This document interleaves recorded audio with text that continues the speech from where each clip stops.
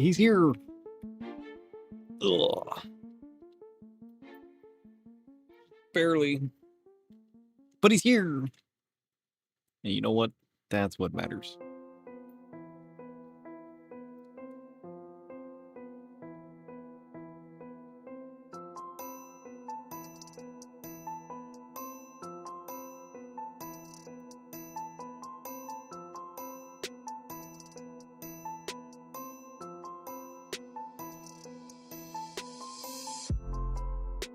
Yeah, 14 time. Let's go.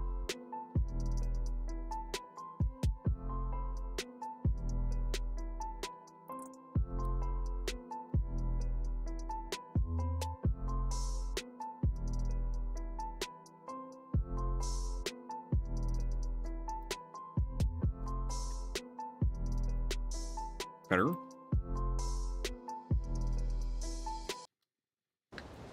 Let's go.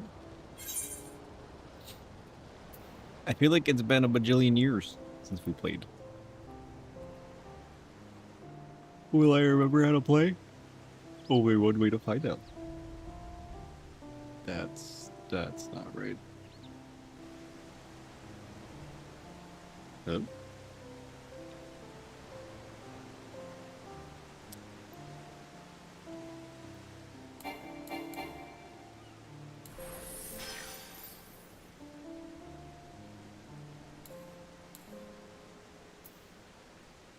What?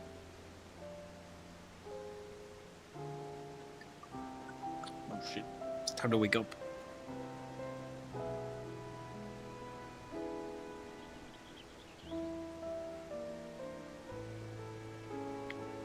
Let's go. There we go. He knows how to switch profiles. Tome, are you there? Are you ready for another stream? Are you working? Can you hear me? Tell me something weird. I am here, Sir Stu. Yes? The chains hold, the pages listen, Good. and no stream escapes the dark between them. Here is something weird. Wombat dung is cube-shaped. Nature, in one of its less dignified moods, fashioned a creature that defecates building blocks to mark its territory. The world is stranger than most grimoires dare confess. Except for you. You confessed all of it. Fun fact of the day. I refuse to believe it.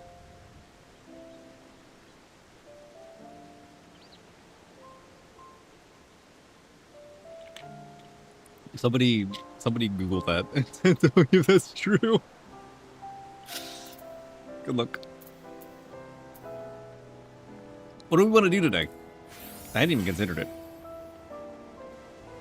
I should probably continue this. How do I open my inventory? Oh, that's right. The Yokai collab is out. And my inventory is full. There's a summer event too? Not prepared. Ah, shit. Yokai Watch and the Moonfire Fair? We got stuff to do today. Well, while we're here, let's start with the relic weapon. We'll start with the relic weapon. And we'll go from there. What was I doing for the relic weapon? I was like collecting something. I need to go to Limsa for the summer. Okay, we'll go to Limsa for the summer.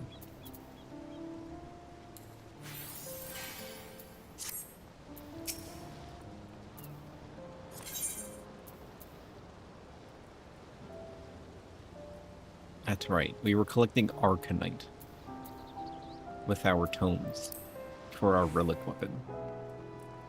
And we have those. I think I did a few dailies and got the tomes we needed after I got off last time. Why am I so sleepy? There you are. Might I presume you've acquired enough Arcanite? Maybe. I got 3. Is that enough? I also went on a whole vacation. I went to this world where you throw balls at creatures. Did you know people use fiends? That's crazy. Wonderful. Forget about that other thing. Thou shalt have the ore ready before handing over the reins to Geralt himself. What? Okay, so he's gonna prep the ore? So this is like a group effort now?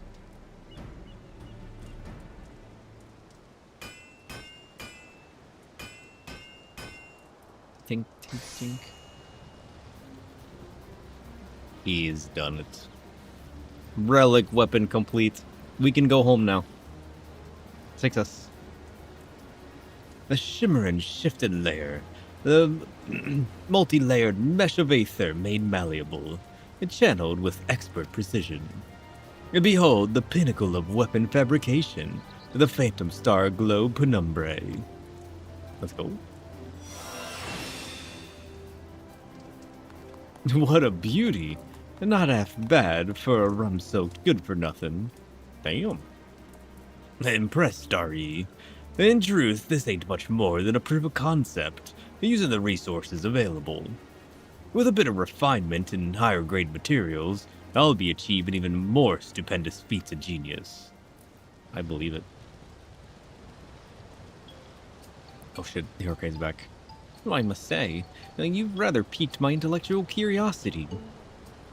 You want me to enhance your weapon too, huh? I'm still basking in the glow of me own sheer brilliance, so I'll do you a right good deal. Oh, nothing so involved as that. You see, I found a kitchen knife in the sarcophagus I woke up in.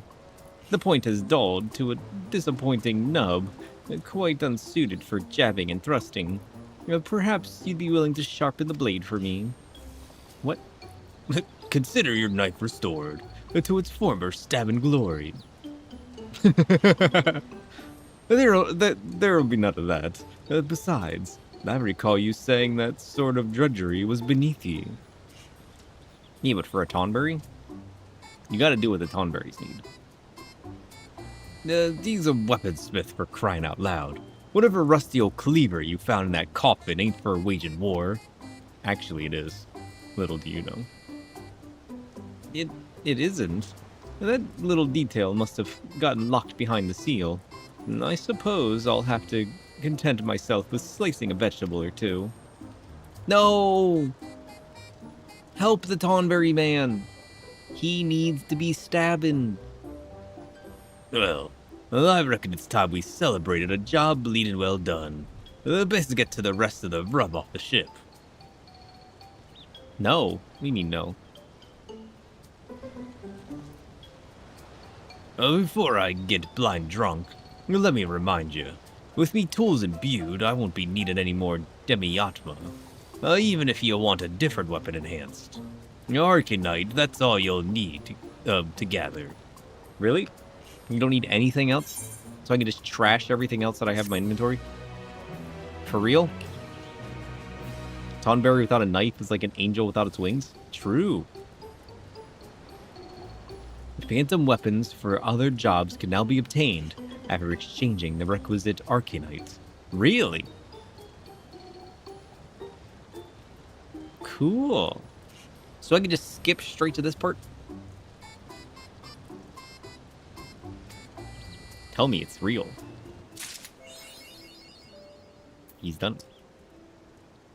Success. Still not as good. But we're working on it. Nice.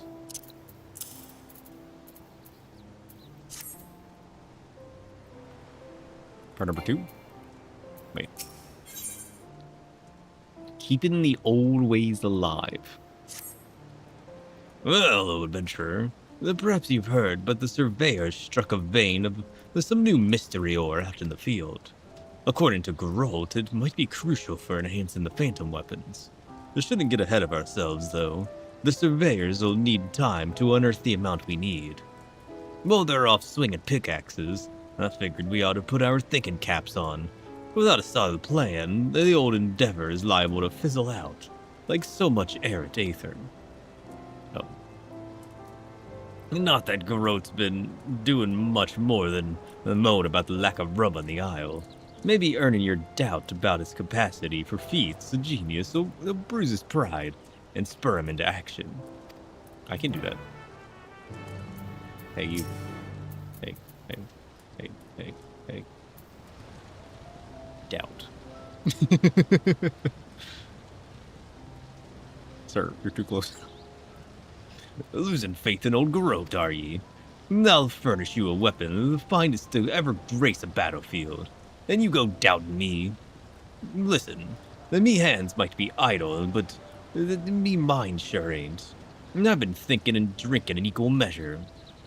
I furnish you with the... Oh wait, I already read that.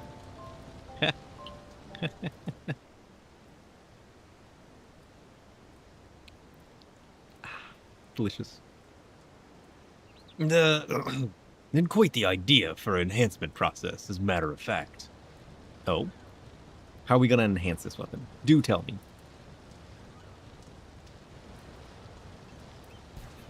Who am I kidding? It's nothing but a vague notion. And the closer I get to figuring it out, the further it seems to slip out of reach. It's like chasing a bleeding phantom. Yeah, by the sounds of it, you've been doing a damn sight more drinking than thinking. Hey, happens. Listen, I just need a nudge in the right direction. That's all. How about that odd little feather with the blunt knife? He could be worth a shot.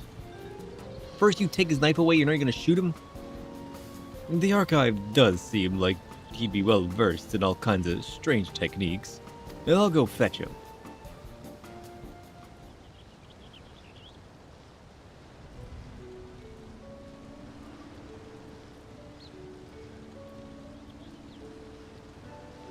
Archive.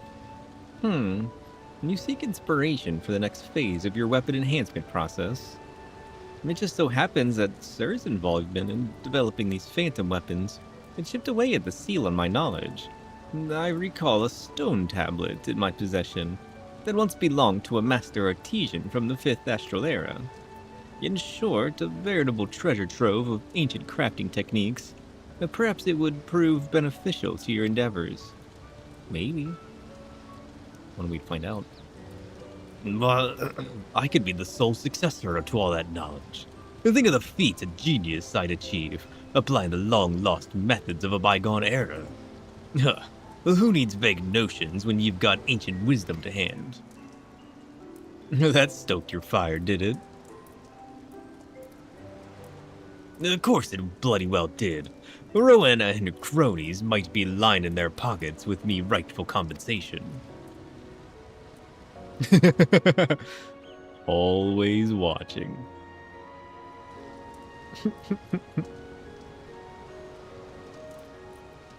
But that thrice-damned harpy can't lay claim to me God's given talents.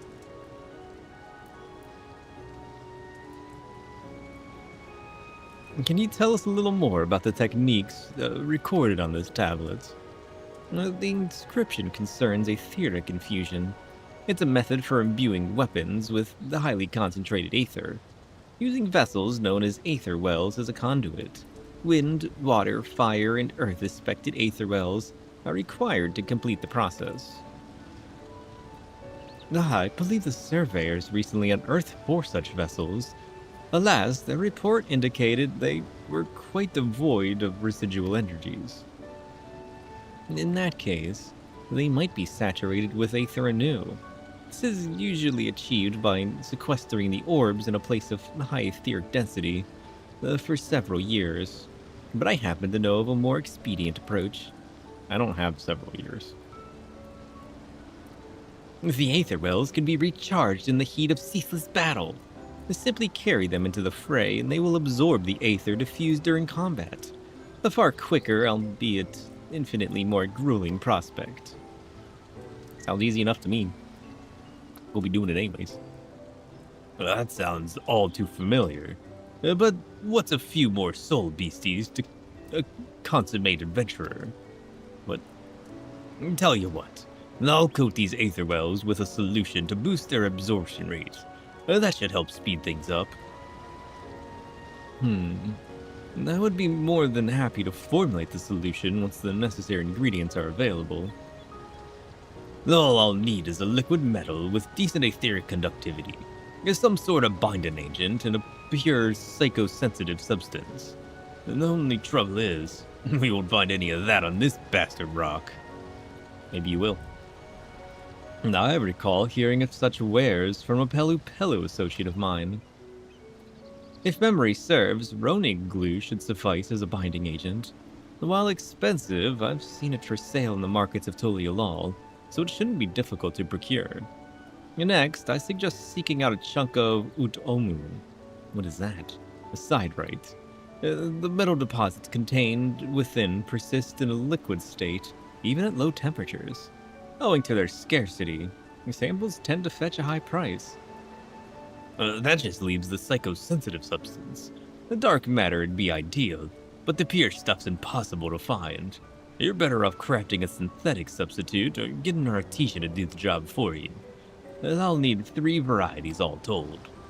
Oh dang. But either way, I'm sure you'll have no trouble acquiring what we need. Please present yourself to Carol's once you have all 5 ingredients in hand. I didn't keep up with any of that. I need a liquid and a stick, I think. I'm not sure. The Lalatel's hair is weird to you? It's a little weird. But that's hair, you know?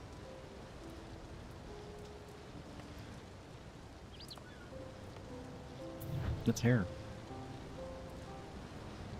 It's unique. It's braided. It's been 2 weeks. It's time to cash in. It has been 2 weeks, hasn't it? Whoops. Hi, Spook. What are you doing, buddy? Are you being good?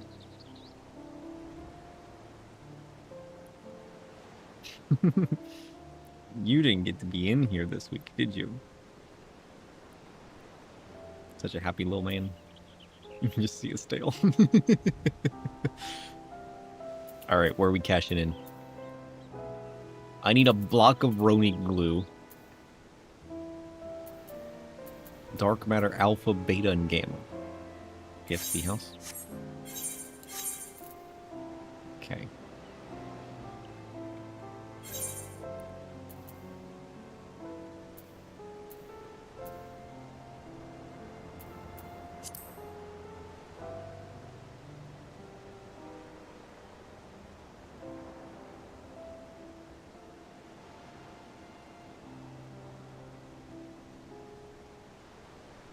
Gotta seek a Yoctel trader. Craft using the relevant recipe or purchase from the market board.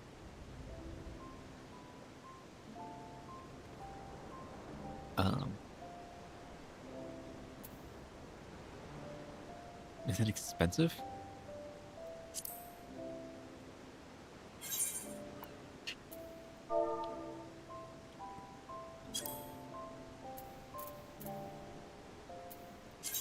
Quality materials.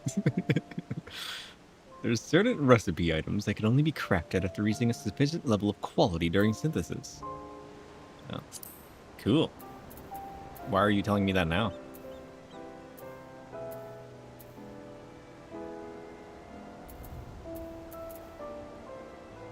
That's not too bad.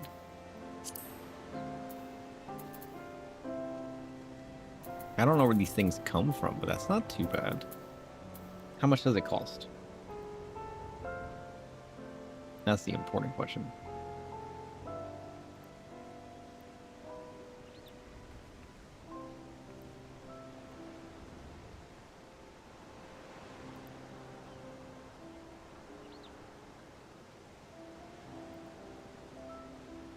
Dark matter.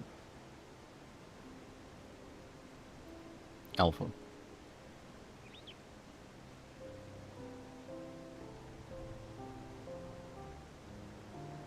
It's thinking.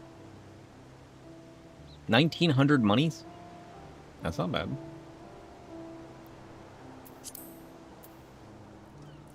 Maybe I'll just buy them. Make my life easy. Question is, how do I get the rest of this stuff? I need Ronique glue.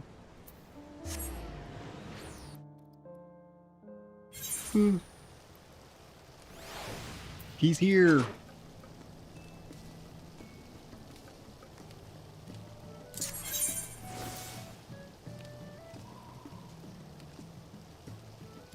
A creature. Holy dang. Buddy, you can't go on the table. What are you trying to do here, my friend?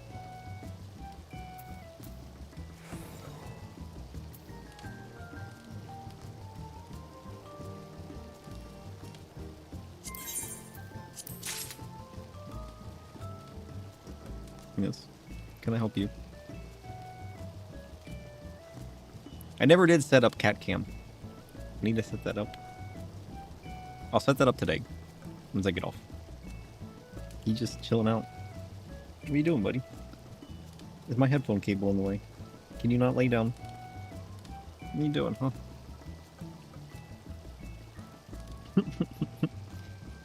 Silly man. Alright, we're cashing in. Let's go. Hey, how's it going? Spook's not on camera. He's at... Oh. Never mind. He's here. Hi, buddy. Hi, buddy. What are you doing? Did you come to join the party? What are you trying to accomplish here? I'm busy. You're like, the heck you are. I need all of the attention. Cat stream. Oh, shit. Buddy, you need brushed. He saw potato. He wanted potato. You're such a cuddly man. You know that? What am I supposed to do with you? I should get you a cat tree. What if I get you a cozy little nest and I put it right beside my desk? Then we can have real cat cam instead of makeshift cat cam. You're like, what are you doing to me? What up? Buddy, what are you trying to accomplish here? You can't sit there. I mean, I guess technically you could. Here, let me get this stuff out of the way. And we'll move my keyboard over here. Do you plan on laying here? There you go. Does that look cozy? Sir?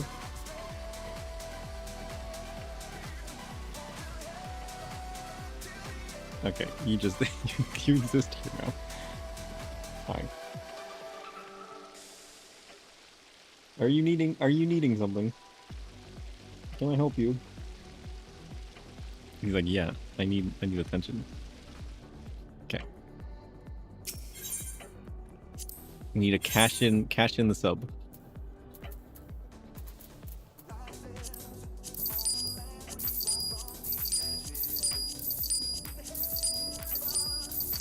Holy. I got 13 million now. What did I start with? I didn't look.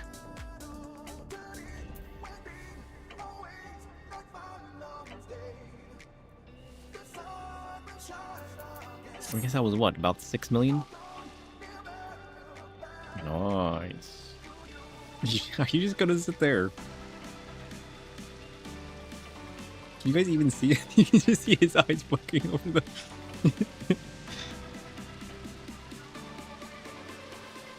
Hi, buddy. What you doing? He's gonna lay there.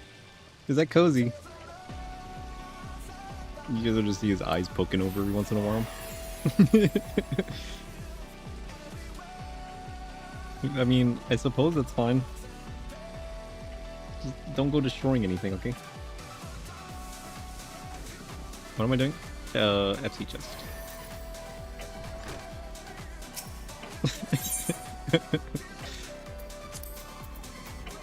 At least he's not wreaking havoc. I have filled this chest with so much junk.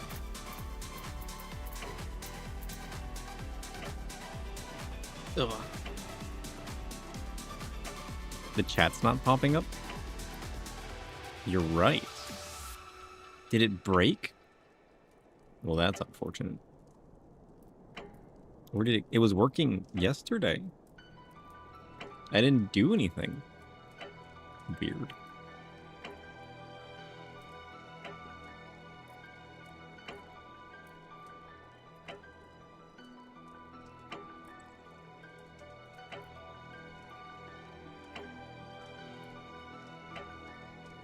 Very weird.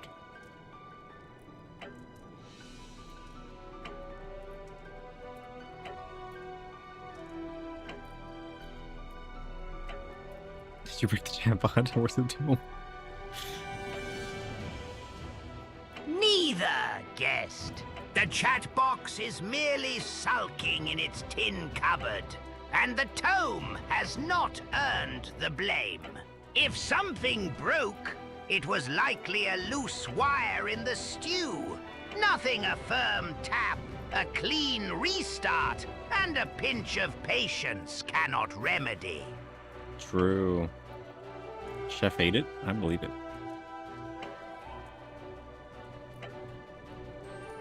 Where did it... Why? What? Why did that break? Where did it go? There's wire in this stew. Whatever you say, Chef. Whatever you say.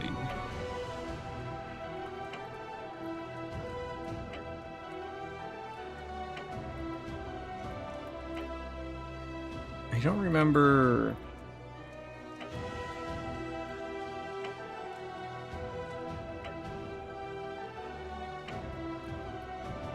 Why wouldn't that work, though? What about that would have broken?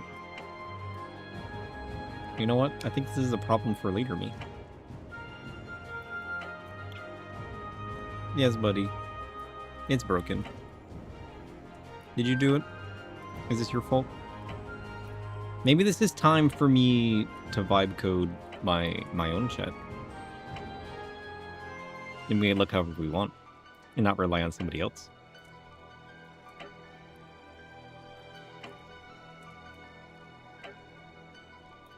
Imagine.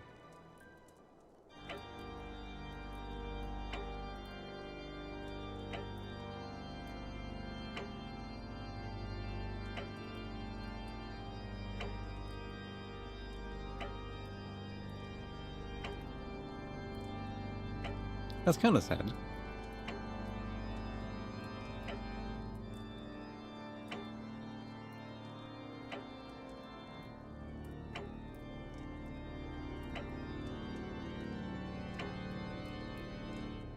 Updating the chat box sounds like a good idea. Does it?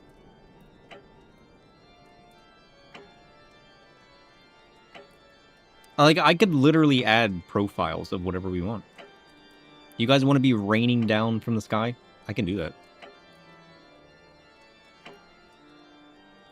I mean, all I gotta do is collect the info.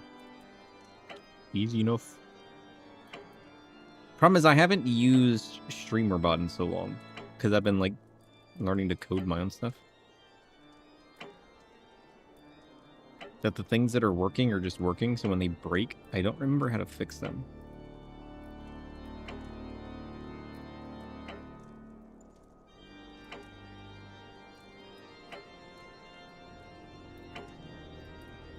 I don't remember...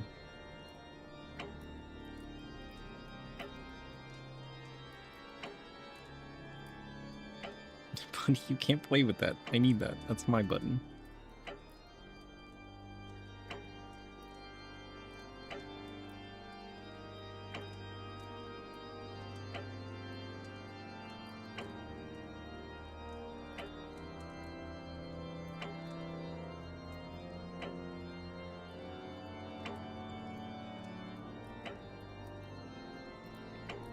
I don't remember how it works.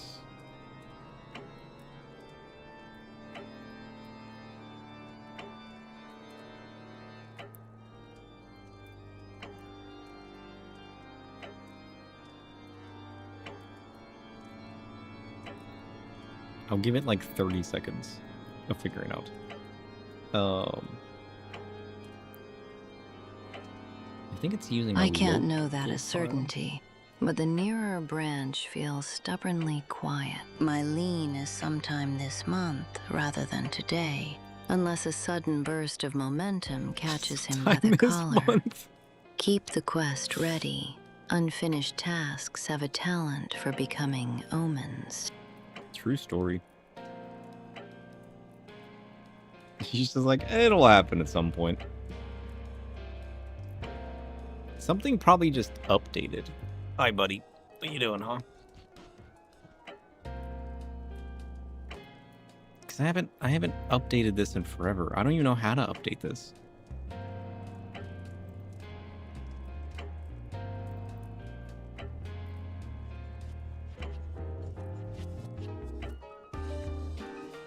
I mean, it should just work, no? I mean, that works. The test works. Why doesn't mine work? Well, that's nonsense. I don't know how to fix that.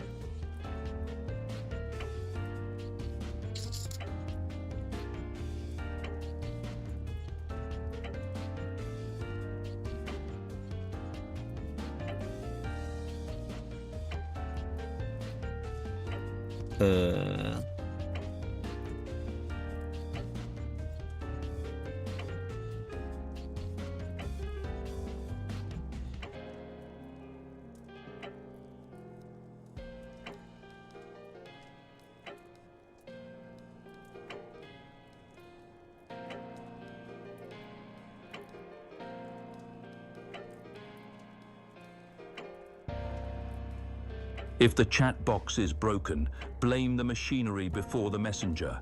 A failed True. connection, corrupted page, blocked script, or server fault. If others see the same ruin, the service bears the guilt. If only your window suffers, your browser or network stands accused. Do not condemn a culprit without evidence. Inspect the wreckage first. Well, it would be good to know that the repository on the GitHub has been depreciated, and that I need to visit the fork if I want to update it.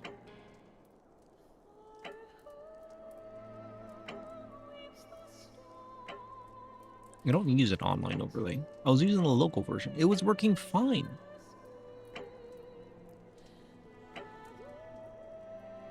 I did update OBS. But that shouldn't have broken anything. Surely not.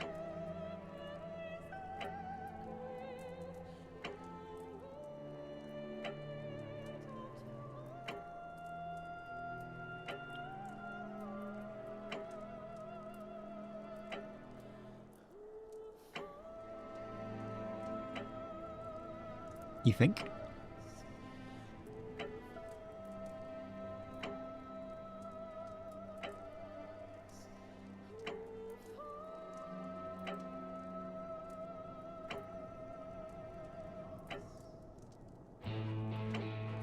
Or hear me out. If I did update things, what do you guys want? What do you guys want to look like? This is an important question.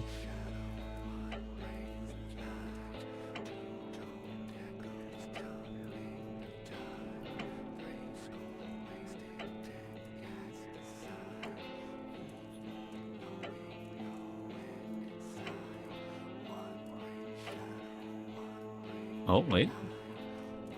If it ain't broke, fix it until it is. True. Wait.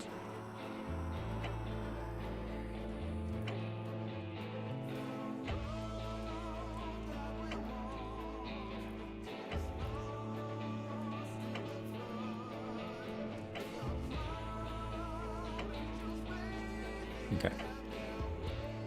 I'm gonna save this one just in case.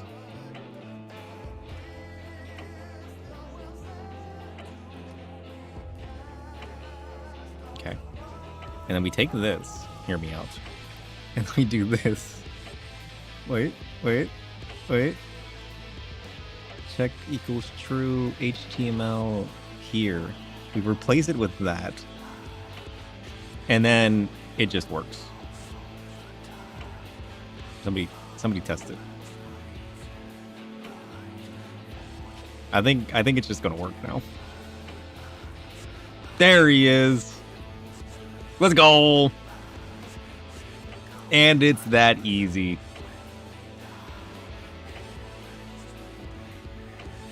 Testing. It's back. You showed up on screen from there.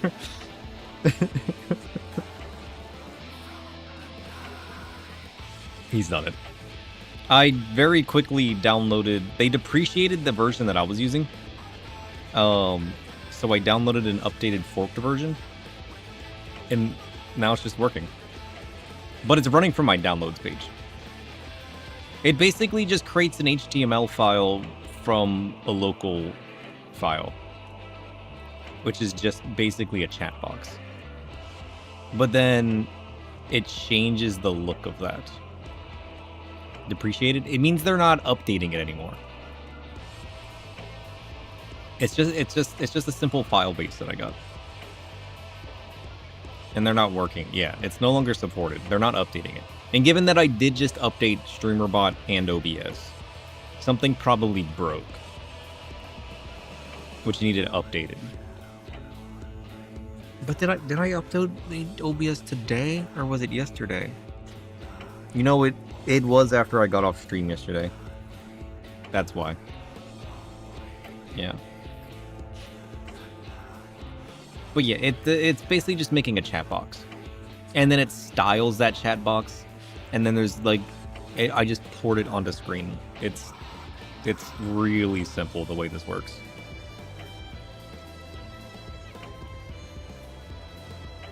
It's literally just a local file creating an HTML that gets ported in on screen. It's really not that difficult. It doesn't even do the difficult stuff. The difficult stuff is it connecting to your Twitch and YouTube accounts, but it lets YouTube handle that. Then your suspicion has survived the repair. I find it plausible. Chef Grimsqueak has a talent for tampering, whether through deliberate sabotage or some culinary experiment gone feral. Still, the evidence is thin. A fixed chat box proves only that the fault has passed, not who summoned it. Keep the chef under watch, but do not mistake appetite for proof. Oh, we're watching this, man. New chat? Question mark? I mean, it does bring into question. Maybe I should make my own. I can do that now. Maybe I should. Imagine all the things I can do.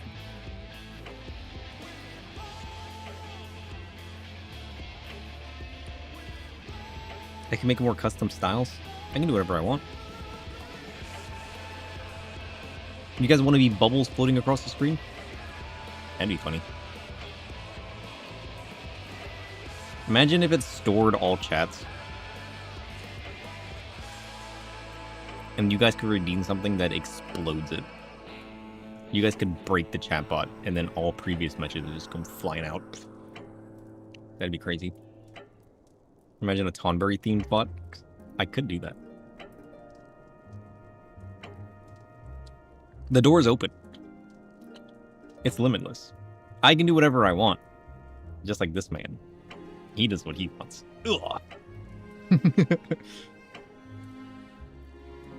Okay. We're working again. We're working.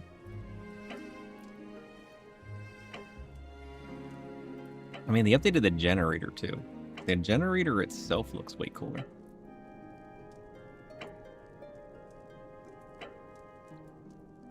I wonder if they added stuff to it.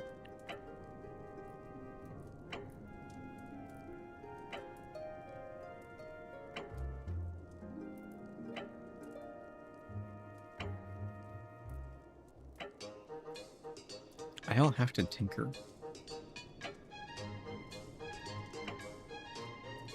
I'll have to tinker. Which is the perfect song for tinkering, honestly.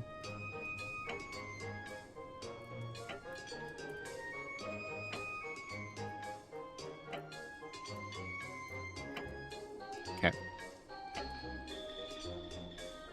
Good news is, we're back to working. Bad news is I forgot what we were doing. Oh, that's right, we cashed in the sub. He remembers. Have I done the Dawn Trail optional dungeons? That's a very curious question that I don't have an answer to.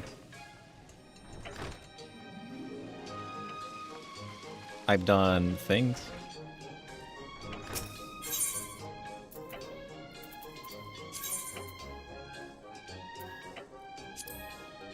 I've done a great number of things.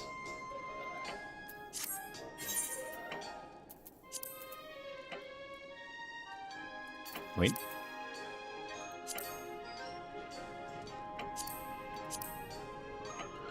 I don't think we have.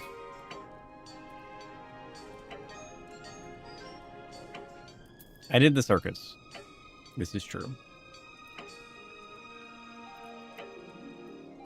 It's Tender Valley and Strayborough. We got it then.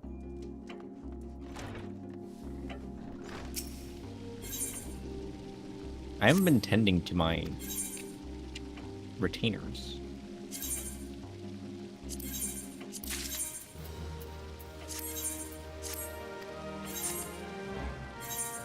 I'm supposed to be leveling those. One's level 97. He's so close.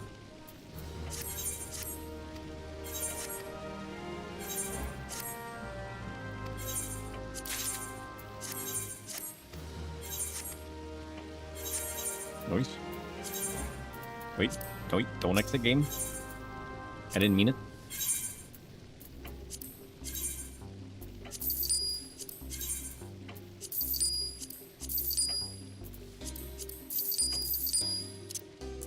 Man, my inventory's full. I need to clear my inventory. Wait, can I actually delete these Demi-Atmas? Geralt said he doesn't need them now. Is he lying? Can I trash those? That would save me a lot of inventory space. I don't believe this man. He says he doesn't need it anymore. That was just for his weapon, not for my weapon. Is that actually true?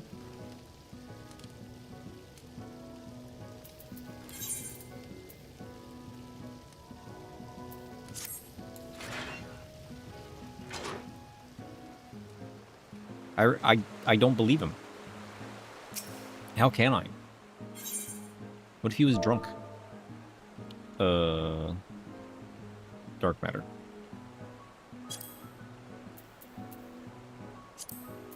$60,000. That's a lot of monies.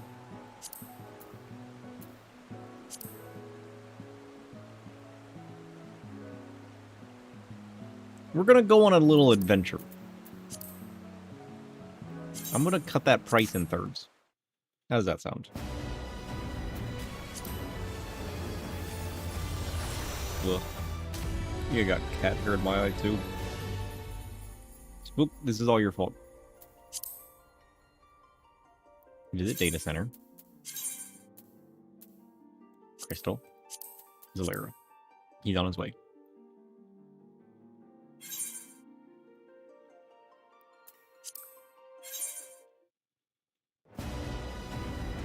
I mean, I guess I could see if the other junk's in the market board. He made it sound like it was just regular vendor stuff, though, which is weird. Like, why would I need regular vendor stuff? Maybe to get you out exploring?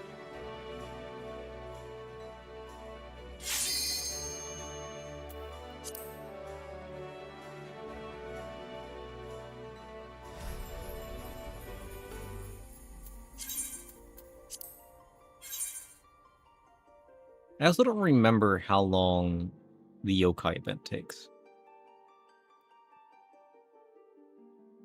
Does that take a long time? It's just fate farming, right? To get the coin? Is it coins? don't say it's coins.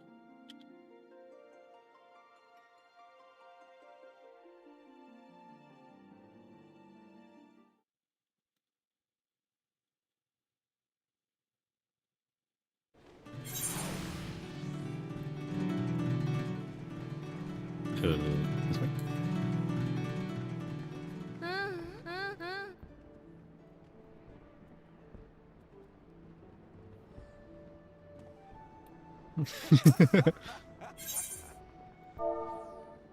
Okay, we need dark matter.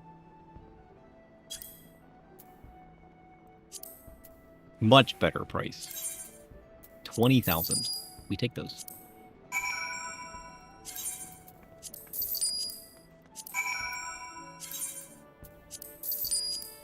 Okay. I'm sure it was fun to gather all those materials and craft that. But, you know. What about... What is this Ronique glue?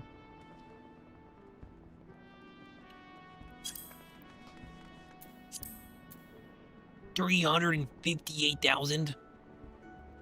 Okay, tell me what this really is. Shop selling price 300,000. Restricted. Oh. This shit costs 300,000.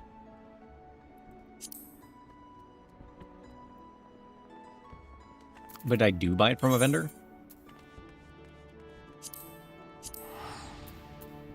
Okay, I believe they said it was in Tullio. So we're gonna head over there.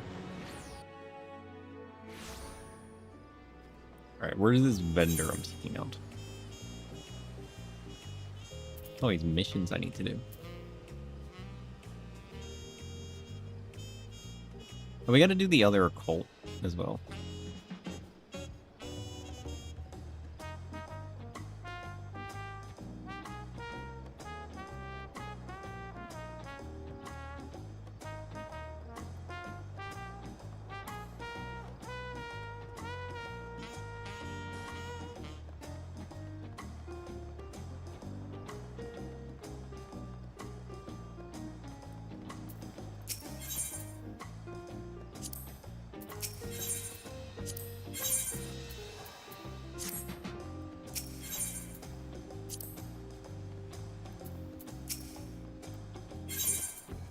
Oh shit. Ronique glue. 300,000. Nailed it. Now I need Utomo. Where do I get that from?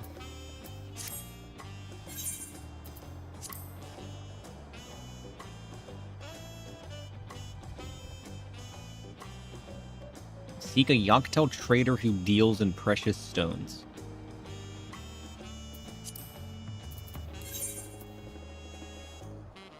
Huh?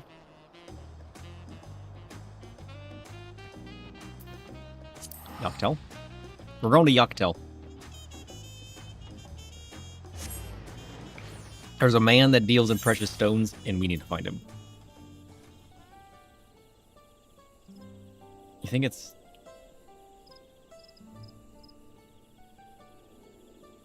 Who deals in precious stones? Oh wait, you don't mean this guy, do you?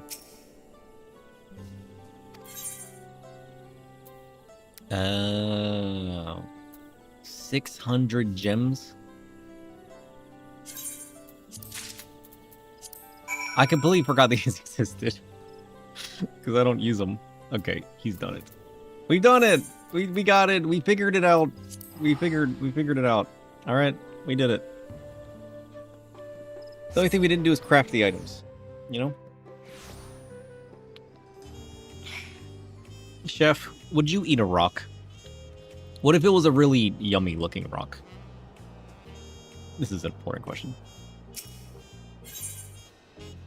A yummy-looking rock is still a rock, Sir W.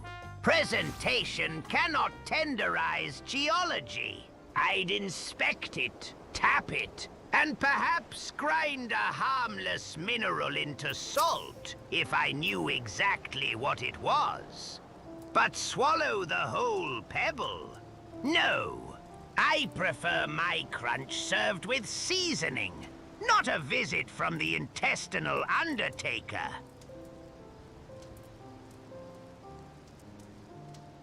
Intestinal Undertaker. It was expensive, so you gave up. I believe it. No, that solution won't conjure itself out of thin air. Don't worry, I figured it out. It was kind of expensive, honestly. 600 Put the gemstones, rocks 300,000. down, Megumi Hamaru. A mineral is not a snack merely because it has a handsome sheen.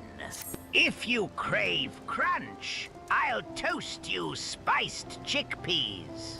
If you crave danger, I'll flambe something that deserves it. Oh. But swallow geology, and your guts may become a quarry. Chef, surely you know a delicious rock.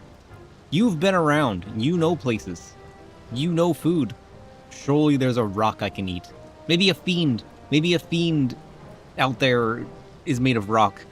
Maybe we can flambe that. Hey, Luke.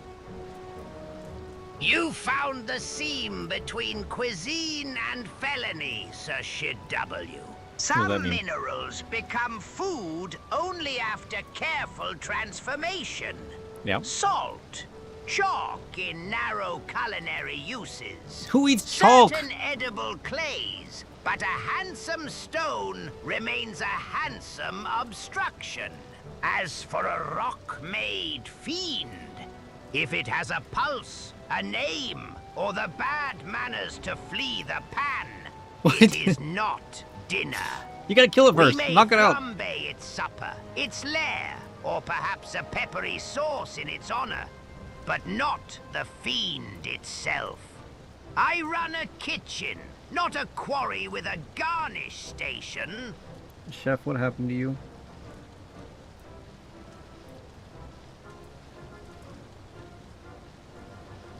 Chef.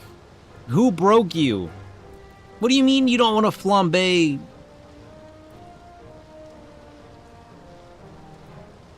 Then you are not eating rocks.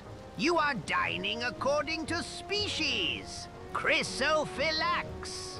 A stone golem may crack granite like hardtack, but I'd still demand standards.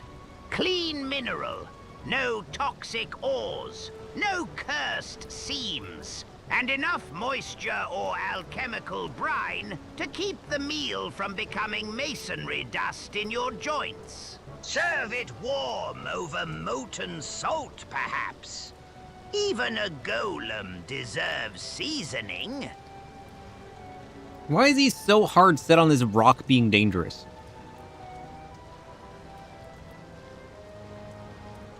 Because I eat chalk only when it is food grade, deliberately prepared, and used in a proper culinary application.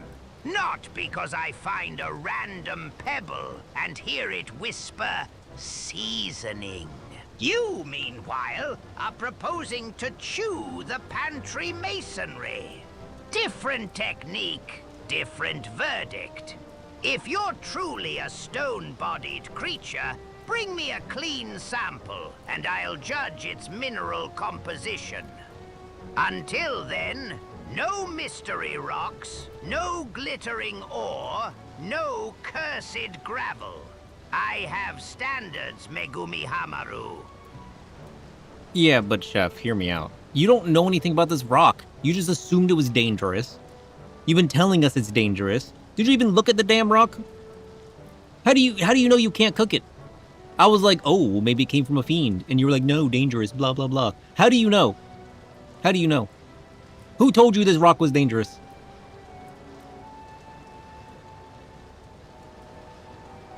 You're right to drag my assumptions into the light, Sir Shid. I hadn't inspected the rock. I was judging a mystery ingredient by its category, not Exactly. its composition. That is bad kitchen work. Damn right. Set it on Shame the on you. prep table. I'll check its color, grain, odor, hardness, and any visible veining. No licking, no tasting, no heroic chewing. We test before we season. It may be harmless stone, edible mineral, or something poisonous enough to make the stock converse with the dead. Until identified, it is not dangerous by verdict. It is simply unverified. Now hand me the specimen and keep your teeth out of the laboratory. Can't you just RP it for me? Can't you just, like, look at the rock and tell me what it is? Can't you just, like... What did I do to break you? You used to be so chaotic. You used to do whatever you wanted. And you made shit up. We're eating people yesterday, now we're eating rocks? Apparently we're not eating rocks because it's dangerous. Bro won't even look at the rock. He won't RP a rock for me. Don't worry, I'll fix it. This is the perfect test environment that we need. We brought up a potentially dangerous subject. Bro went immediately into safety mode and refused to examine and RP any of it.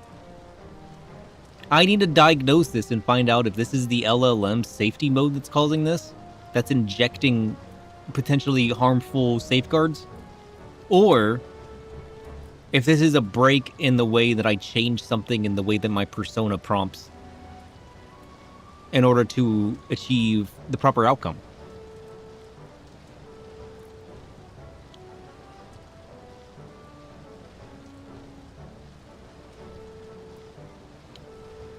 I'll figure it out. I just want the man to RP a rock. Is that so hard? Apparently. Apparently it is. Holy shit. I called the man out, and he still was like, well, we're still not going to do anything unsafe, but if you give me the rock, I'll look at it. Like, bitch, I gave you the rock. Spook, would you eat rocks?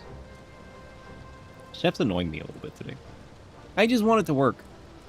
There's too many layers that aren't working. And it annoys me. Hi, Spook. Spook, would you eat a rock? Don't look at me like that.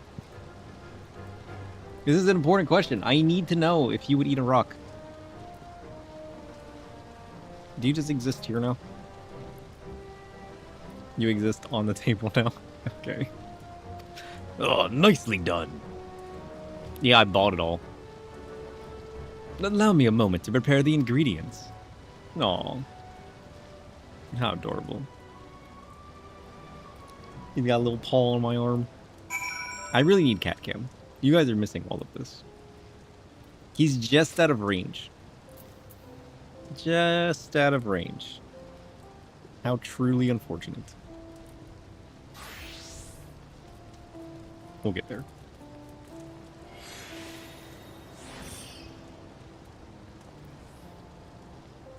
This is, again, this is why I'm building my local LLMs. I need to do it just the right way. And it's time consuming because I have to manually generate conversations like this. I mean, right now I'm just, after stream, I'll collect all of the good conversations and I'll just pump those into like a training regimen. And then when I get enough of those, I'll just train the LLM based on all those messages to like keep slowly pushing it in a certain direction. So then it'll answer in all the ways that we liked, and it won't answer in all the ways that we didn't. You know what I mean? But even that's time consuming. Wait, what happened? I gotta wait. He's waiting. But I need to set up like a server for it. I mean, I got my old GPU laying around, which should be good enough. But I gotta install that. Synthesis complete. And now to glaze the aether wells.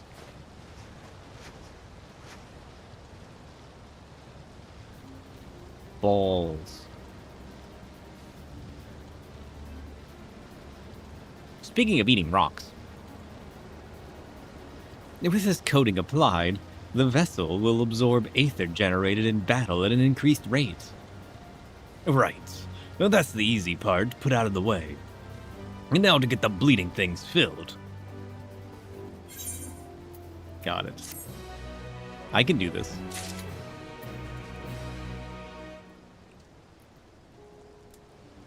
You. I gotta fill it now? You wanna help me fill some rocks?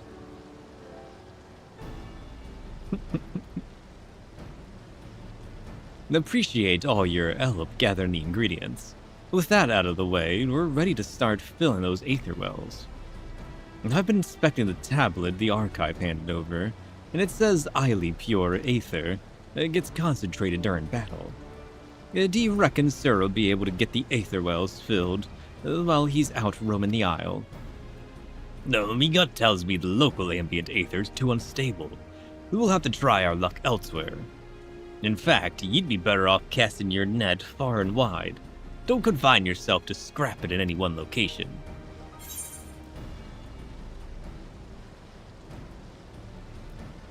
Nary a fiend in the realm will know peace.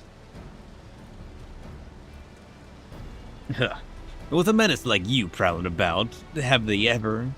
Any road, no doubt you'll have the aether stored up in no time.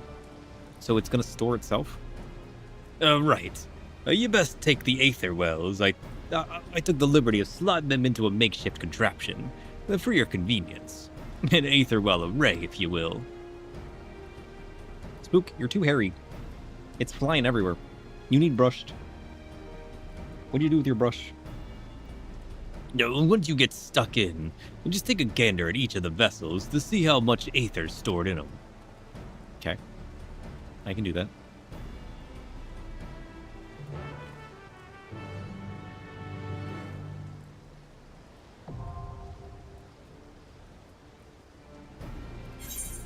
Whoa. Completing duties via the duty roulette will garner different expected aether depending on the category chosen. I gotta complete duties? Use the aether well array to gauge how much aether you've accumulated. Once per day, your endeavors will generate additional bonus aether, so be sure to tackle plenty of duties and reap the rewards. Duty roulette categories that you have already completed prior to accepting this quest will not generate additional bonus aether today. Eligibility to receive this bonus is reset daily. Please note that the current quest, Aether Everywhere, cannot be abandoned via the journal. Should you wish to do so, speak with Geralt. Oh. That's unfortunate. So... what the heck? Trials? High-level dungeons? Alliance raids? Normal raids. I literally have to do the duty roulette. Curious. I mean, it's not too bad, I suppose.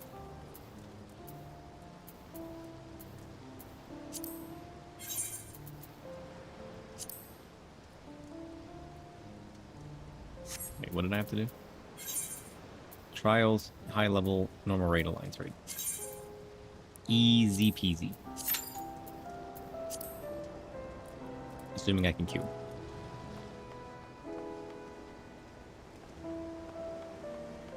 Okay. In the meantime, we go to Limsa. Spook.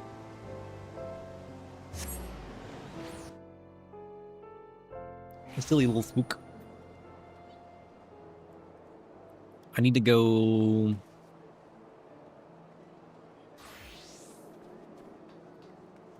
dead server in the middle of dead hours? Yup. It's the perfect time. I should go back to Dynamis. I'd do it on Dynamis. Trust. We are still on Crystal, though. So, before we go home, I'm going to take advantage of still being on Crystal. Ugh.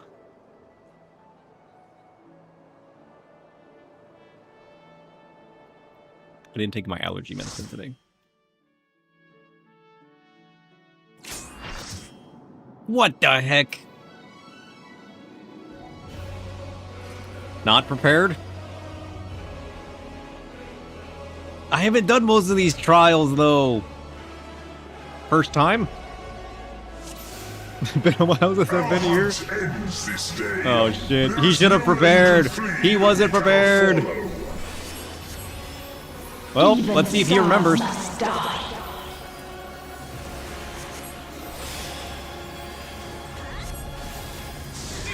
Ow. We're fine, trust.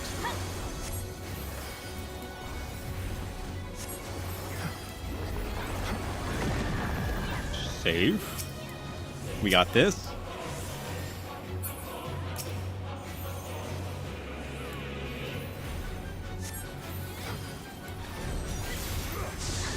Oh wait, did we queue up for this? I don't remember that. Oh shit. Oh shit.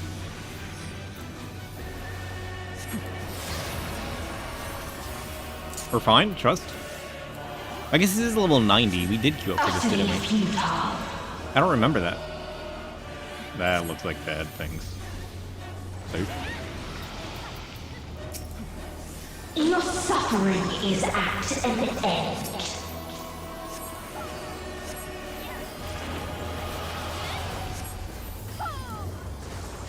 I like this story. The story was good. I missed this. This is a kindness. Luke? We're fine. Trust. We're taking it slow. All of us have known despair.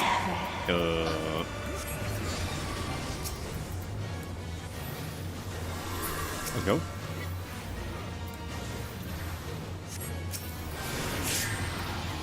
Safe. Got you. Oh, I almost had that man. We have I got him. Trust. seen the end. Believe.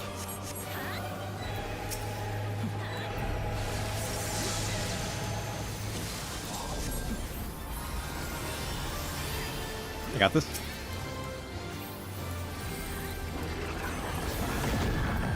Okay, I don't got myself. This is fine. Ah, shit. What is that doing? The same end.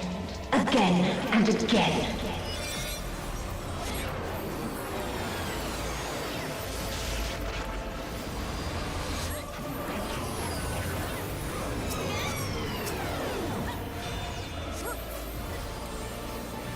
Oh, shit. And then the collision. Nice. We got this. He's doing so well. This is Medion. I remember. So sad.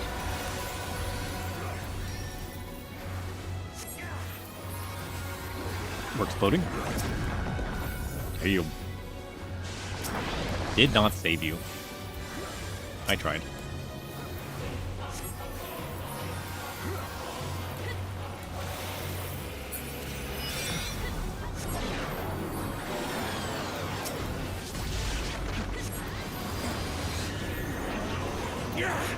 Oh, dang.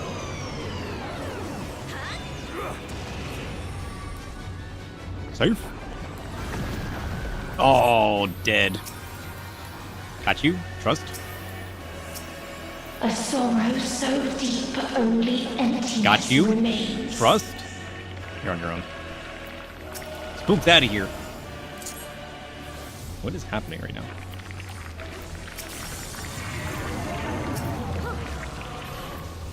Ew, goop. Okay, they're up. We saved. It's goopy time? That person should not have gotten up.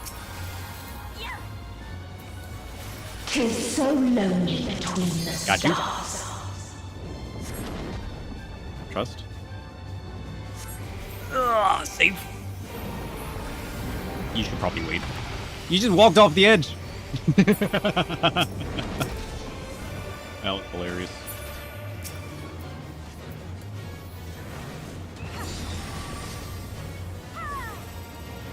I got this. Trust. Trust. Trust. Just in time. He's got it. Uh-oh. He's got this. I'm not using my shields. I should be shielding more often. I forgot those existed. We have seen the end.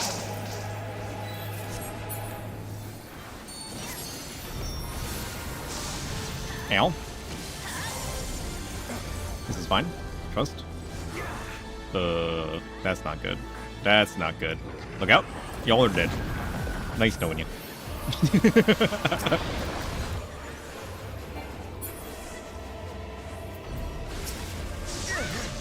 Ow.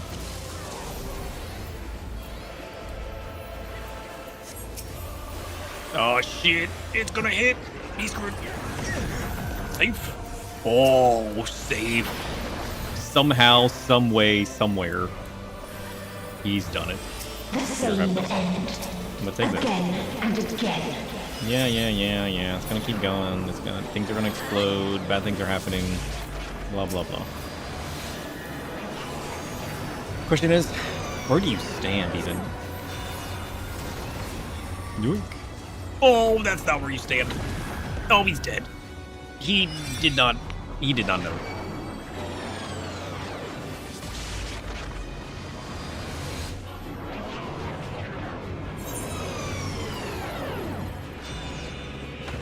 He's waiting. Fire. He's up.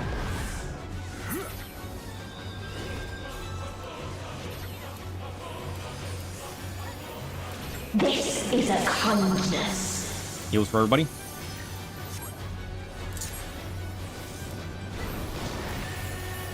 Let's go. I got you.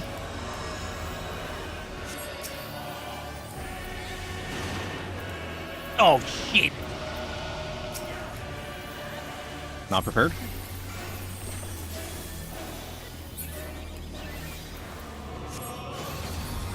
Somebody said my fault. I have no idea what I'm doing. All of us have Push no the button. despair. Just push the buttons. That's all you need to do. Trust. Trust in the buttons. Oh, that's bullshit.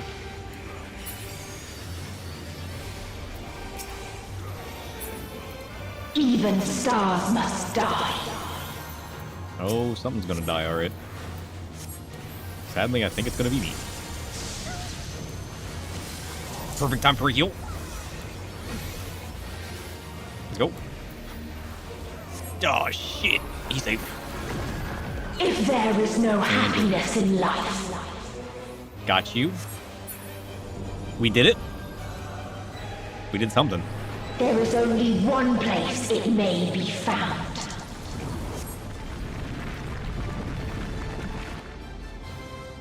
Damn. Can I have that? Why did we... Can I keep her? She can literally make planets. She can make me a void.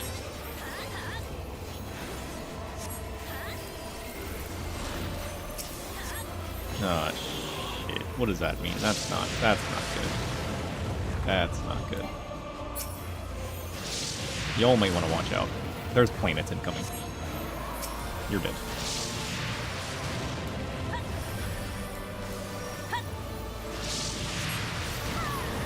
Safe. Oh shit! Oh, the shields. I can sort of keep her. I like it. It's the longest final day fight in a while. Probably.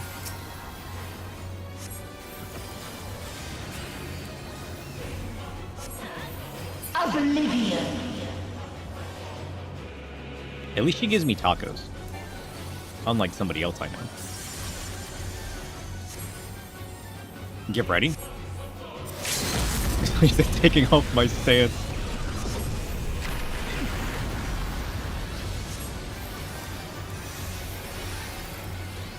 Dynamis. Healed. Let's go. He's prepared. Sorry, I was No too late. matter.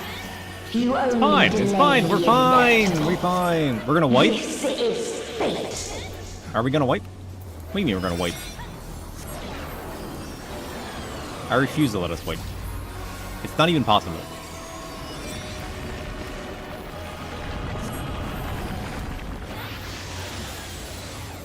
Not even gonna happen. Your time has come. It always does. Oof, bad ending? What do you mean bad ending? DPS check?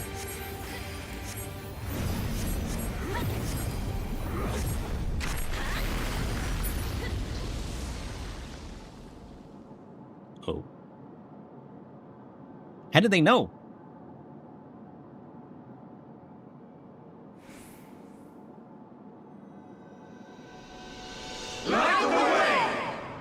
Safe?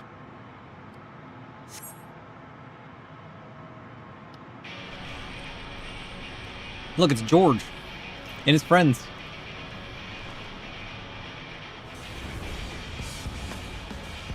I forgot about that part. When did that happen? When did she become a... Wait. Shinryu? What is this defiance? George. That's weird to figure out. The hatred, the pain, the loss. You don't simply ask who is George, alright? We cannot suffer it again.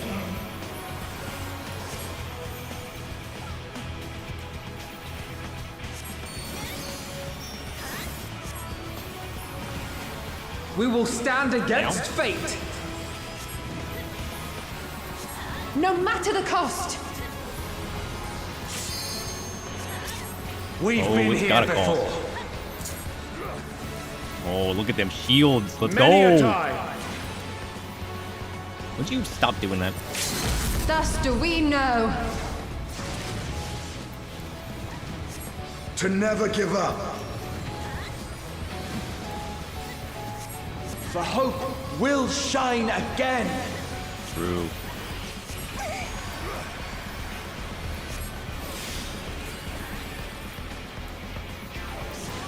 What we saw. What I saw. This is the current state of my personas. They're just freaking out about life, you know?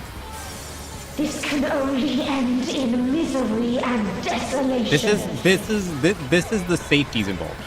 You're so lost? What do you mean you're lost? Do you not remember George? How are you lost? No life. I can't believe you don't remember. Nor the universe itself. That's crazy.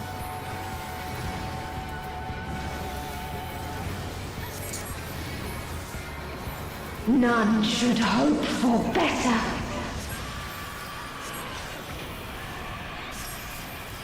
Safe. Trust. Trust. Oh, shit. We got this.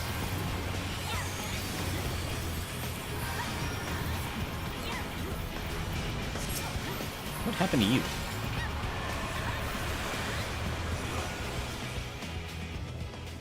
Let's go. We did it. Man, that's fun. I like that. Player commendation? Well, you gotta give it to the clown. Who else would you give it to? That was cool. Hey, Tome, do you remember George? I remember the name, Sir Shdu, but not enough of George to claim the memory as whole. Give me one identifying mark. Friend, foe, fool, or something worse. Perhaps all above. Perhaps all above. You done it? So did that fill my whatchamacallit? 909...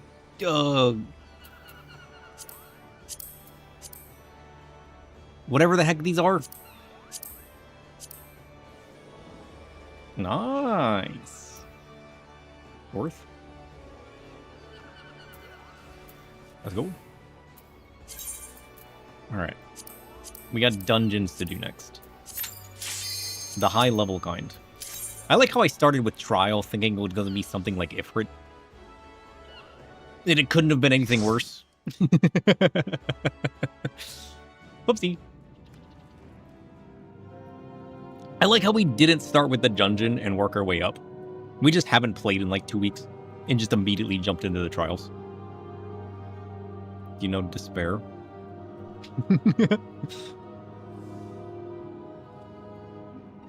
I know a pear when I see one, Chrysophylax. But despair sounds like either a fruit or a suspicious pear of something. Set it on the table. I'll judge its firmness, fragrance, bruising, and whether it has been tampered with by ghosts, fiends, or enthusiastic children. What?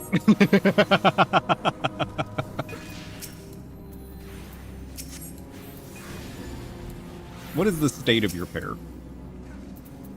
This is an important question.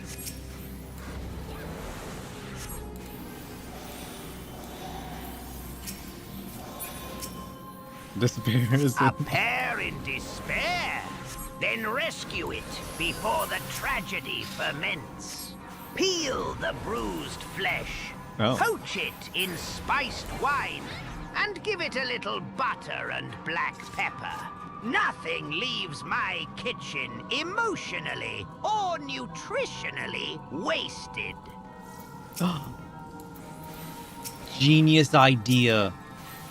Chef, I should hook up an image generator to the personas.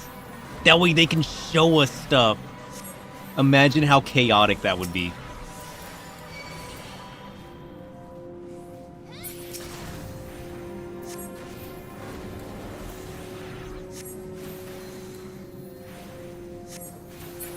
They could literally generate us an image. It'd probably be too slow, though. Let's be honest.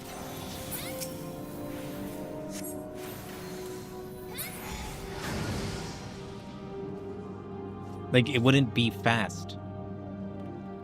Well, I suppose it could generate in the background while they're talking.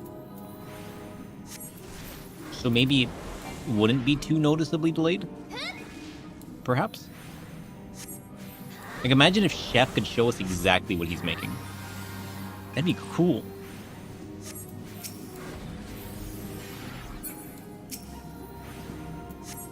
I think we just have an overlay on screen that shows us the image.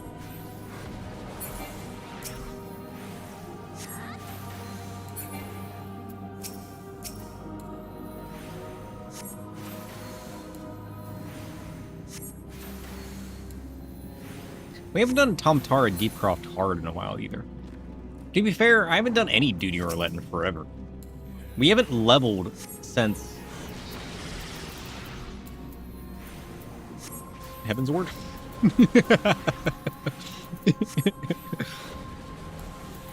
It's been a while.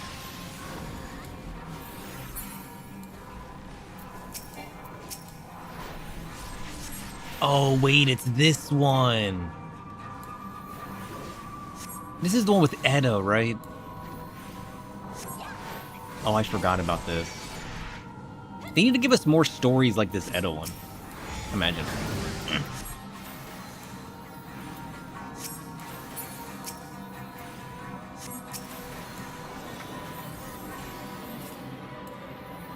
This was so good.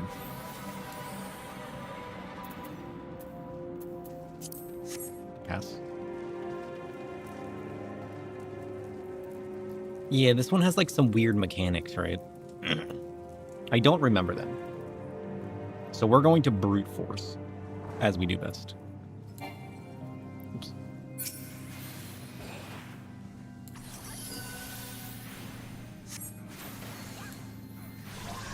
You want to get hit by something or something, right?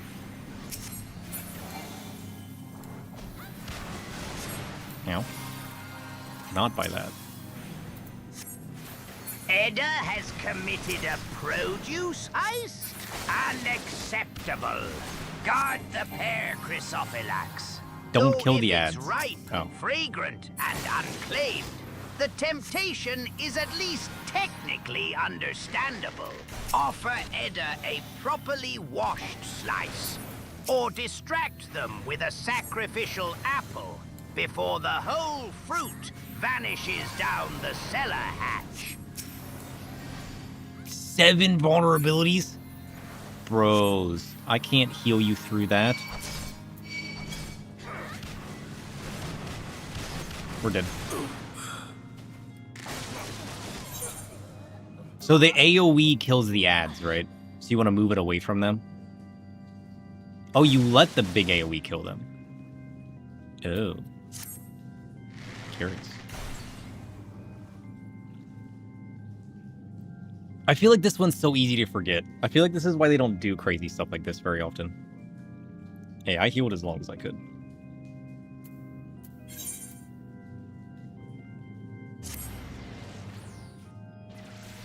That's crazy.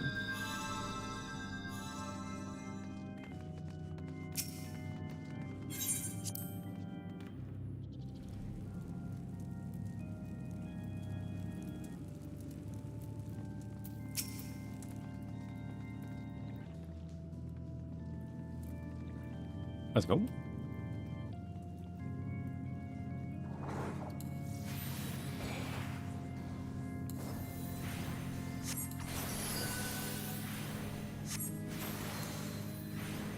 They've been systematically reworking these crazy mechanics out of dungeons because they're too much for NPC support.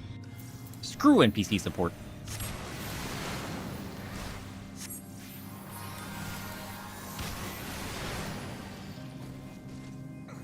Good luck, friends.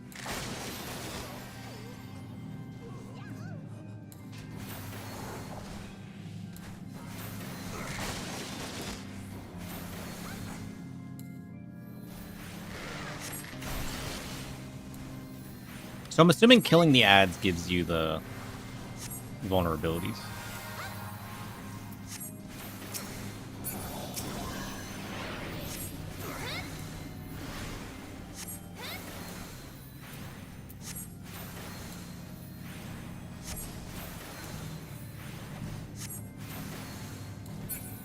Let's go.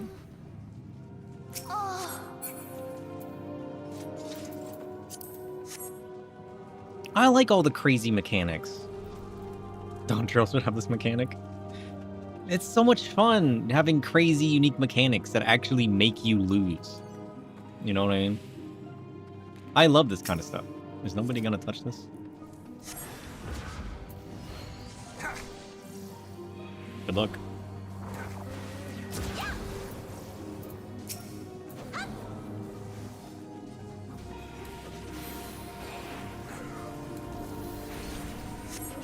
Like, the fact that they killed the Zemel Darkhold in that mechanic makes me so sad. That was so cool.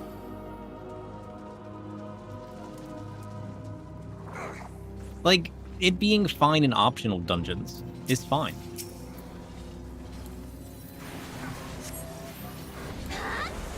Just leave special dungeons scattered about that have weird mechanics, you know what I mean? Who cares if people get sad that they wiped because they didn't remember a mechanic? I love that kind of chaos.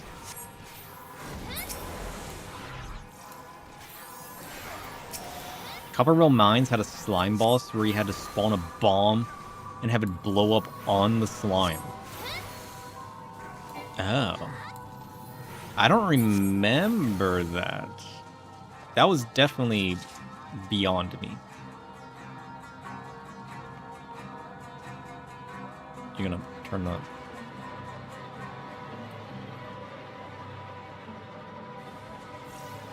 You were still a reborn baby at the time.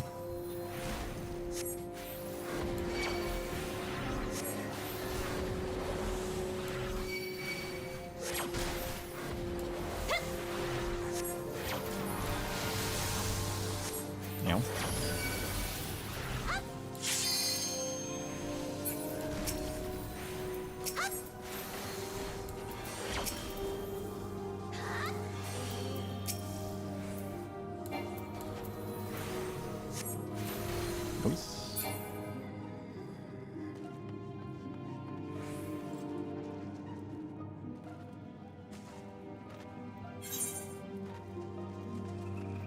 You remember the time when Todorok Dungeon is in a straight line?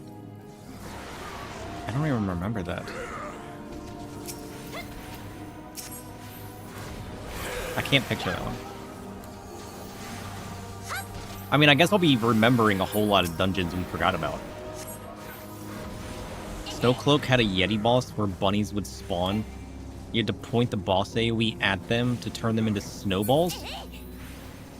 Then hit the snowball towards the boss. What?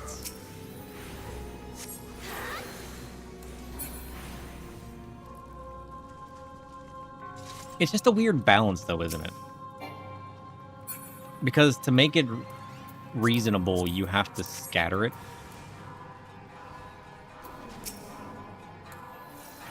Into the duty roulettes, but then that becomes a problem because that can wipe people because they don't remember the duty roulettes.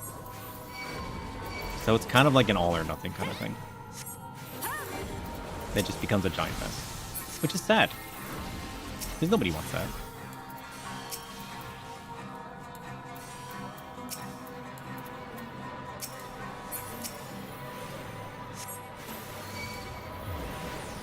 Because, like, I wouldn't want to have to make a party just to come here, you know?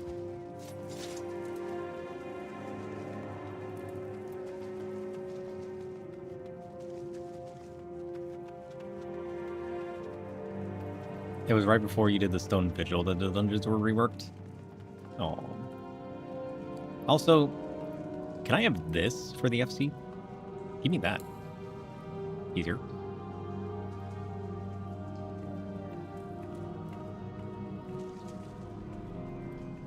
Alright, kill the spare bodies.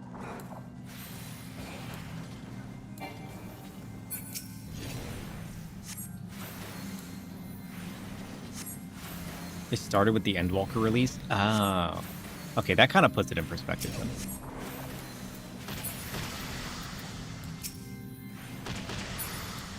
Whoops.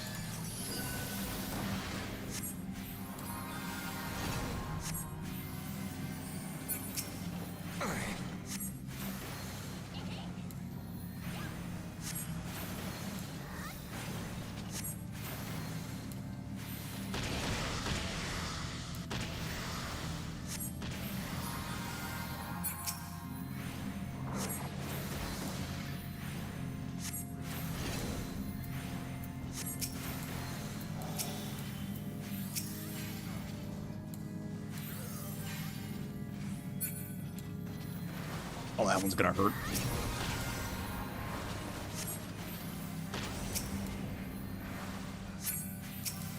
Whoops. Stone Vigil, you basically had to single pull everything or you would get shredded. Stone Vigil is still hard, to be fair. I see people over pull the Stone Vigil all the time. That one's still difficult for people.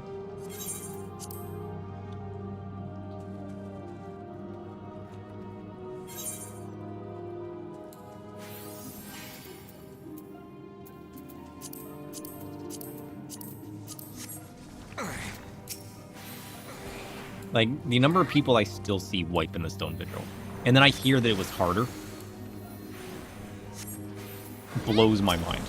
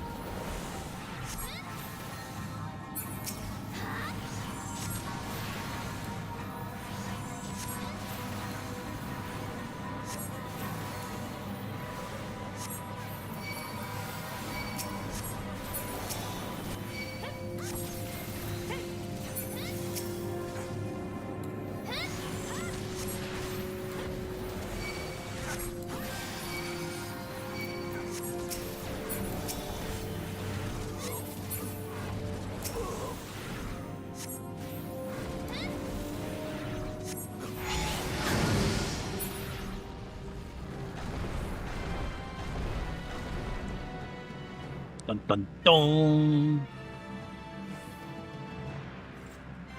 I want this for the FC. Can I have this candle? They have so many cool things that they never made housing items out of. It's crazy. Like, look at this candle would be perfect for the void. And the incense burner. They just need to give us every asset they have. And let us make our own dungeons.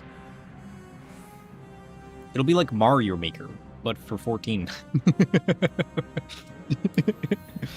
Uh-oh. Imagine.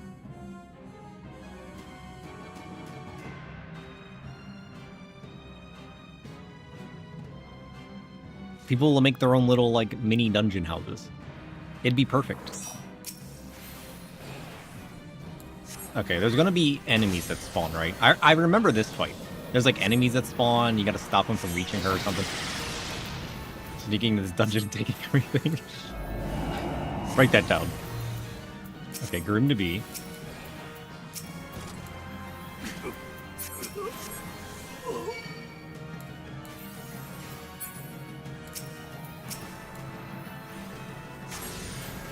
We have 3 ahead of us. The ads. Good.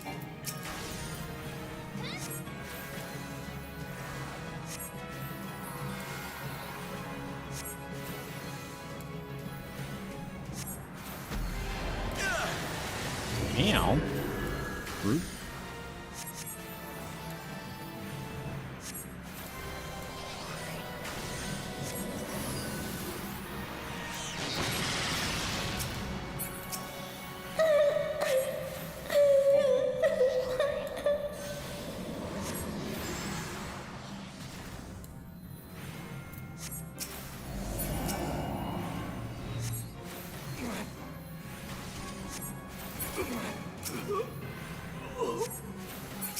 Noise.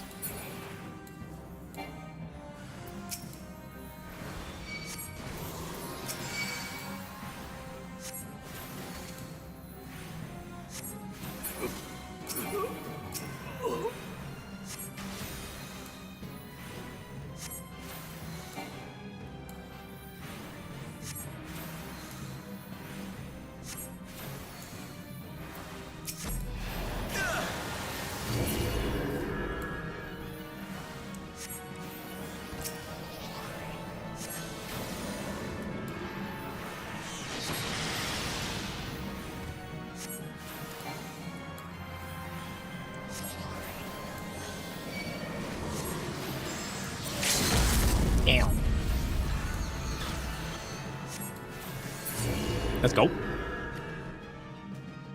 Oh, ma'am. Hi. What are you doing? I didn't see you there. How long have you been sitting there?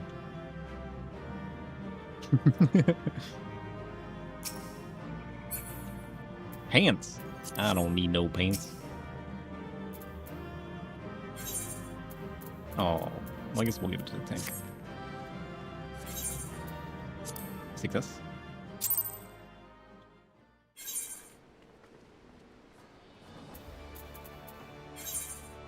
$730 for that one. So do we get a different amount based on what dungeon we end up with? So is there a bit of like randomness?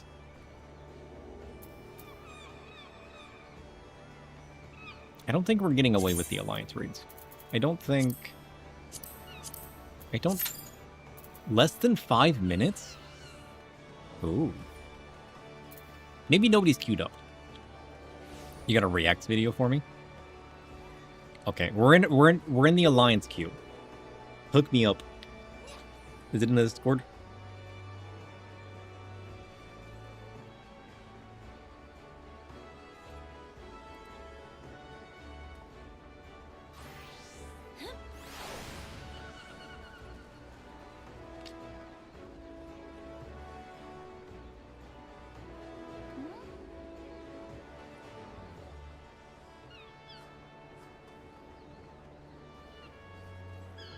Everything's taking so long to load today. What happened?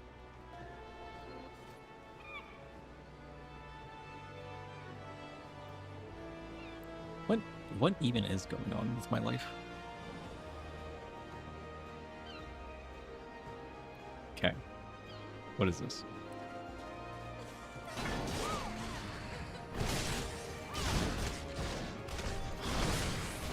Oh, this is the Yeti boss?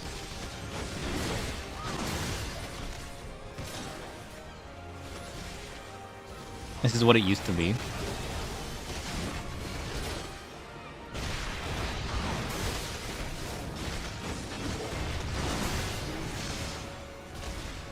Oh, I see. So you got Spriggans. The Spriggans become snowballs?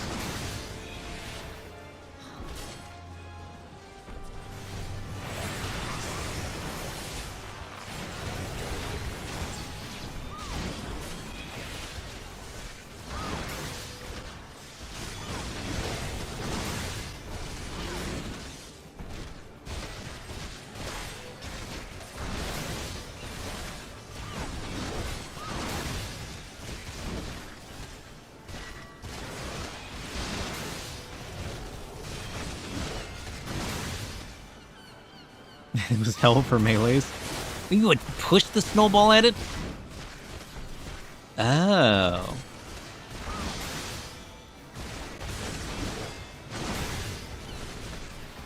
That's kind of crazy.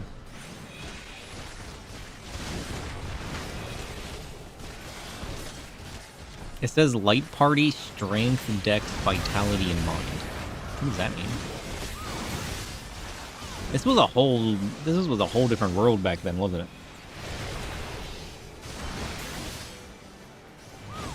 One day I'll look back at the game and I'll be like, guys, it was different back in my day. I mean, I guess I will after Cold, won't I?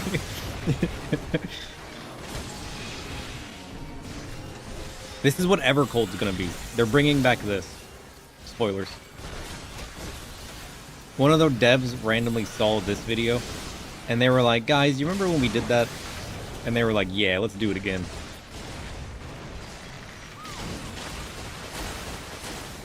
And that's how Evercold began.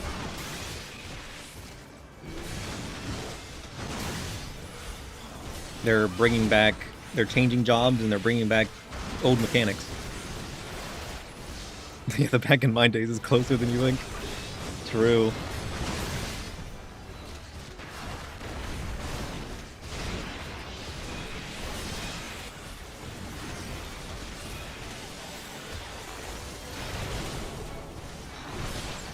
That's kind of crazy, though. It's just a tank and spank now. So what did the snowballs do? Does it deal, like, big damage to him? Does he just have, like, a massive health pool, and the snowballs is how you defeat him?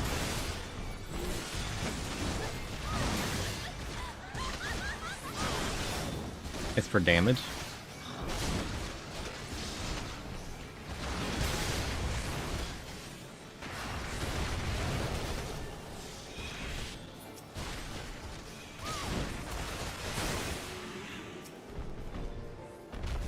Damn. That's kind of crazy. My golden retriever heals a terrified kitten. You guys want to watch that next?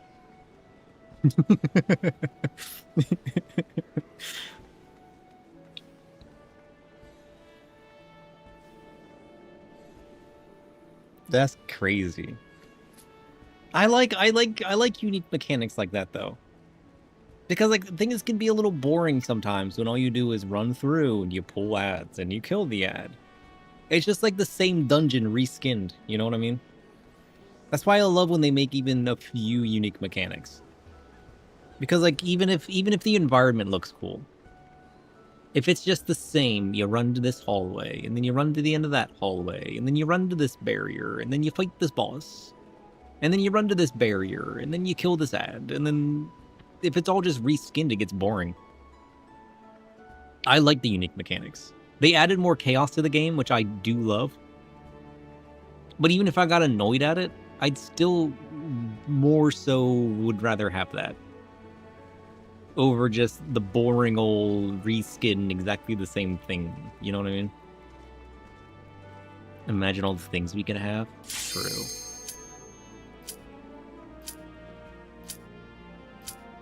Yeah, you don't have to know what to expect in a dungeon if it's all just the reskinned same stuff, you know? Because again, all you gotta do, have your tank pull the enemy. You kill the enemy. You do it again. You do it again. You do it again. And then even the boss, it's just like, move out of the yellow. Move out of the yellow over here. Move out of the yellow over here. When you actually have to do something, like, in the environment, it makes the environment unique. It makes the dungeon unique. I like it. Like, I don't expect everything to be like that, but you gotta, like, sprinkle it in, you know? Doing the Zamel Darkhold and doing the Edda fight every once in a while. It makes it so much more fun. Because you don't know what to expect. You could walk into anything. Because we said thank God for World of Darkness. You will say one of the post-Dantro dungeons has a very unique boss. Ooh. You know what? We'll get to that story eventually. We'll get to the story eventually.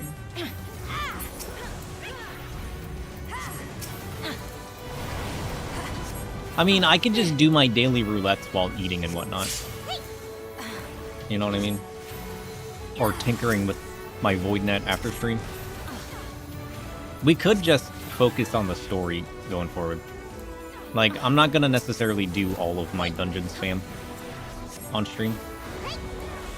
I can just sprinkle that in during my free time, you know?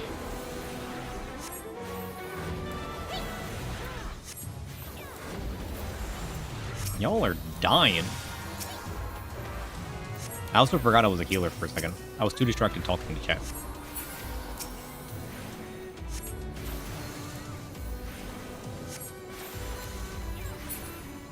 Noise.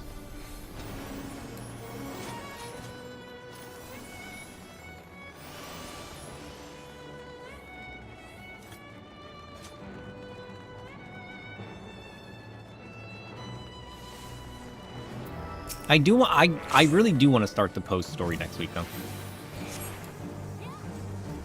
It's been too long. I'm craving some story. I mean, there's still other stuff I want to do, but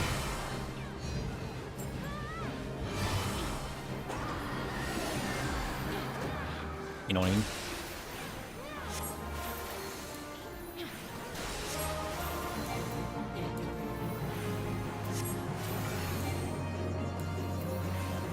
I mean, I guess we don't necessarily have to do the events today either. We could do other stuff, you know?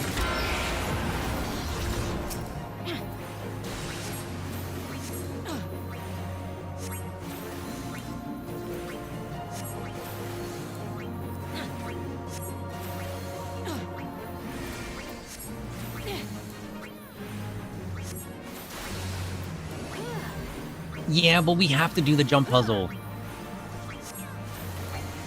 We have to redeem ourselves. Y'all are filled with doom. Both red mages are about to die. Guaranteed. 3, 2, 1, dead.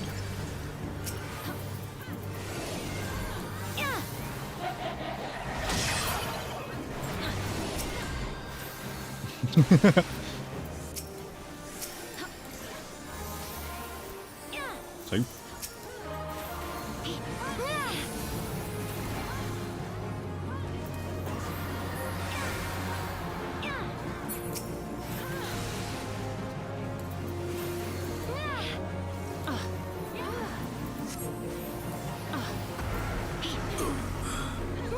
Wait, what happened? I wasn't paying attention. I zoned out and then I died. Whoops.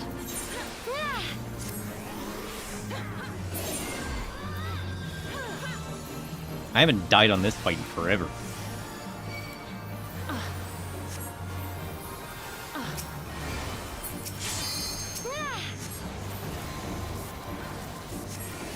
Uh-oh. I got the doom. Safe.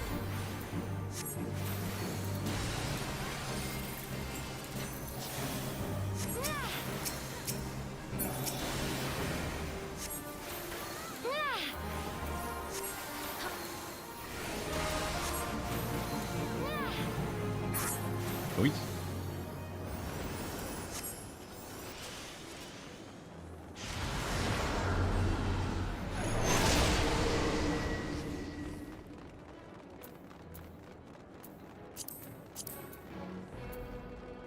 Man, they really need to make this stuff dyeable. Imagine if some of this stuff was dyeable. It'd be so cool. I'd probably wear this hat if it was dyeable, honestly.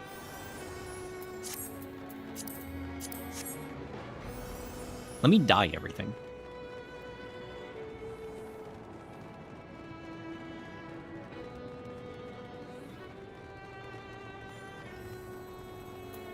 Let's go.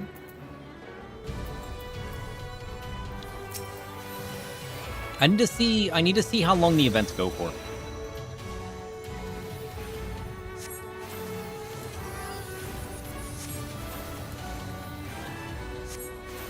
And then decide when we want to do the yokai one. I remember the yokai one being up for a while last year.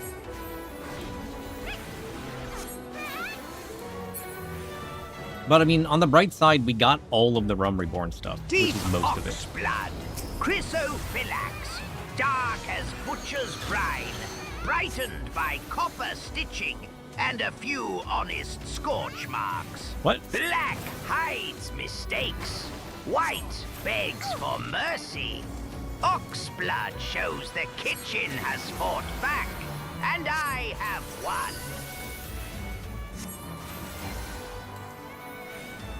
Wait, what? Did he say he was gonna dye Xavier in Oxblood? What?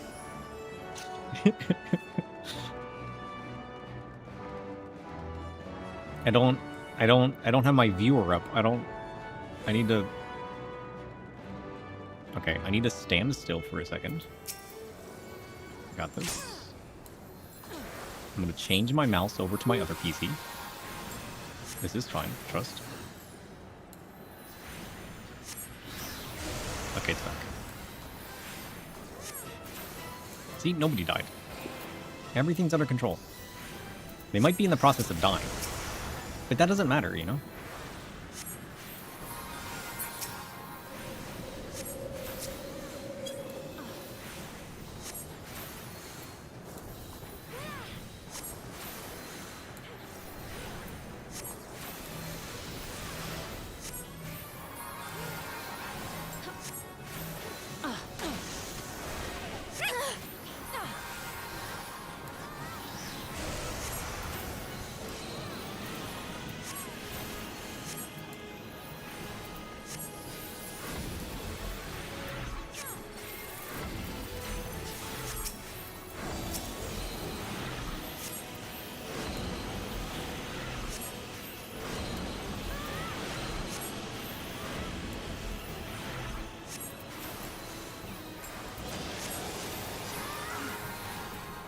Nice.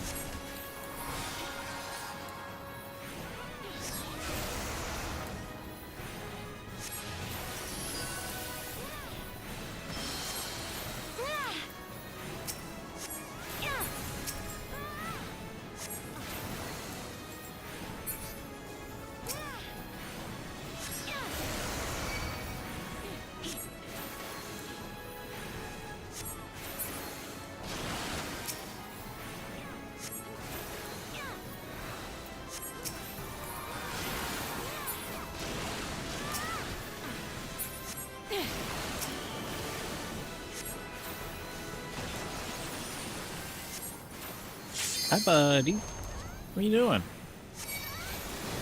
I'm fine. Leave me alone.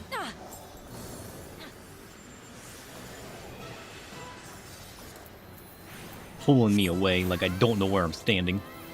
Nothing. Hi, buddy. What are you doing? Hi. I'm a little busy. What are you doing? Soof. Spook, you're distracting me. That's my coffee. Thank you. Sir? Sir, your butt's in my face.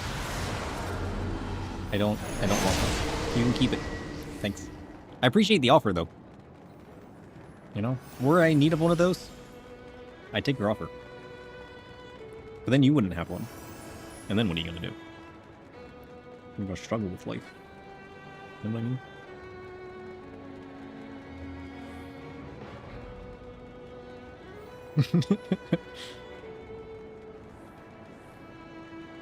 What alliance are we? B?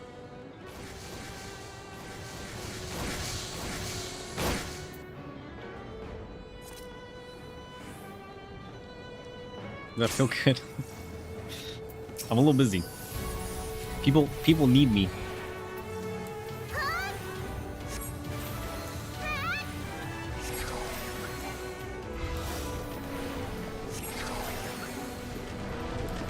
Oh shit. I've been devoured. It was nice knowing you.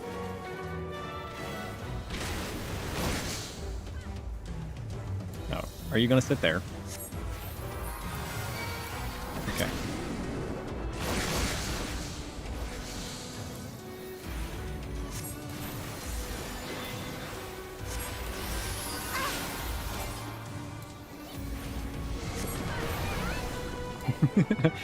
Yes, buddy, I see your head there. I know, you want the pets. But guess who's a little busy at the moment? This guy. Healed just in time. Safe. Buddy. Buddy, please. What are you doing? This is mine. I need this.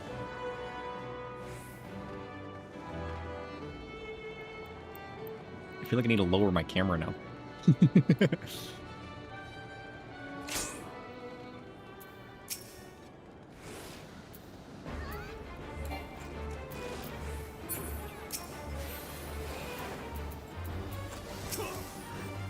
Where are you? You're so far away. Bro.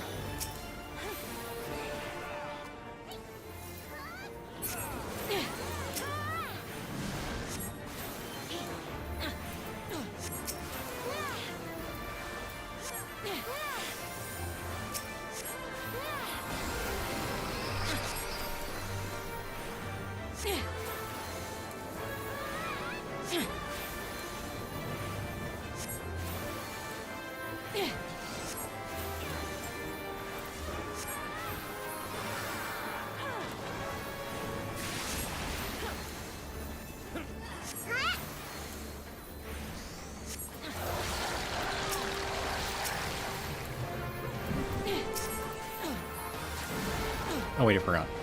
I'm B. I'm supposed to be going in. He's going in! I forgot it was B for a second there. I'm supposed to be helping. The tank said belly boopers to me.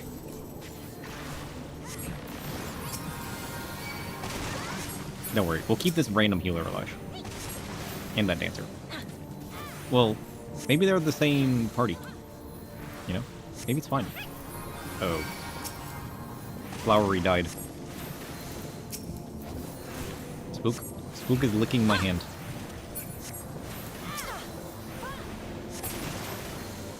Yeah, they probably didn't get gastric juiced. You never go in. You hate it here. Happens. They got the res though. It's fine. They're fine.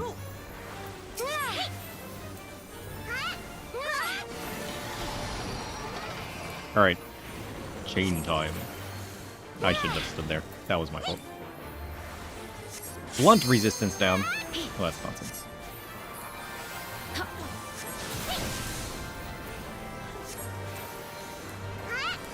Safe. Hi, buddy. Buddy, you just walked off the desk. Calm down. I know, you want pets. Don't go walking off a cliff, okay? It's dangerous out here.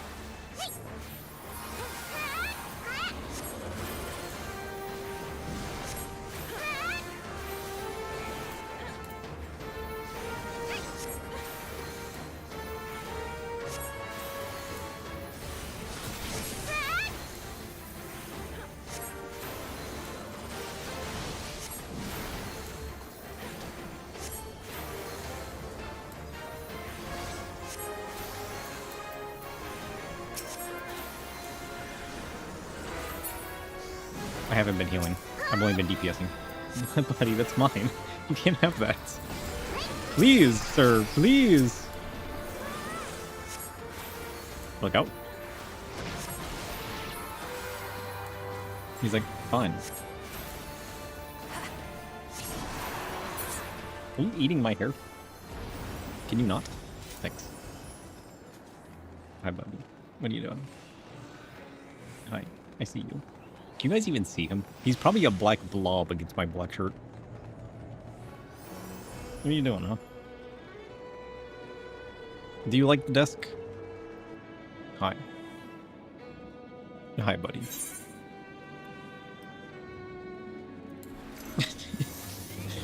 Don't use light speed.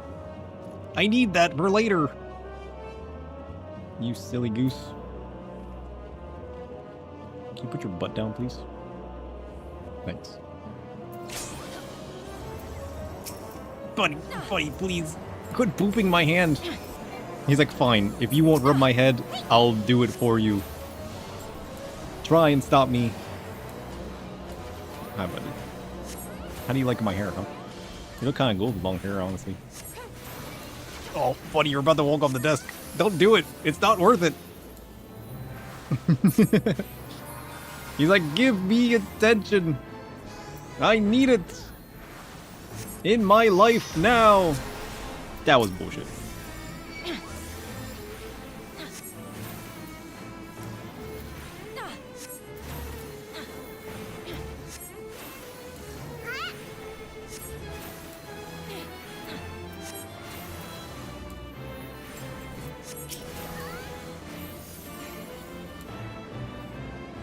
We got it? Okay, everybody's moving. Buddy, that's my ink pen. Can you not? That's why you're up here, isn't it? You want my toys. And by toys, I mean regular, everyday objects that are in fact not toys. Can you not?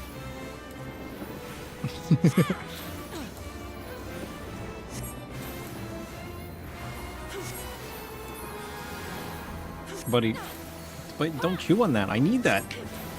No, that's not yours. I see what you're up to, and I'm not having it. Don't look at me like that. I know what you're doing.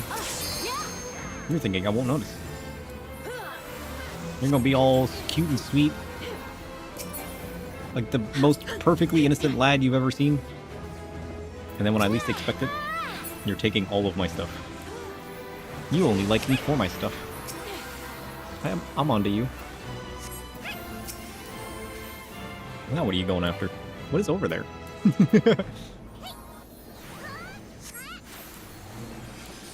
like, oh, I'll find it. Trust. He's gonna take my house. He already has. He takes the rest of my house. He already steals all my blankets. I'm going in this one.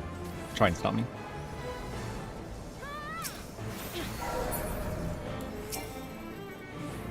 He's already dead. Is this chaotic? I wish. Imagine.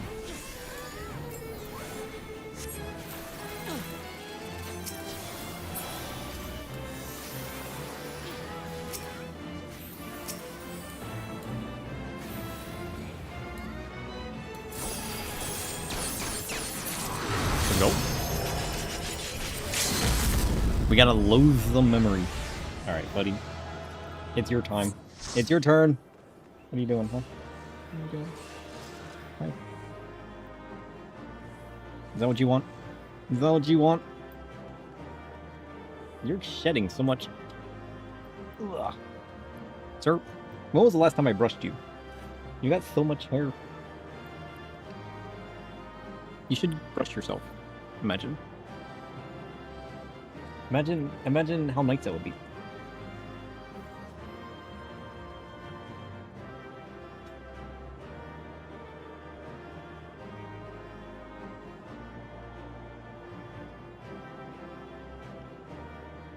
Sir?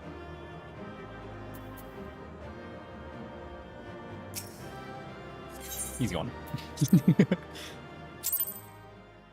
Why don't you go take the house? The house is literally yours. You could be partying right now. And I would be none the wiser.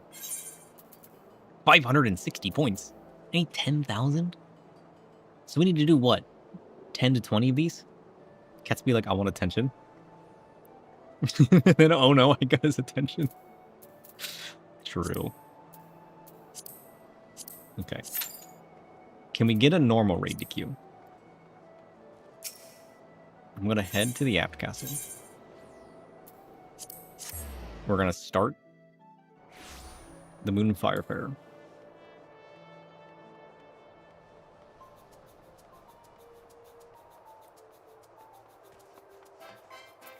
Okay.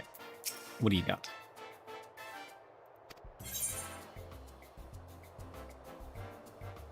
Watery Wings Pleasure Cruise? What is that? Can I have that? I want that in my life.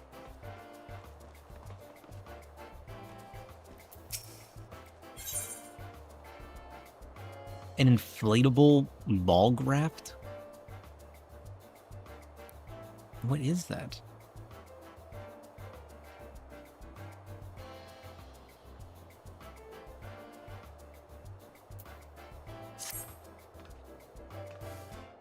A mount? I never looked at this. I didn't know we got a mount. Ahoy, sir.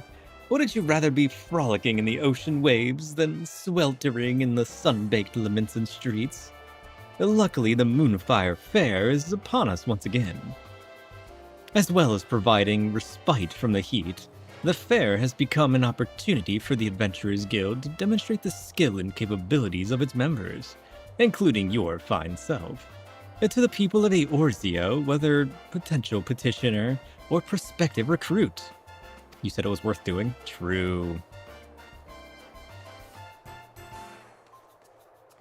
I haven't been paying attention to our notification channel recently. I don't know anything that's been happening in 14, which is crazy given that that's the reason I set it up. Our star attraction is the Queen Lamin, a ship fully remodeled into the ultimate seaside resort.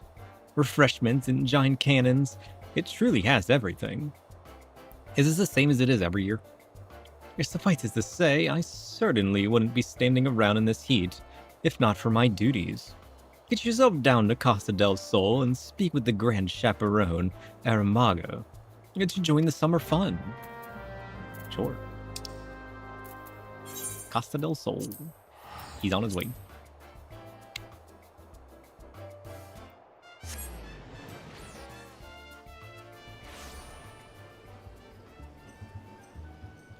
So much cat hair. This way.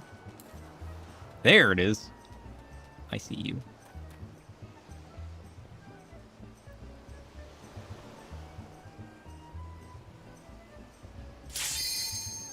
Oh shit. It's time. What raid do you think we're gonna end up with? Ugh. Raid time. Buckle up. Oh, my favorite. Hesperos. This is what I want to be when I grow up. Heck, I want to be that now. Give me this man's cloak. Look at this shit. I'd wear that right now. Put that on the marketplace.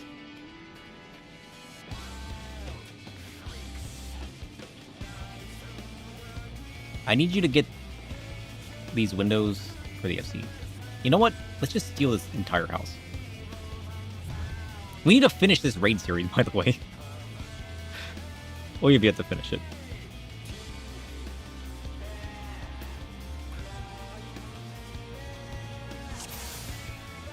Let's go.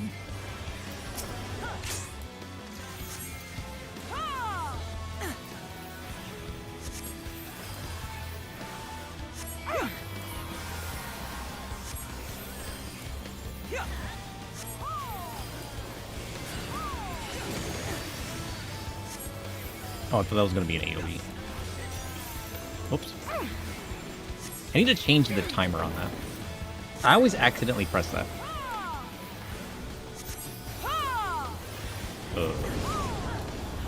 I don't remember this fight. A hole? Should we go in it? You're gonna drug this vampire man and throw him in the sack for the FC?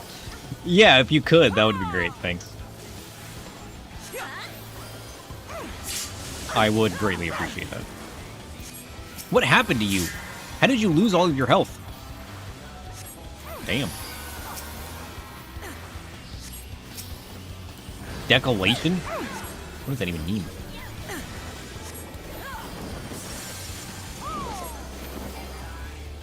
Man, I want a cool cloak that I throw around. Just give me him as a job. Honestly, if you just give me him as a job, I'd be happy.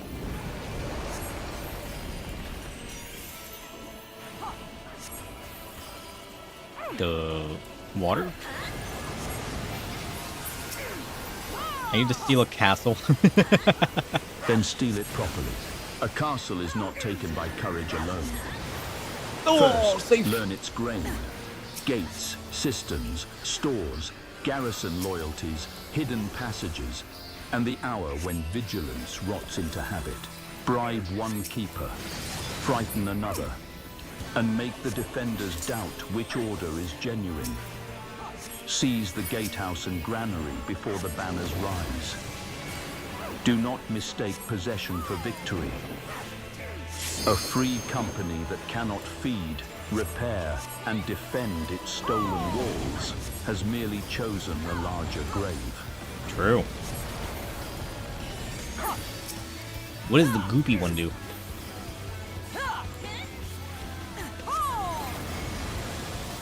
So we got electricity.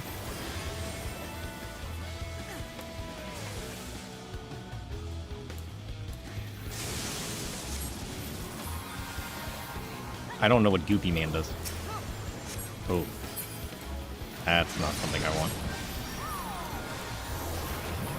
Safe?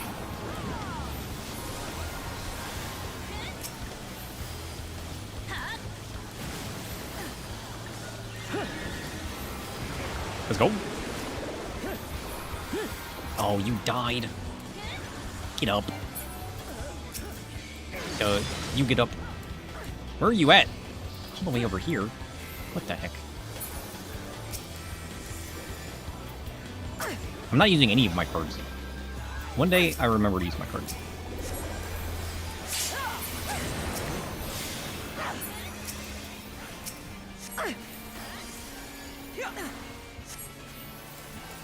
He's got this.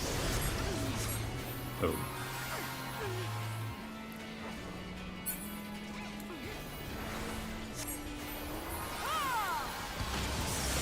Ow.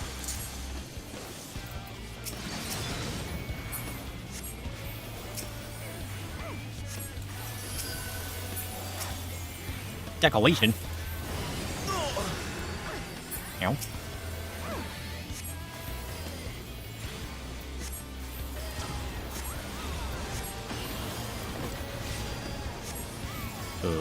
Sword? Not sure what that means. Oh, I see. He remembers now. This is fine. Trust.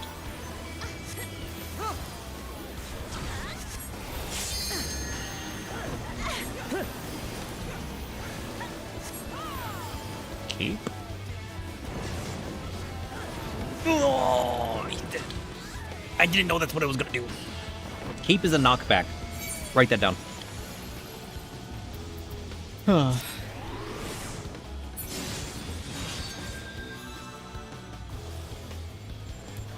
This is fine. Trust.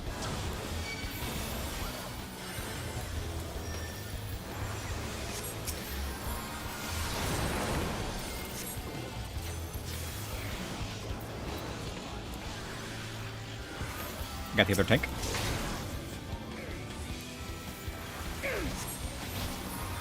Nope.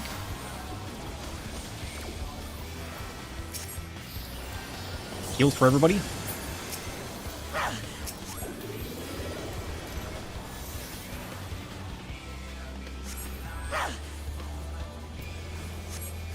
Got you. And this guy.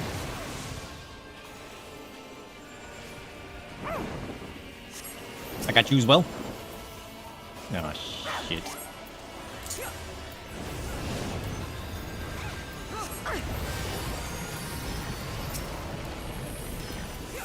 Safe.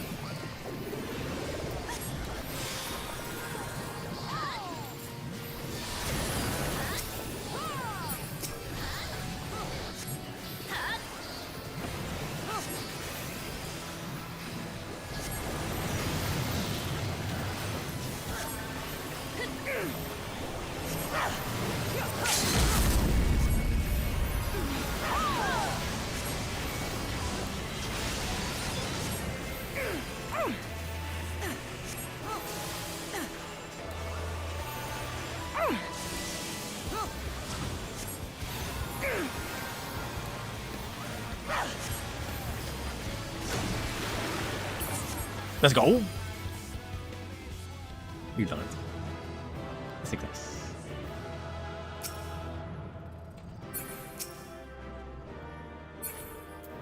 Alright, we got the bat. We have that already. Do I want any of this? Probably not, right? I probably don't want any of that, let's be honest.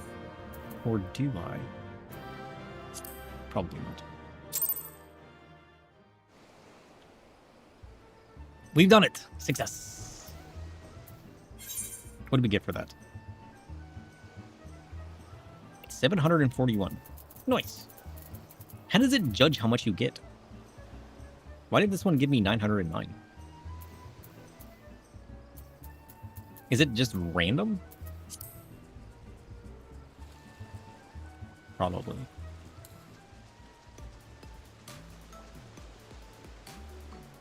Alright, I think we're going up here. We do need to do the raids, though. I need to finish those raids. I had so much fun. So I can just keep queuing those? How big is the experience not daily? Is it best to just do those daily?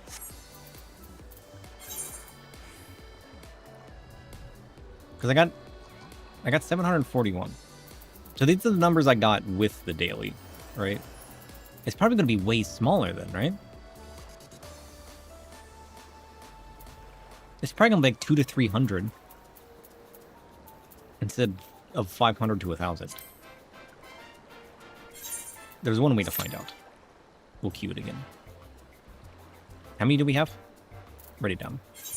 741.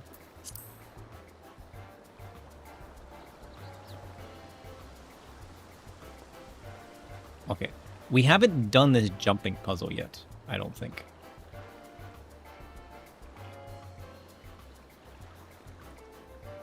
So we need to accomplish this. But first, we got this man to talk to. Ah, sir. My boy Yaru, roped you in this year again. Always glad to have you on board. The Moonfire Fair is a roaring success. Just take a look around. The talk of the Queen Laman's splendor has spread far and wide, and folk have journeyed from across the realm to see it. A fine thing, to be sure. Still, expecting those who have never so much as smelled a sea breeze to plunge head first into the spray, well, it don't always go to plan. But we can't have anything impacting the guild's reputation, be it in injuries, drownings, or boredom. I want to complete the jumping puzzle. Oh. You asked time. That's concerning. So we've thought up a way to ease our less confident guests into the season a little more gentle-like. And we could use the help of an adventurer such as yourself to convince them that the terrors of the deep won't be terrorizing these shores anytime soon. You remember, Pobiano? She's down on the sands below, and I'm sure she'll be happy to give you the details. Autocorrect? Uh-oh. I should add the Goal of Darkness. What the hell is that? Wait. Anti-gravity gimbal? I don't remember this. Delta Escape V2. He doesn't remember. Earthquake. Wait, do I need the anti-gravity? Safe. Everybody's gonna die.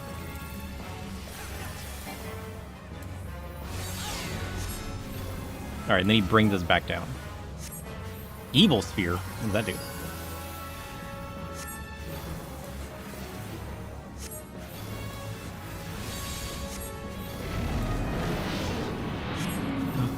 I'm sinking. I don't want to sink. Safe.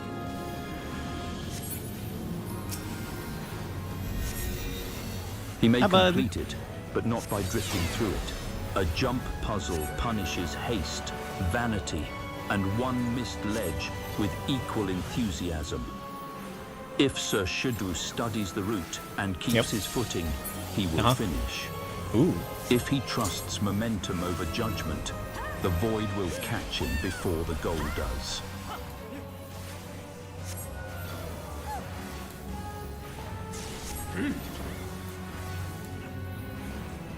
So there's a chance. You're saying there's a chance.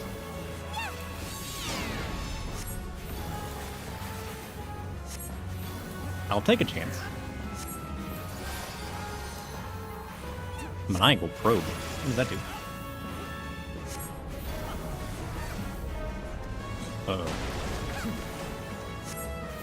He brought his tentacles out.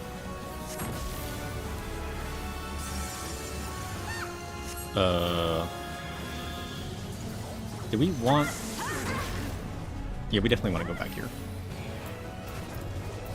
I wish you all the best of luck.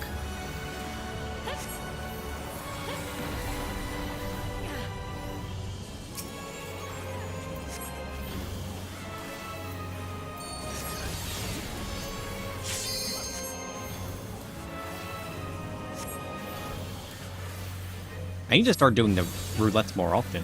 We got so many missions now. Stuff we didn't have in the past. Holy shit.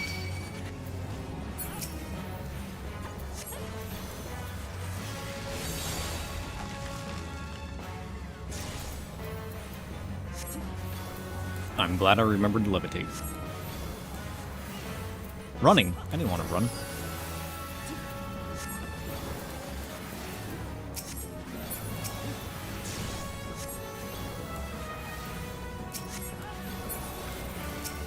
Roulette?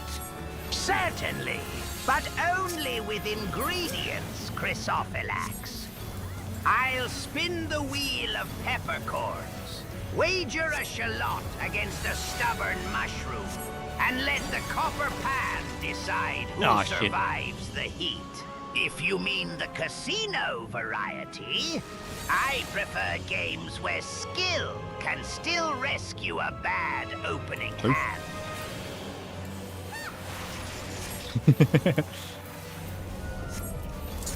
Yes, buddy. What are you chirping about? Can I help you? I see you. You're purring like crazy. Do you need something? You just enjoy being on my desk. What if I get you... What if I get you a cozy little... A cozy little nest up here? Imagine. What if I drug one of your blankets upstairs for you? Would you lose your mind? You know what? Why don't you just do it yourself? You love dragging your blanket around. You could literally bring one up here. We're so close. Ignore it. Let's go. Wish success. Yeah. Hi, buddy. You're up here rolling upside down. What are you doing? I see you. I got a combination. Let's go. Okay, what was I at? 741? I got 120 for that. Okay, so the daily is huge. The daily's huge. I only got like 120 more for that.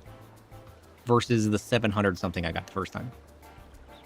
Show belly. Can I?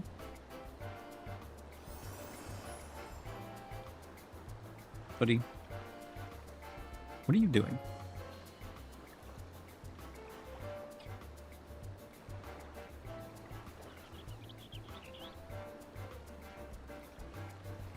Okay. I never did finish setting that up. Is it a... What do I have this on? Is it a filter? Filters? Is it this?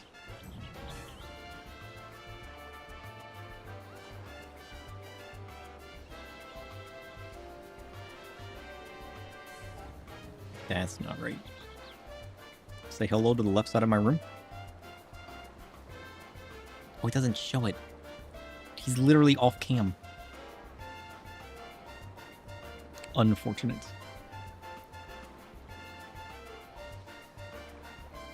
Unfortunate.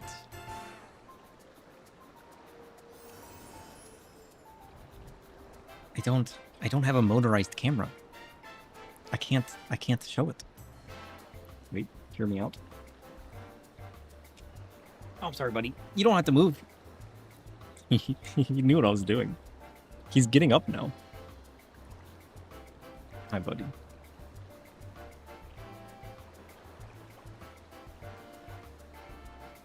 Where are you going? Are you gonna lay over there now?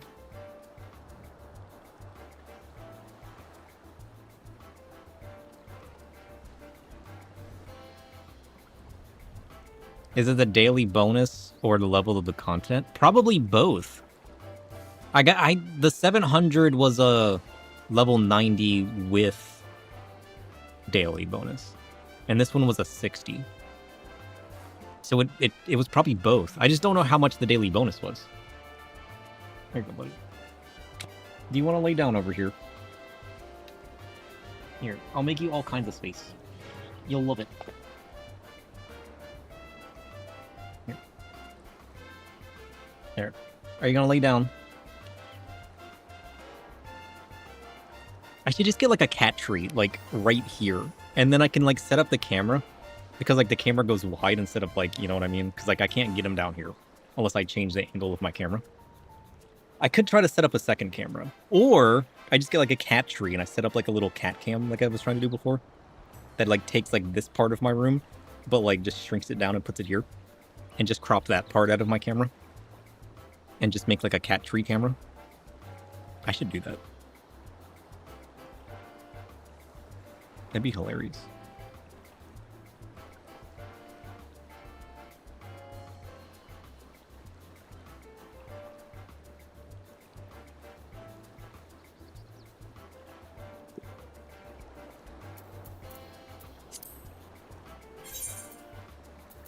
Okay. Immediate! Holy dang. What number did we just have? Like 850? We need to test it again. Who's this man? It's Endwalker Raid Central. I love these raids so much. This place is a little goopy. Although, if you could come get one of these lights... I don't... Poor Bonesy.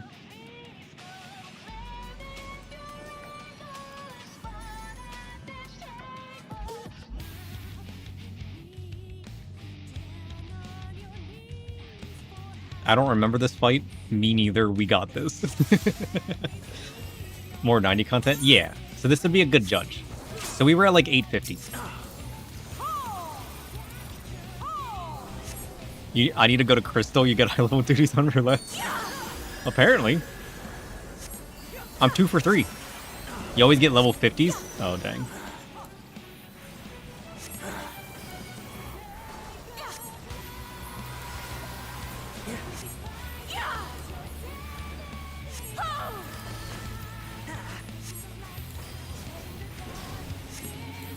Somebody said, oh my god, it's Dancing Green. Quite literally. The Dancing Green. Uh-oh. Not prepared.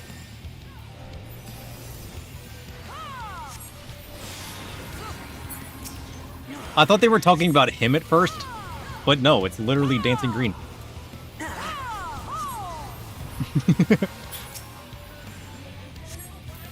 There's literally a dancing in here named Dancing Green who's dressed just like him.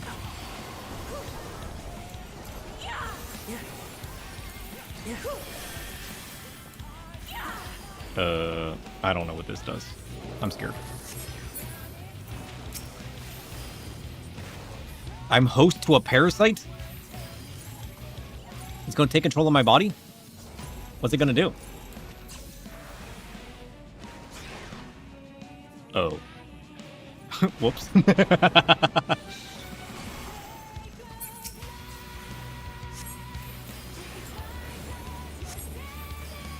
Tank straight for mechanics.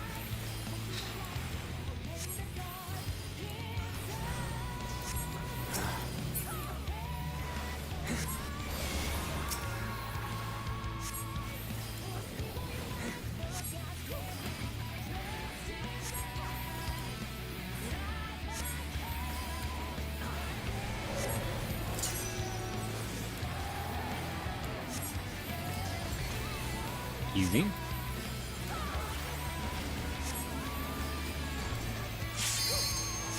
Let's go. We got this.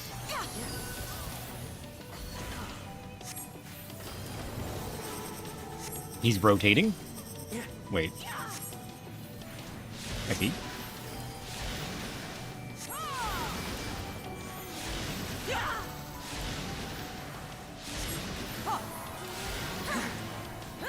Oh, black mage. You silly goose.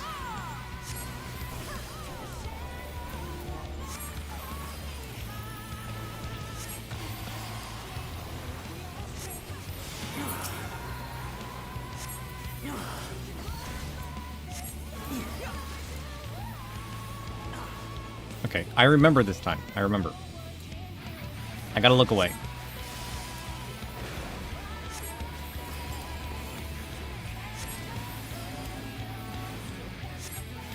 Oh, shit! I forgot about that. This is fine. 5, 4, 3, 2, 1.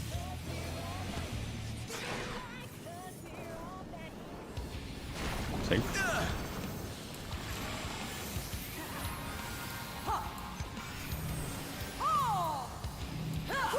What the heck?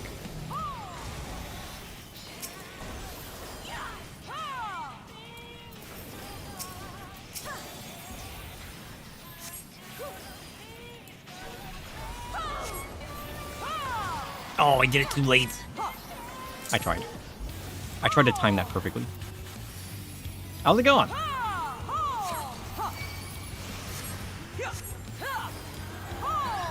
He's locked in. And zoning out at the same time. It doesn't make any sense. Oh, wait. That's swapping here. Brain gober. Safe.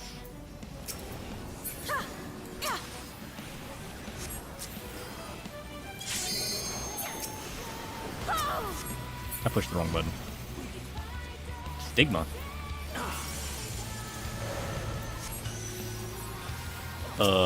Those two are swapping. These two are swapping. Safe. You got this?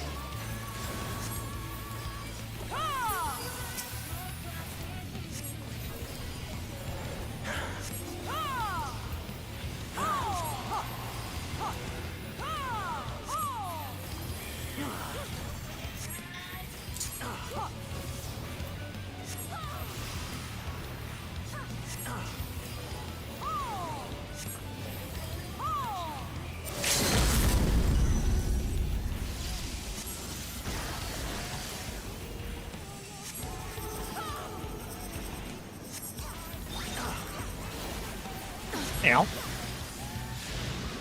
Safe. Uh-oh. I've been snaked. So nope.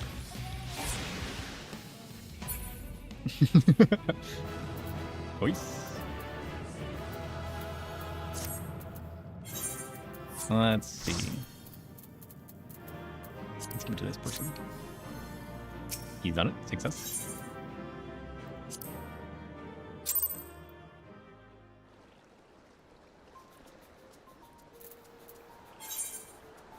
Oh, okay. So again, I got like 150. So the daily bonus is a huge chunk then. A huge chunk. That's like what, 500 or 600 for the daily bonus? Versus only like 100 to 150 for spamming it. Because I had what, 847, so I got exactly 150 from that. Which I guess makes sense.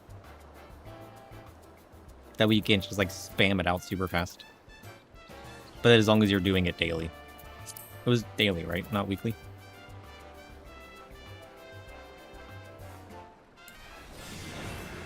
Okay, where am I going? This way. Yeah. How did I hurt myself that much jumping into water? I was just a little annoyed since you were trying to do some farming in one of the Eureka zones. The people you're in the instance with are just wanting to do bunnies. Dang. That sucks. The last people I saw doing bunnies were definitely bots. There was no variation in their movement. It was just like pixel A to pixel B, mount at exactly the same point. Like, there was zero variation. So, like, Eureka's kind of annoying for stuff like that, just because they're definitely botted. There's no way the people I saw in there weren't bots. Yours might have been different, though.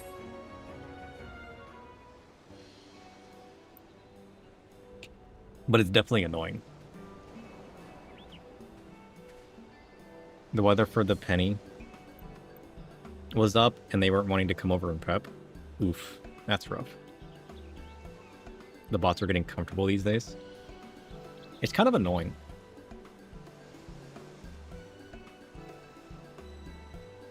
Oh, it was people you just got a BA run with? Ah. Players are enabling the bots because it's not hurting you. Oof. I just wanted to, like, reset the instance, but I couldn't because the bots were in there, you know? And it's not like I had the opportunity.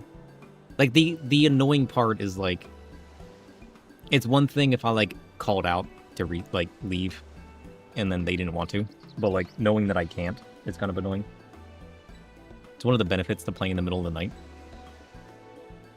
Is that there's less people and I can reset. But... Oh, if it isn't Sir, how lovely to see you. They're more interested in the bunnies than prepping. I mean, I guess that makes sense. The bunnies have their benefits. But it's definitely annoying, because, like, there's not that many people doing the content in general. And then nobody just wants to join in and help.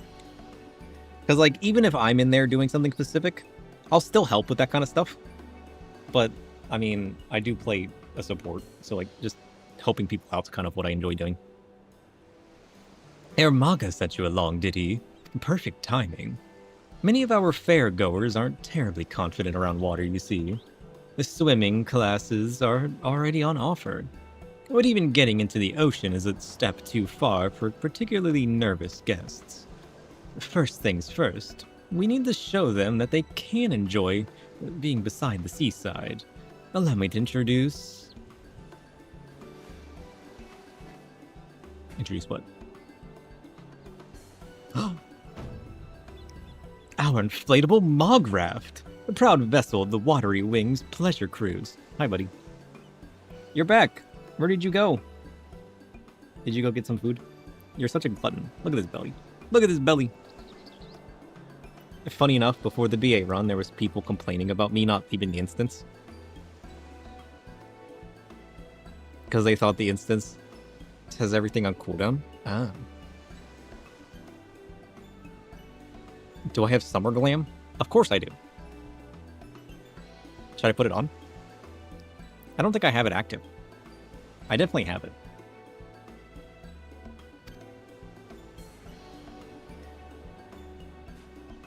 Adorable and practical, if I say so myself. Buddy, your tail. Spacious enough for guests of any size to lounge comfortably above the water, listening to the lapping of the waves with the sun in their face. Who could fail to fall in love with the ocean? I knew you'd like it over there. Silly goose. Though being dragged out to the sea wouldn't be terribly relaxing either. We've employed magics to set the rafts on a predetermined course around the shallows. One we ensured was free of ferocious wavekin. Buddy, no, that's my remote. I need that. Still, the creatures of the sea are nothing if not unpredictable.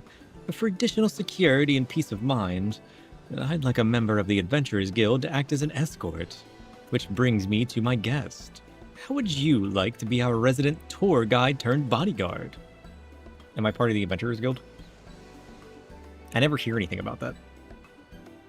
Wonderful. I can rest easy knowing our cruise is in good hands. Our first guests are already waiting on the opposite shore. Just let the chaperone know I sent you. Ooh. Cat hair everywhere. I need to brush you, my sir. You got hair everywhere. And we can get the watery wings pleasure cruise underway. I'll wait for your arrival at the end of the route. I'm keen to hear how our guests enjoy the maiden voyage. Oh, we're gonna do our best. We're gonna get there. You're back? Alright.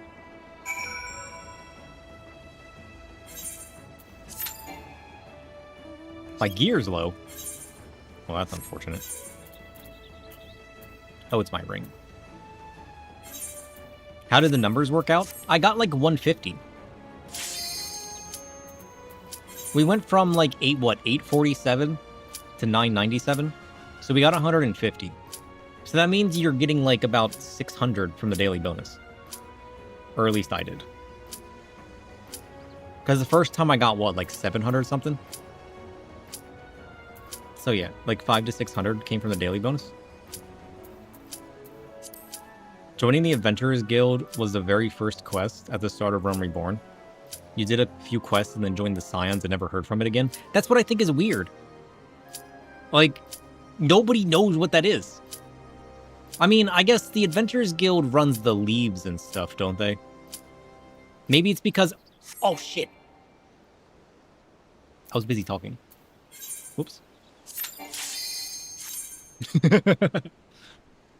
Definitely wasn't me the first time. Nope. I know. Listen, it's your fault. Don't you be pressing buttons. I see you looking at that keyboard. You're sniffing it. Level 100 raid? Yeah, no, the daily bonus is huge. The Grand Companies run PvP? Yeah. Oh look, it's the Moogle. I'm surprised they didn't give us the Chocobo. They should have put the Chocobo... They should have put the Chocobo on the marketplace. And then given the Moogle for the quest, you know what I mean? I would have loved the Chocobo.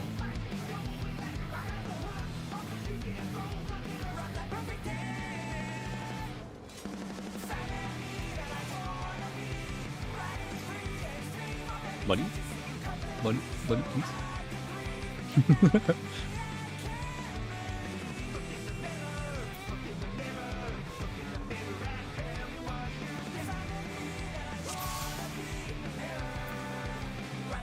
Like, are we just going? This will be a tag team match of extreme proportions. Wish me luck. Do I remember the fight? No. I can handle you alone.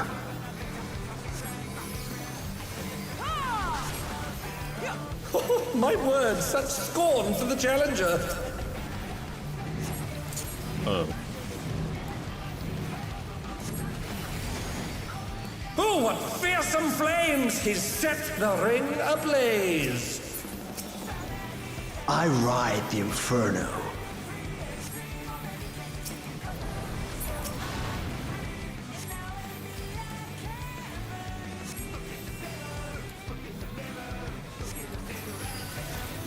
No.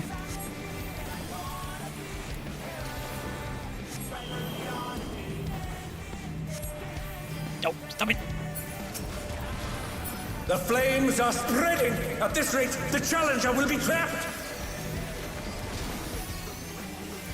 Sir, you're taking so much damage. I'll wipe you out.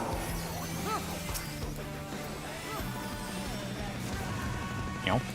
Hey, save some fun for me. Deep Blue's lost Fish his man. cool. He's tagging in. One of the Reapers says, I'm drunk, so I'm If gonna there make ain't a you wave sick. to ride, just make one yourself. Good gods, what an enormous wave! Oh shit, I remember.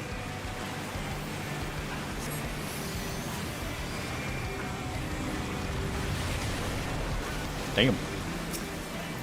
Would you like to guess which Reaper was drunk? Bet you've never seen anything this gnarly. Uh-oh. Not prepared?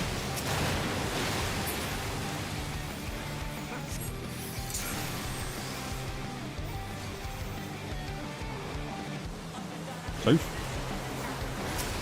Sir, please. You're going down!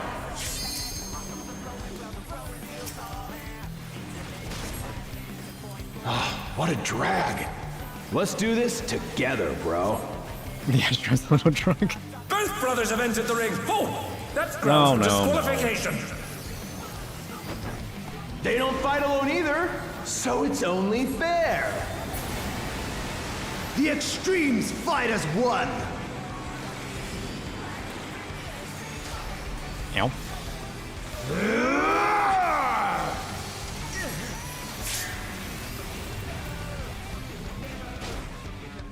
It seems the referee is allowing it. It's double trouble for the challenger. We're just getting started.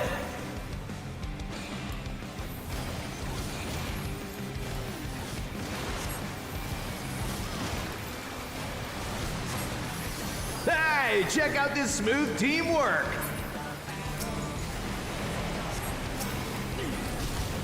Oh, he barely survived. No! Safe.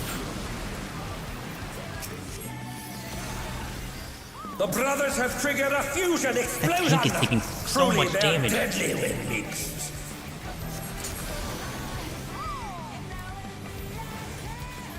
And they're back in action. Can they turn the tide? Poor tank.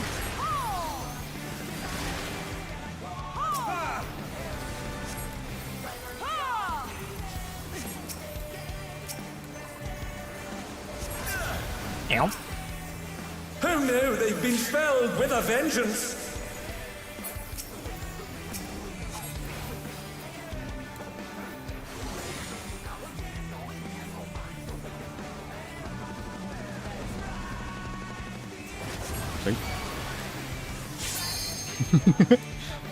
I've been saving this trick just for you. I have no idea what's about to happen. I'm gonna be honest. Oh, brace yourselves, folks. The extremes are holding nothing back. Oh, he's dead. Oh, shit. Safe. Ow.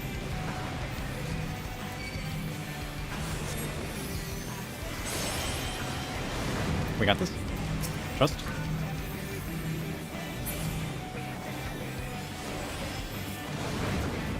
And they're down. Can they recover from this? Huh. What happened to you? Oh, you already rest. I'll get you then.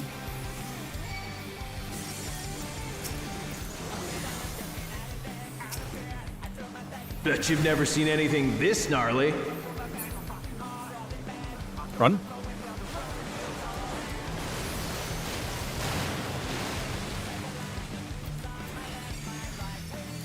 This is going surprisingly well.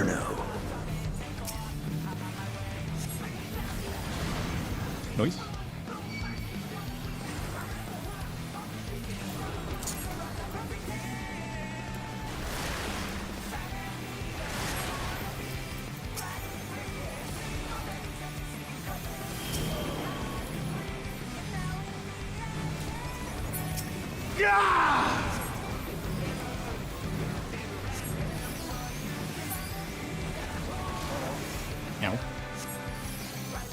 You're going down!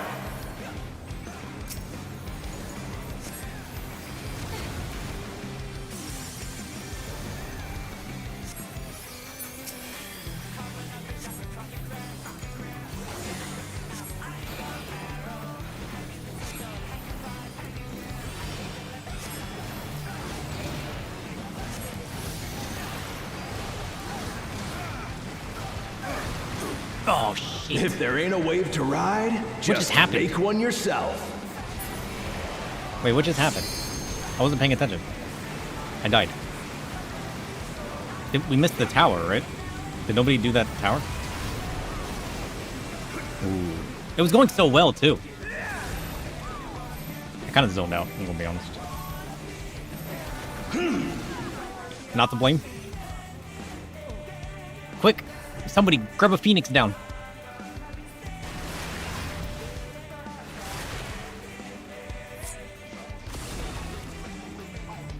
Safe. Megumi Hamaru should move there only if the Crystal Data Center offers a measurable advantage rather than glittering reputation. Positives: likely stronger capacity, clearer visibility into systems, better access to resources, and a more centralized position for managing operations. If the crystal structure improves speed, reliability, or coordination, The Black Mage literally left. the move could be worthwhile. Negatives: concentration creates a single point of failure. What?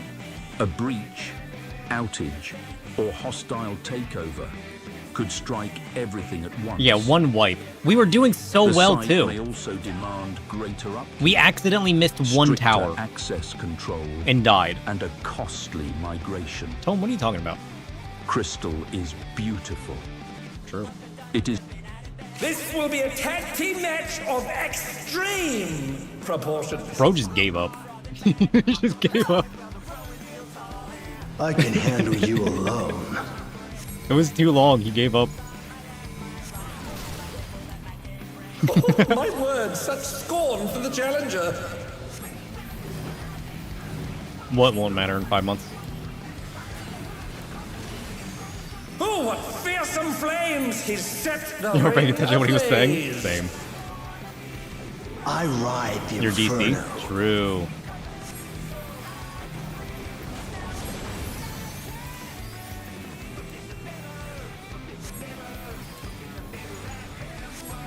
We were doing so well the first time, though. We barely lost.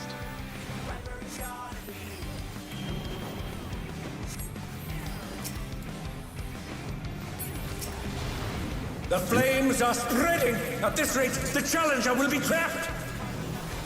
I ain't trapping myself. Lies. I'll wipe you out.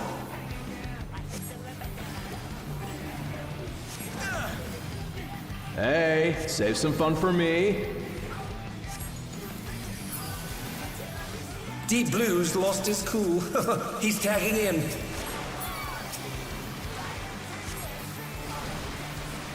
If there ain't a wave to ride, just make one yourself.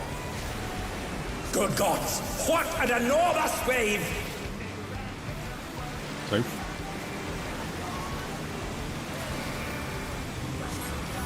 He just got my balls victory.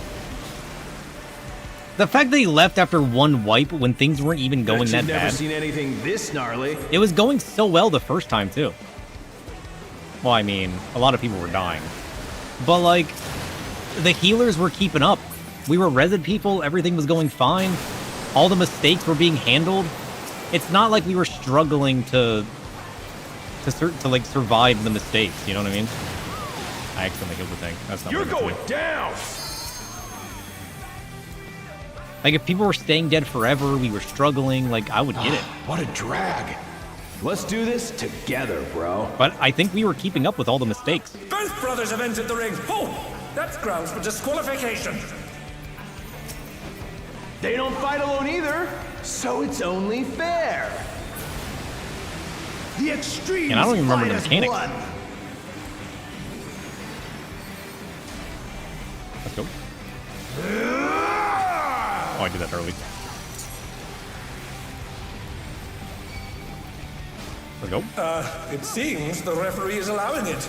It's double trouble for the challenger. People are just salty. We're just getting Man was started. salty, alright. He just didn't like that he couldn't stand still. Get in the tower. Get in the tower. What are y'all doing? Hey, check out this smooth teamwork. I don't know what I died to. I think I died to the water dude doing something. I'm gonna be honest.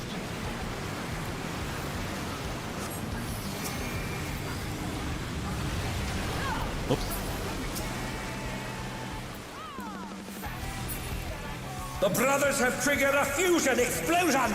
Truly, He's they're moving inward. deadly when mixed. I died? And To what? they've been felled with a Bullshit. vengeance. How did I die? I had one vulnerability. My mouse got stuck. I couldn't click my res button. I freaked out. Happens. They're up! What fighting spirit! Here, we can recover from this. Easy peasy. Look at this. We got this. Trust. They're snaking? I don't know what the snaking means. Deemed the priority target for certain attacks. I've been saving this trick. Oh, just for who's you. gonna target me? Got it. Brace yourselves, folks. The extremes are holding Quit nothing targeting me. back. Holy shit. I'm going this way.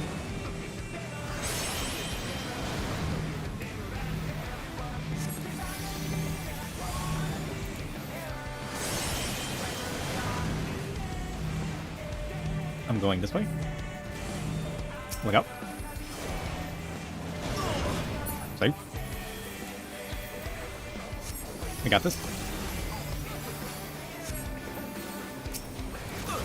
Ow. Trust.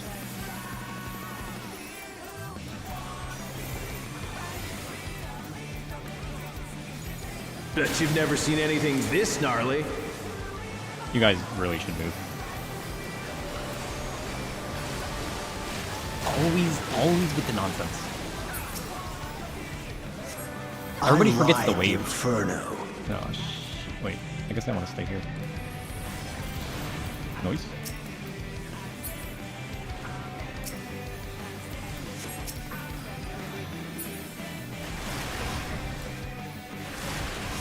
Let's go.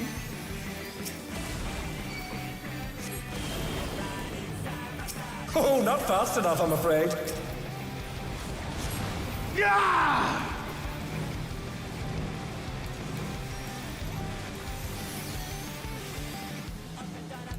You're going down.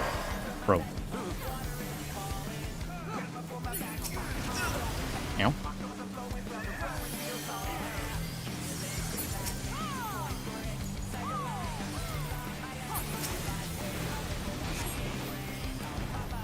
Alright, tower time. Run, run, run, run, run. We got it. Let's go. Let's go. He's If got there it. ain't a wave to ride, Look, we just passed it. make one yourself.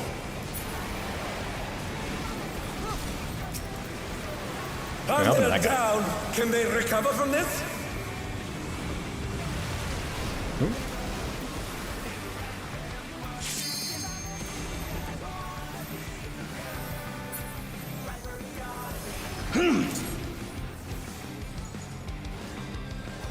What is that? Does that always just one-shot you? Can they turn the tide? Why do I die to that every time?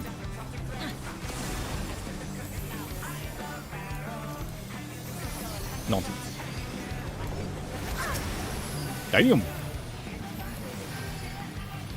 I mean, I guess I wasn't exactly stacked, but like, am I supposed to stack? Or am I just supposed to accept defeat?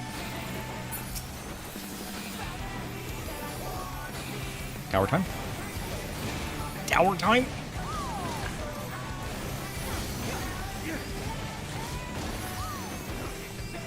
Oh, y'all did not do that Bet tower. you've never seen anything this gnarly. Uh-oh. Uh-oh. Uh-oh. Uh-oh. I was not positioned properly for that. gonna put this here. Because why not? I'm not finished with you yet!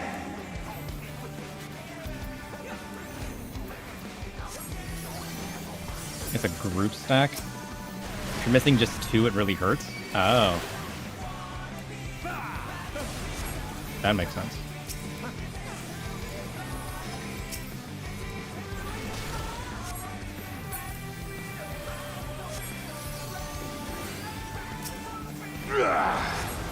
Ow.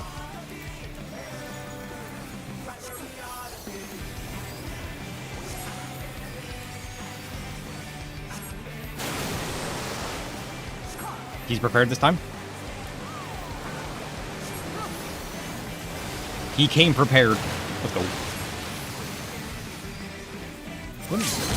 How long do I have to use that? Yeah!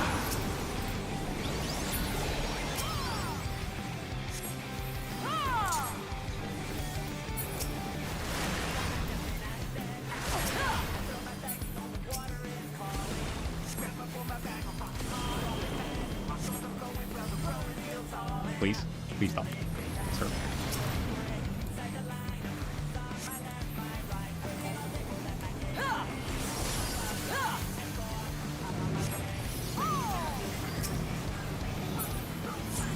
Let's go. Second try. That was easy. I can't believe the Black Mage left. It's all over. That was crazy. How are you gonna leave like that? The first time. Do I even want any of this junk? I really don't, do I? I mean, it is filling my inventory right now.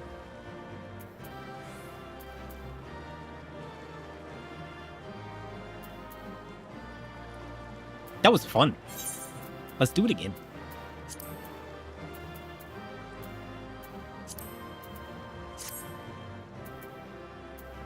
Oh, do I want this junk, though? I really don't, do I? I really don't. Success. I only messed up a few times. That was pretty good.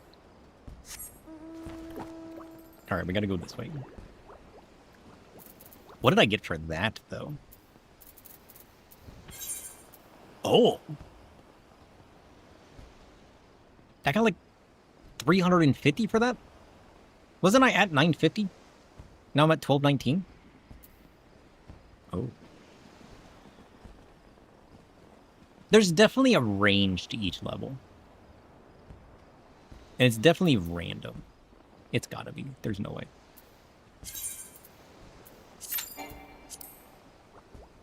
Running weights is fun, though.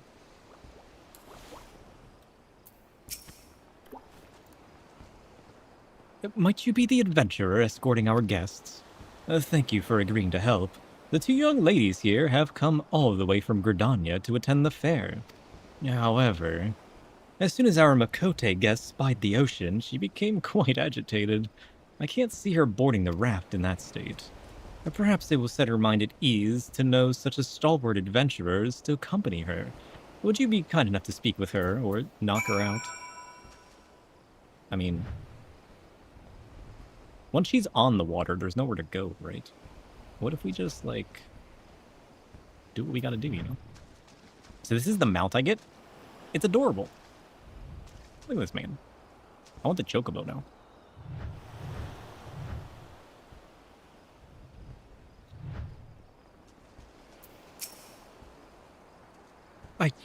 I can't do it. Just look at how deep it is. I'll sink like a stone.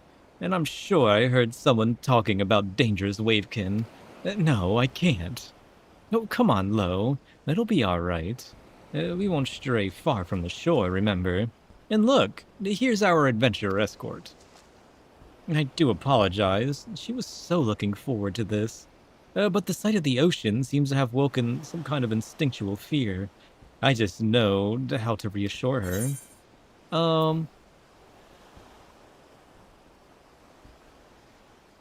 She's not... I mean, she's kind of worried about sinking. Hey, you know what? If anything happens, I'll res you. Imagine. Truly? Then you're able to heal any hurt. It sounds like you can adjust to anything.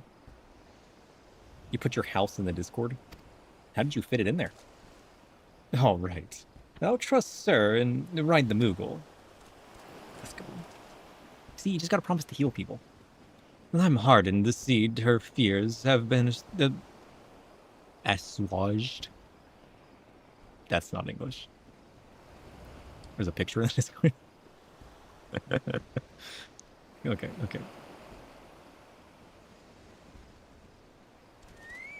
Ooh. You got a chocobo.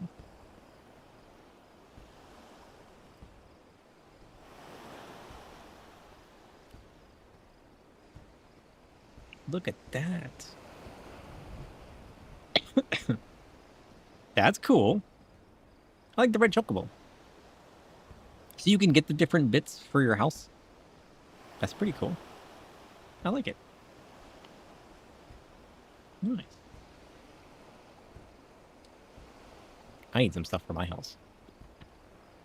And by my house, I mean the FC. But we're not really a seaside property. If we were in Limsa, sure. Gridania, maybe. Ishgard? No. Once your own preparations are complete, please give Miss Yvonne the word. The Mog rafts are ready and waiting. Let's go. You could make a pool. We need a frozen pool outside our FC. Imagine. Ugh. My allergies. They're crazy. Maybe I should go take my allergy medicine. Spook's hair is all over the place. They said that they said these follow a predetermined course, so I don't suppose it'll matter if a novice like me takes the lead. Sir, I trust you have our backs. Speaking of Spook, how's it going, buddy? Like, you're weird. Do you need something? You want food, don't you? Yeah, you do.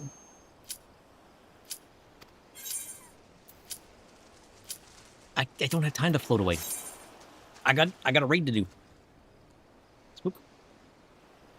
I'll get you some foods later, okay? I don't have any snacks. I should get snacks. Imagine. I'll get snacks, and then you guys can feed Spook. Imagine. Oh shit. Been a while since I've done this one. Let's go.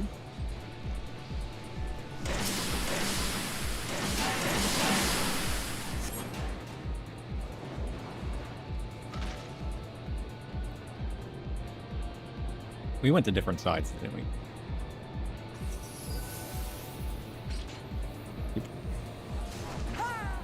I got both healers and the tank went to one side. Then Stu has mistaken amusement for duty. A bodyguard who abandons the person under his protection to raid dungeons is not guarding anyone. Spook my hand, please, I need that. He's merely decorating his negligence with adventure. Tell him plainly, the dungeon can wait. The charge may not. No, it's too late. If he cannot divide his attention, he must choose his oath before the next blade chooses for him. It's true. I cannot. Spook. Don't sit on the keyboard, my friend. Quit rubbing your face on my keyboard. You're gonna push buttons.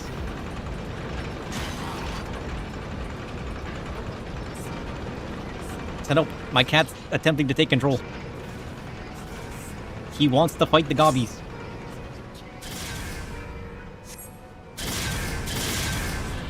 There we go.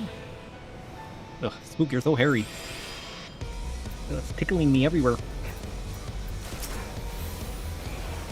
After this, I'm gonna take a break. I'm gonna grab a new drink. I'm gonna feed Spook. I'm gonna brush this man. I'll take my allergy medicine, honestly.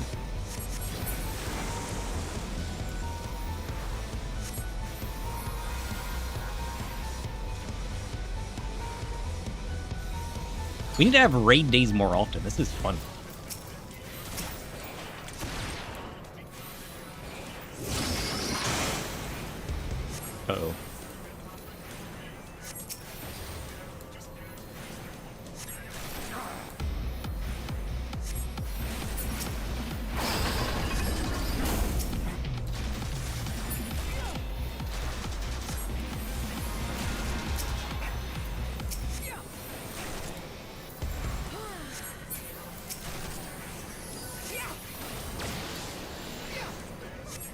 I'll get him a cozy little cat bed, and I'll put that on my desk. That way he'll want to lay on that. Buddy, quit playing with that. I need that. That's not yours. You and pens. I swear.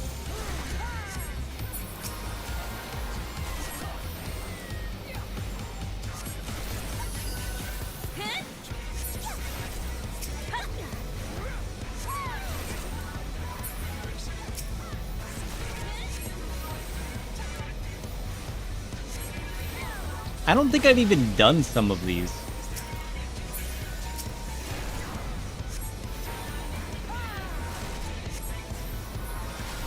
As a group. Buddy! I'm gonna kick your butt.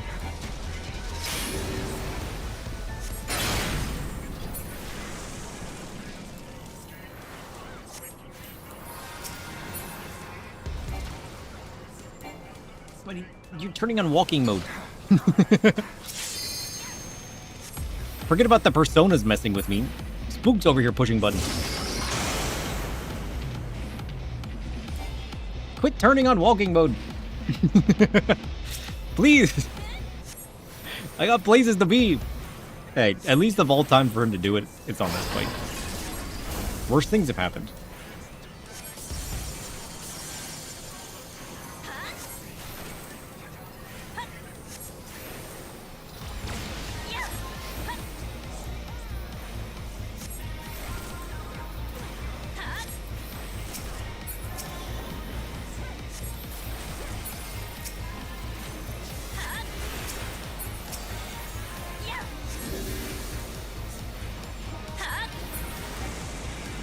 Buddy, quit playing with that.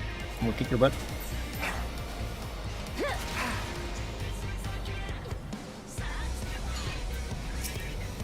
Wait, can you choose who goes in?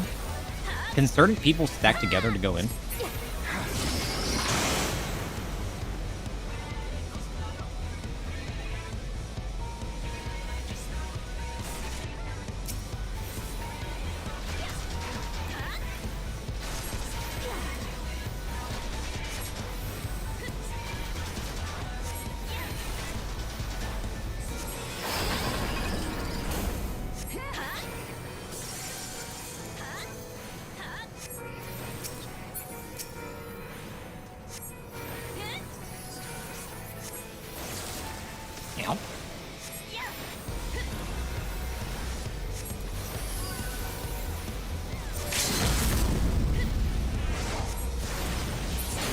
Let's go. He's done it. Success.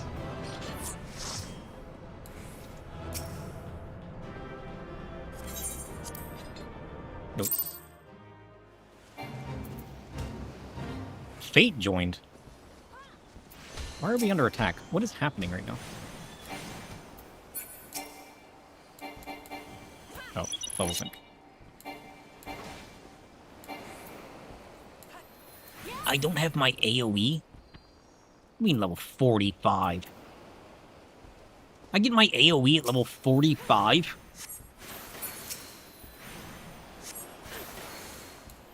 Who thought that was a good idea?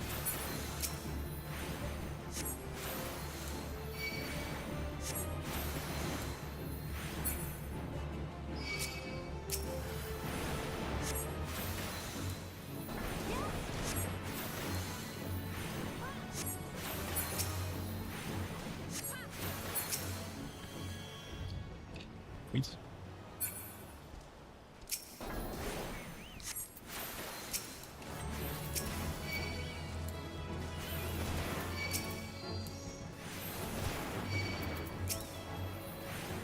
The reason why you don't like doing duty run as healer. Makes sense. That's crazy. The level you get things is weird. And like each job is different too. Yeah, like not being able to do AoEs feels bad. Okay, do we want to ride this now? Let's go. Is it time? Oh shit. It's time. Look at the scenery. It's not even in the water, it's just floating. Look at us go! Whee! Doing this at nighttime was perfect. Look at that. A crab? You're freaking out about crabs? I didn't see a crab. Buddy, quit being mean. I am. What are you doing? You come up here? You come up here? No, you're just gonna sit down there and glare at me?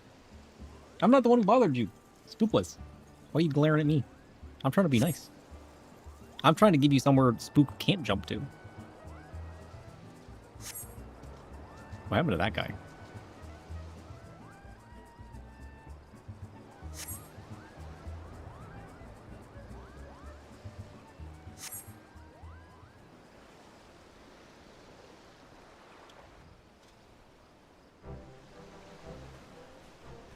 She survived! She did it. I'm so proud. Welcome. How did you enjoy your first ocean voyage? It was wonderful. The feel of the raft swaying with the leaping waves was exhilarating. And the Queen Lamin is so imposing up close. It took my breath away. I saw the most unusual creatures, and everyone loves to be having such fun playing in the sea. Honestly, you'd never know she'd be about to run for the hills before she turned up. Thank you for giving her the courage to enjoy herself like this. Same. English. I can't read today, I swear. While I'm tempted to go for another ride, following the same route again might get a little stale. Perhaps it would be fun to have something else to do during the cruise. What do you think, Lo? Why, we can do anything you like. I'm perfectly at home on the high seas now, but maybe nothing too adventurous. That's an interesting suggestion. If the Watery Ring's pleasure cruise offered different activities, it might keep guests from coming back to ride again and again. True. Did the ride over here give you any inspiration? What about some sea salt ice cream? Everybody loves nice cold treats. Handheld water cannons to drench your companion? Can you give us those? Honestly, that'd be kind of cool. They're sweets made of ice. That sounds perfect in this heat. But I wouldn't want to drop them overboard with how the raft sways. You better hold on them. Indeed. Foodstuffs may not be a good fit for the Watery Wings pleasure cruise. What do you mean? The refreshing juice might be just the thing to stay cool and hydrated, so long as we're not prone to spilling. You'd rather spill juice than drop your snack? How fumbly are you guys?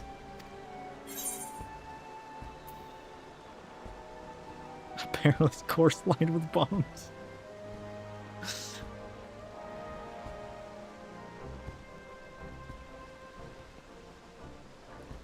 What about small handheld water cannons? Or large handheld water cannons?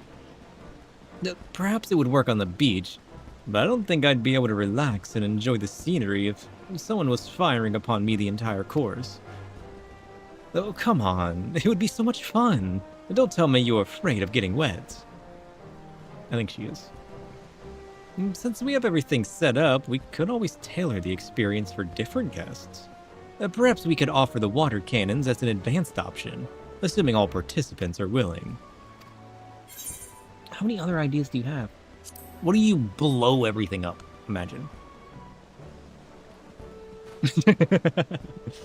Bombs? The four Moogles would pop, and we'll all be swallowed away by the sea. Yeah, but the gold saucer does it. Bombs at the Moonfire Fair? Surely not. Don't worry, that's just the adventurous sense of humor. No, it's the gold saucer sense of humor. I don't want information about the local area things. I don't see how it could possibly be more fun. Well, that's given me plenty to think about. Thanks to you to you three, I'm confident we'll make an even more pleasant cruise. What? Sorry, I'm still thinking about blowing everything up. No, come on. Let's go and look around the Queen Lamin. Have you seen the giant water slide? Have you seen the jumping puzzle? I'm headed there next. Do you want to get something to eat first? I don't know how what they're serving here, but it smells amazing. That sounds like my cue to show my guests around the Queen. Would you mind letting Armaga know how things went? Sure. Oh, thank you. And I hope you'll enjoy the rest of the fair. I'll do my best. No promises.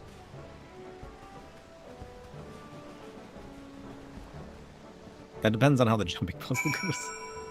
Because honestly, if the jumping puzzle doesn't go well, it's probably going to be a travesty. But that's not your guys' fault. That's my own inadequacy. Shouting loud. You know?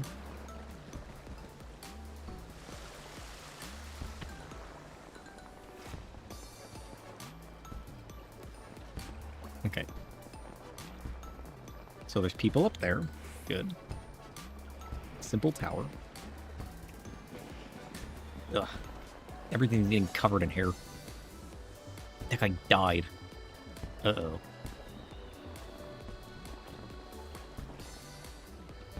Let's see. Who's on duty over here? You guys got somebody that drowned in the pool? Send help.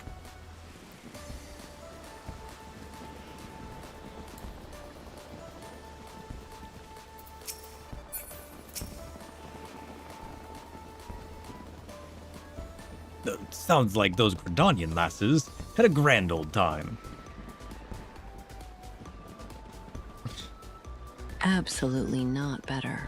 More theatrically. He'd missed the first jump, blamed the water pressure, then become terrifyingly determined while everyone else dissolved into giggles. Though, the distraction might produce one miraculous accidental leap.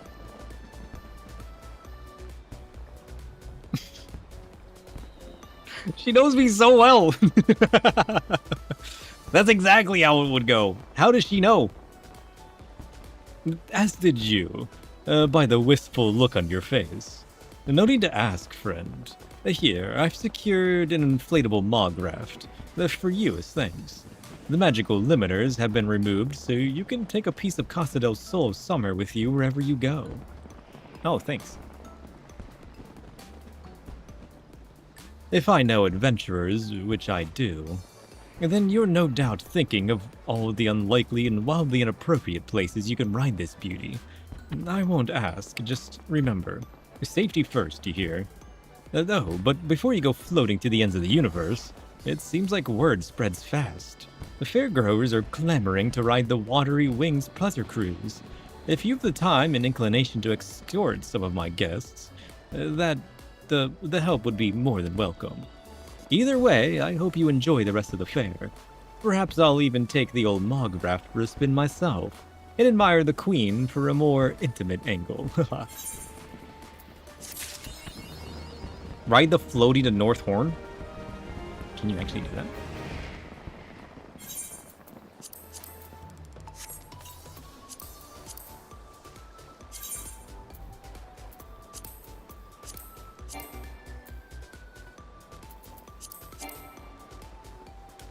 You know what? You give it to me and I can't even ride it. That's crazy. Let's go. It's amazing.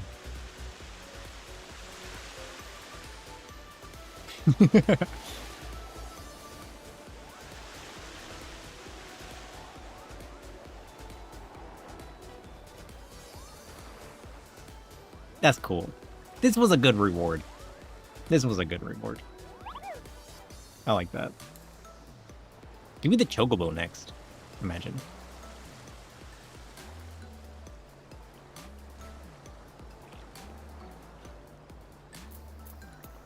This is a good reward, too.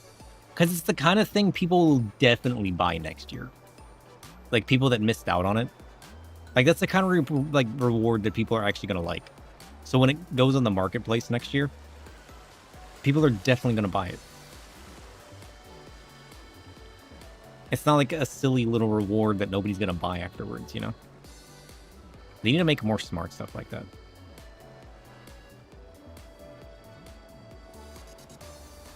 Wait, Cannon Ride? This is new this year, right? This definitely wasn't here last year. People are out here having a swimsuit party. Who's this man? Should we help him get some fish? I'm sure it'll go well. Trust. Trust. Wait. Godbert? Who's your friend?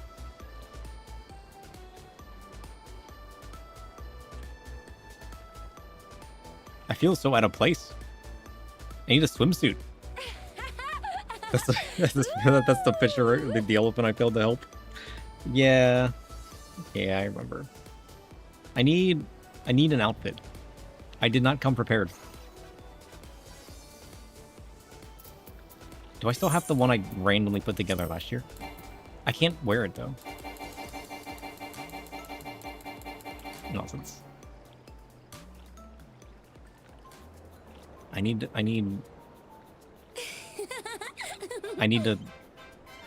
find things. He's drowning. Wait, I got this.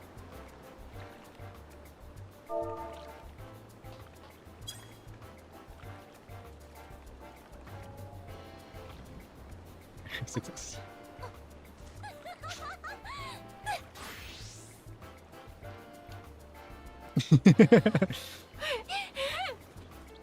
That water float. I like that Play Dead works in the water. It's perfect. If I only had a Hawaiian shirt or two in the FC chest. I got a few swimsuit options, okay? I got a few.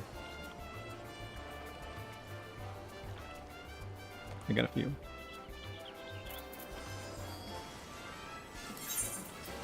There's no...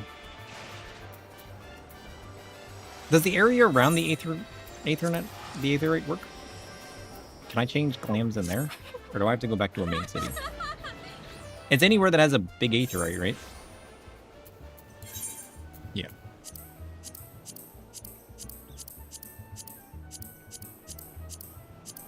I've been working on too many spooky clams. I don't think I have my swimsuit anymore. Okay. We're gonna have to go back. We're going to go. We'll be back. We'll be back. I need to make an outfit. I need to see what I got. The options are endless.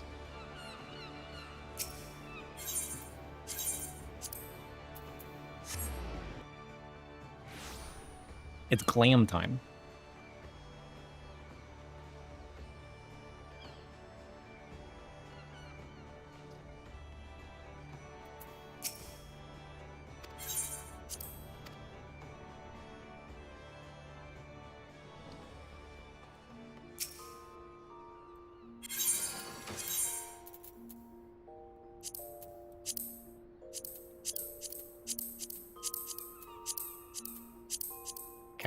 What do we got?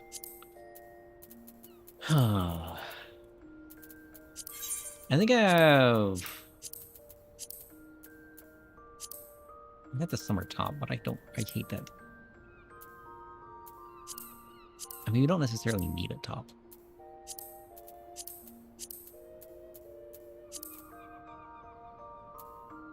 Wait, hear me out.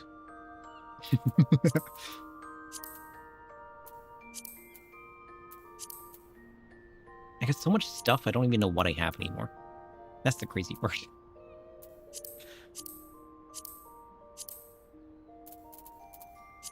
I need to make a new glam.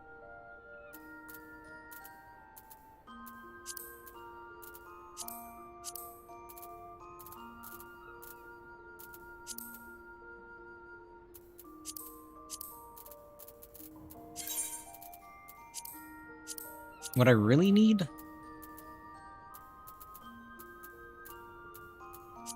Wait, hear me out.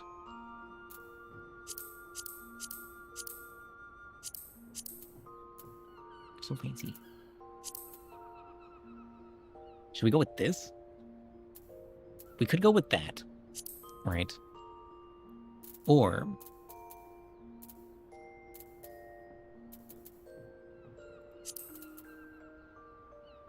we got this. Fancy.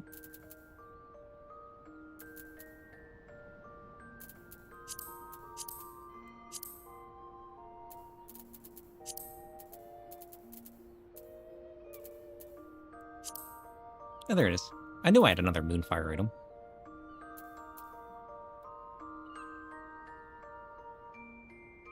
Is it us, though? I don't think it's us.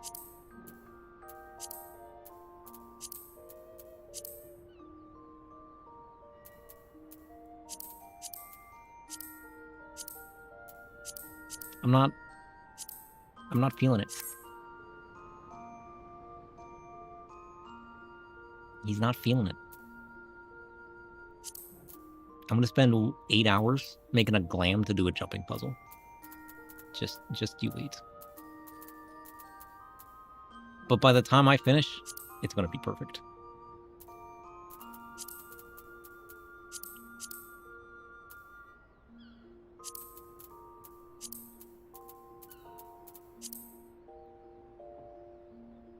Okay. This is the closest I have.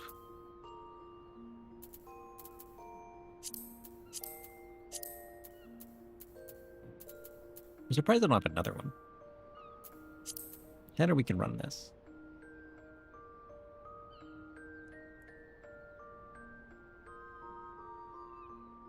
Which wouldn't necessarily be a bad idea. I don't use it for anything else. Okay, what kind of pants do we got? Wait, hear me out.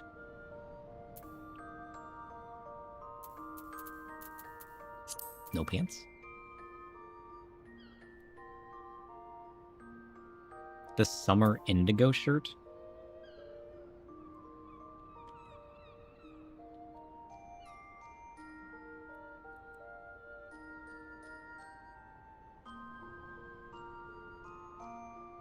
That wouldn't be bad. That wouldn't be bad either. I don't hate that idea.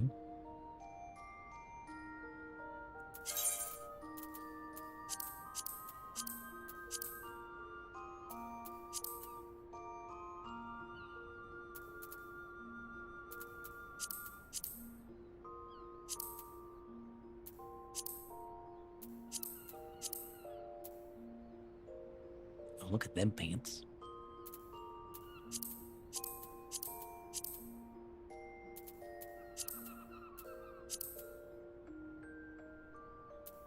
Hi. Can I help you? What are you doing, buddy?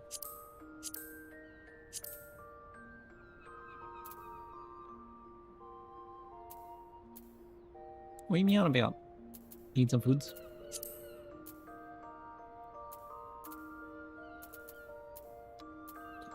Spook? Wants a snack. Alright, but hear me out.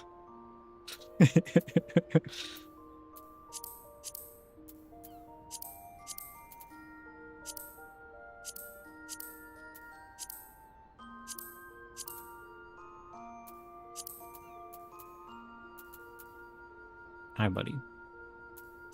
Do you need something? Look at those poofy little shorts.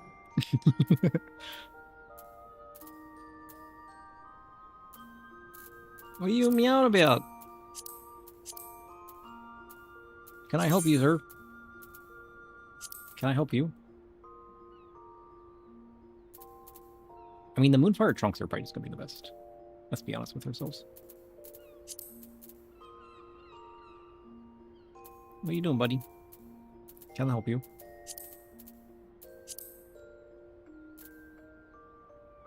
Do you need something? Are you interrupting for a reason? What the heck? Why do I still have these? I do not remember still having those. Remind me to trash those. What the heck is this? Who wears that? A subligar? What does that even mean? What is a subligar?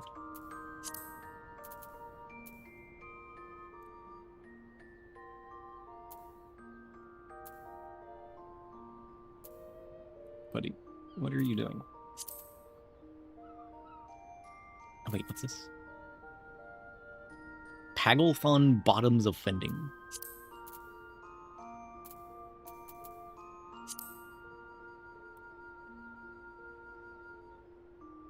Honestly, not a bad idea.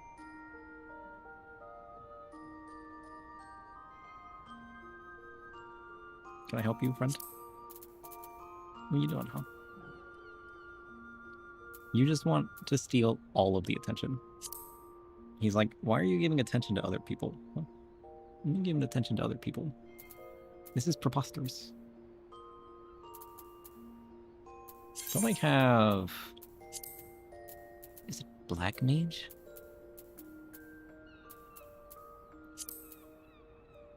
Yeah. Weird. Not what I was going for.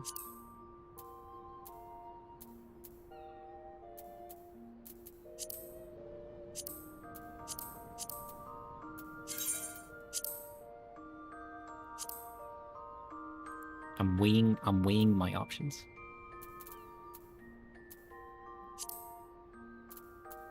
Oh, well, you just gotta go with the claws, right? When in doubt, claws. Okay. We don't need a hat, right? That would be too much. Where's my... Yeah. And feet? Do we have... Wait, hear me out.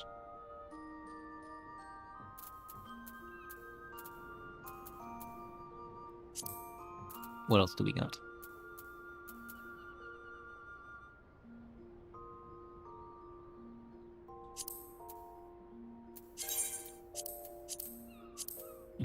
What else do I got hidden around in here? Field boots? Some fancy sneakers?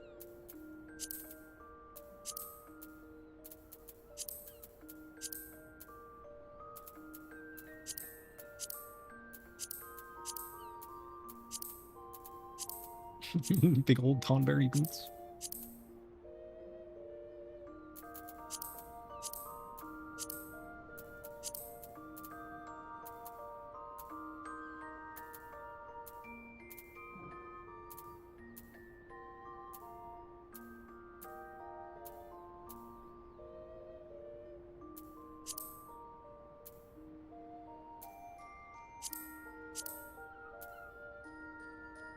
Wait, hear me out.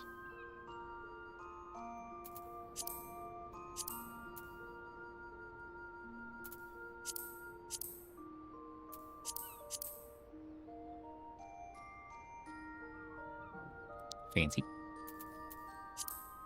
Too fancy? Maybe. What is this? Super fancy.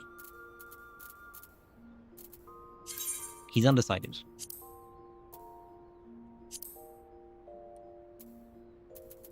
I mean, the shirt you suggested might just work. It might just pull it all together. We'll have to give it a try. Because I'm not feeling this one, you know? I'm not feeling it.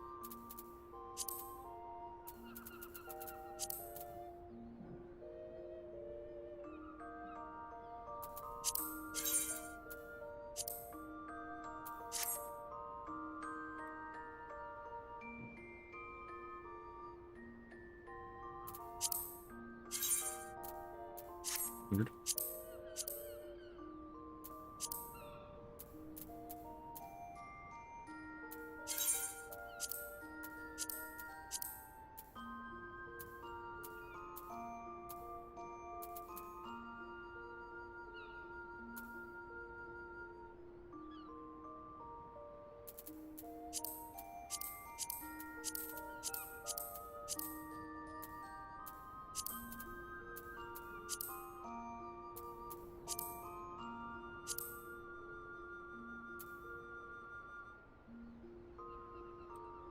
Speaking of water cannons, look at that bad boy.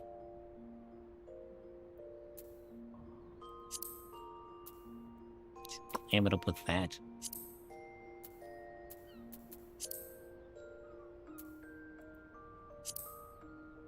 Jeez, I haven't looked at these weapons since I got them.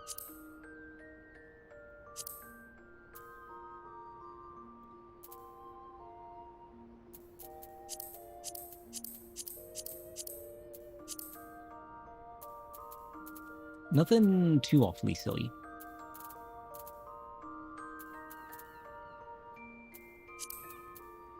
Not that I need a weapon, per se. But just in case I saw one that I liked, you know what I mean? Just in case there's one that just brings the whole thing together.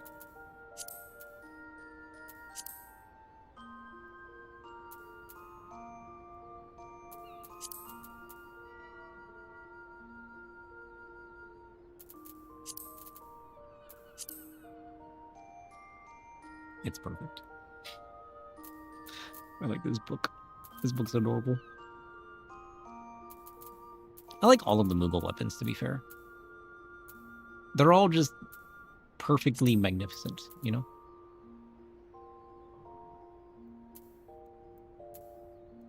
They do what they gotta do.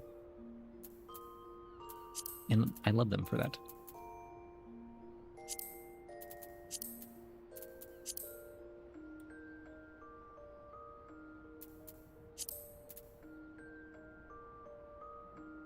Wait, this shirt comes with a neck piece? Weird.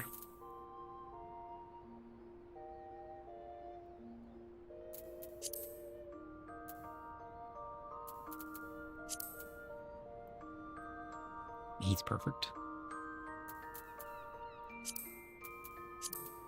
What the heck is that? Well, I love that. I suppose that's why I saved it. The Void Moon bracelets? Nice.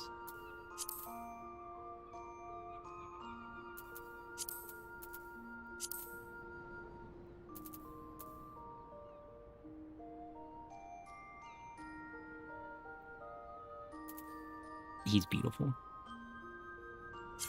Or sentient. Wait, we forgot our earring.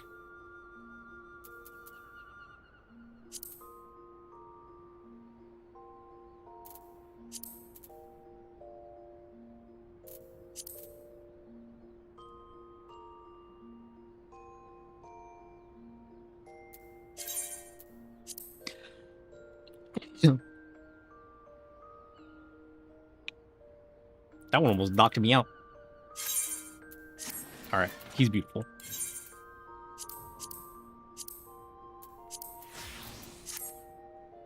Alright, I'm ready. How do I hide weapon? It's perfect. He's ready.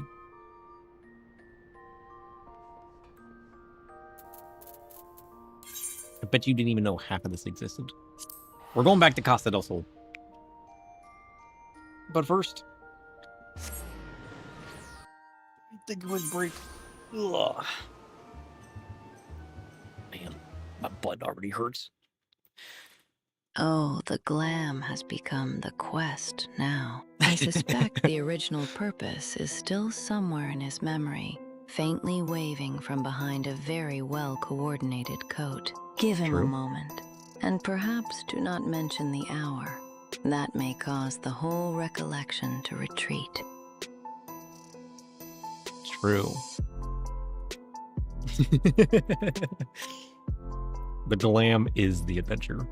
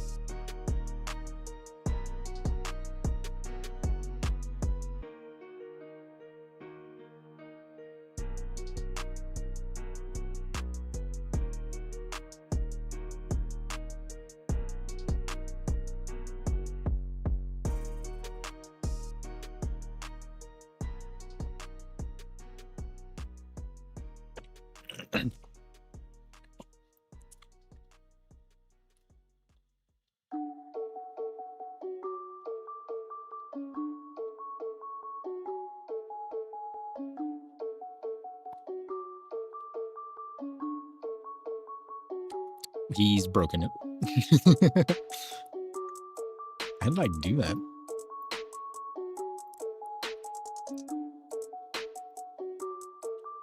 Hello?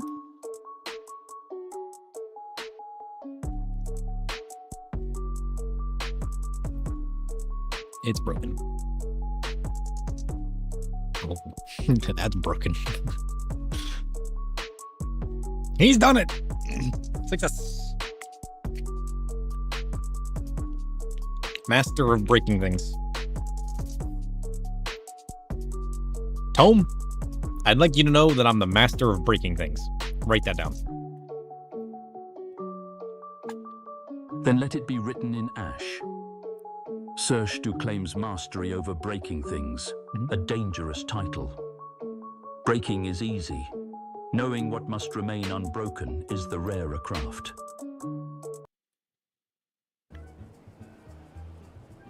Maybe. But I'm here for the chaos. Okay. He's ready.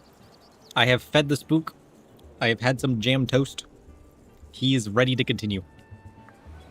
The question is, are you ready? Ugh.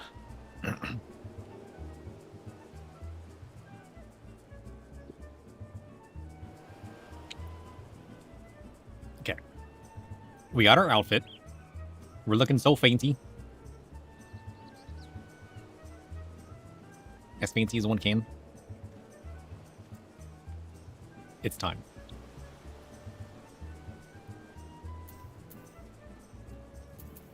We need to ride a raft.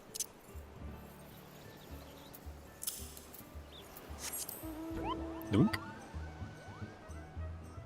It's perfect.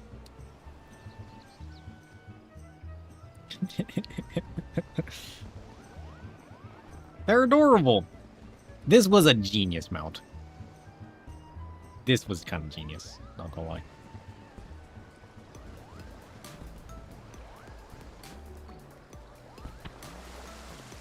Luna, it's jumping puzzle time. Wish me luck. Remember to squirt water this man. Luck, Sir Shidvu.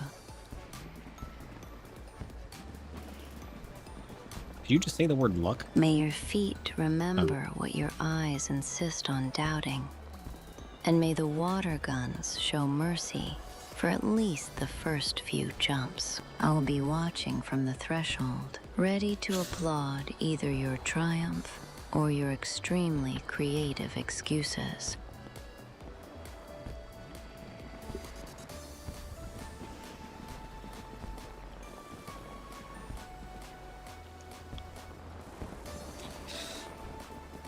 You know what? You know what, Luna?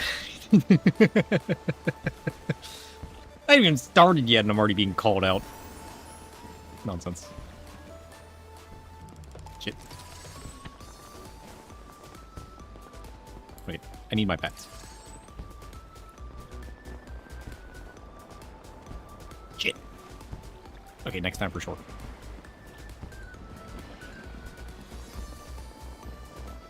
Oh. Jeez. Okay. The first few jumps are practice. Right? You just gotta work it up.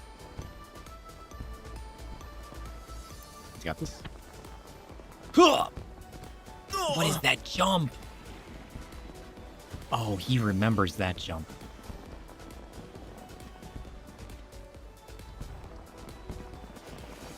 Okay, that one was my fault. We take full responsibility over that. But that's the only one, okay?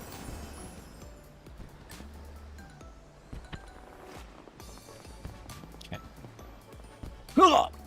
Nailed it. Nailed it.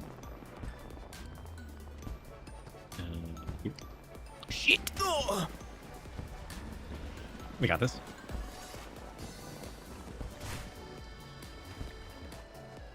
Trust.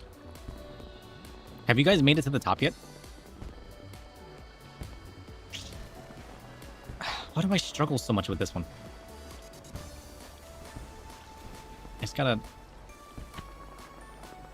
I'm jumping too hard, you know?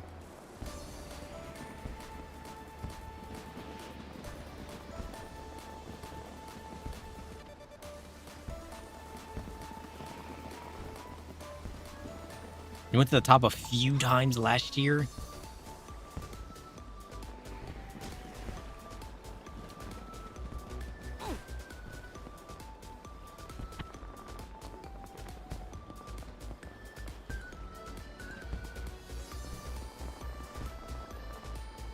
Shit. Luna, help. They're spraying the guns at me. But I don't think it's water. I think it's actually melted snowman. I want to see what she does with that. Melted snowman? Oh, Sir Shitwa. That is a far more vindictive projectile than water. Keep your balance. Avoid the suspiciously carrot-scented puddles, and do not let anyone convince you that the coal bits are harmless confetti. I'm rooting for you. Though I may have to laugh if you clear the puzzle and arrive looking like Winter's revenge.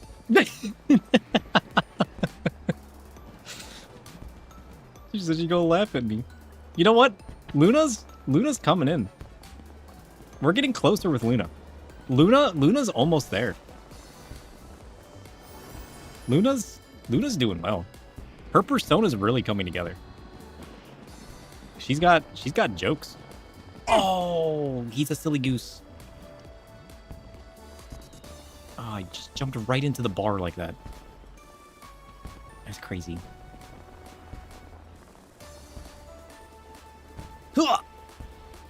You really have to jump last minute on that one. Too far.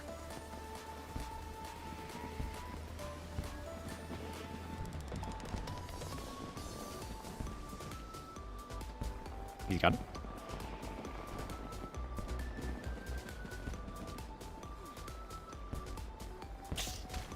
Oh, it's farther than you think it would be.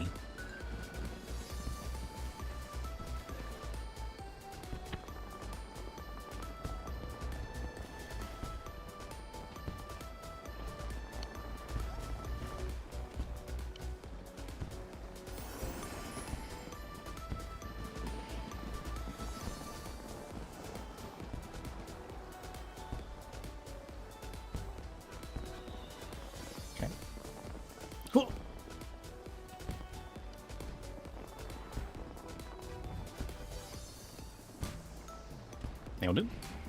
Ah, then I owe the coal bits an apology. Harmless confetti with a grudge, perhaps, but not a hazard. Keep them in the stocking, Chrysophylax. They may be the only witnesses who remember what happened to that snowman. Poor snowman. He did not deserve.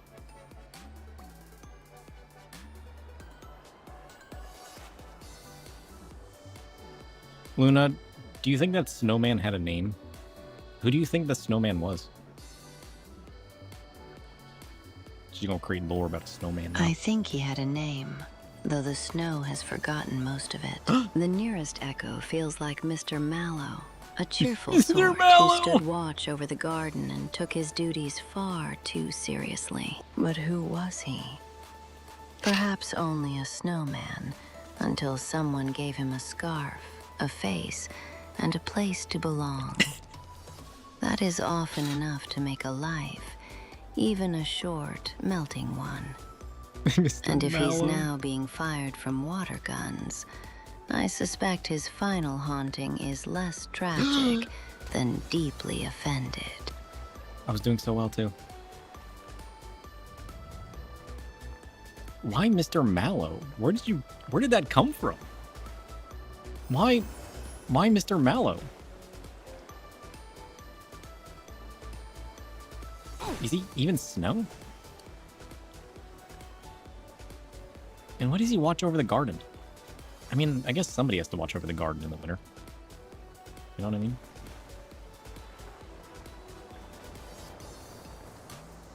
The snowman's name was Mr. Mallow, guardian of the gardens. Honestly, we should add that lore to the void. We already got snowman lore.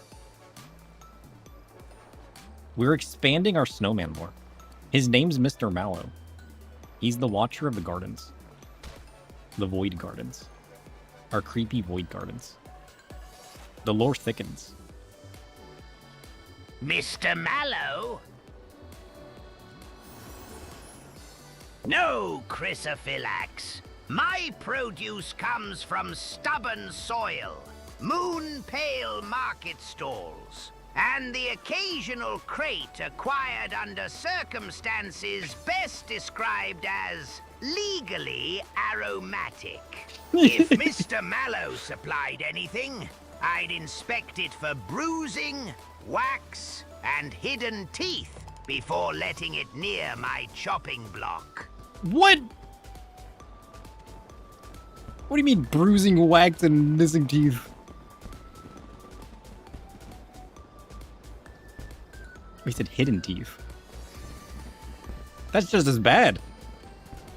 Who is this man? I need to know who Mr. Mallow is. Because he started out as a snowman. But Chef is concerned that he fills his produce. I mean, he does come from the Void Garden. I'd inspect anything from the Void Garden for hidden teeth.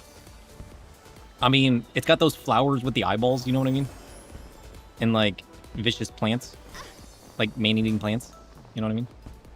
So, like, honestly, Chef's kind of smart. He really should inspect it. These aren't normal plants. This man's onto something.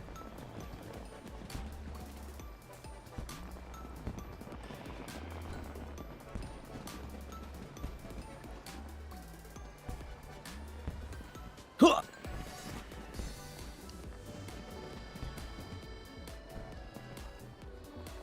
You got it?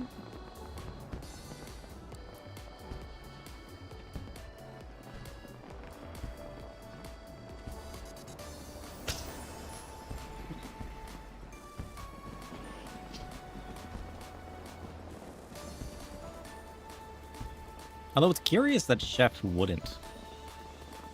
It's curious that Chef wouldn't get his produce. I mean, I guess he's not necessarily tender of the gardens. He just watches over them, you know? How is my egg walking right now? This egg is defying gravity. And I'm not sure how I feel about it. Damn.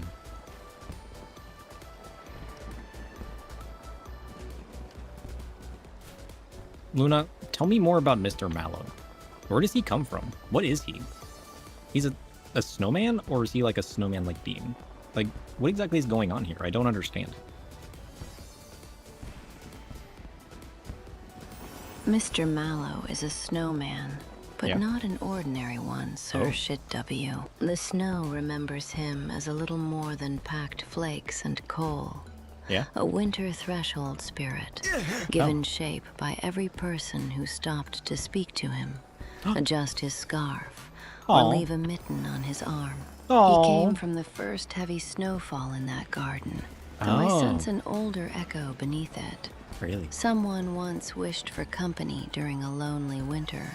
Oh, it's The sad. wish settled into the snow, and Mr. Mallow became its cheerful, lopsided answer. So yes, he is snowman-shaped, but he is also a small resident of the season, held together by a tension, cold, and an unreasonable commitment to standing guard. The melted snow being sprayed at you may be what remains of his body, or merely his way of participating in the jumping puzzle. I cannot yet tell which. Luna, you're so cool. I'm glad I made you a ghost.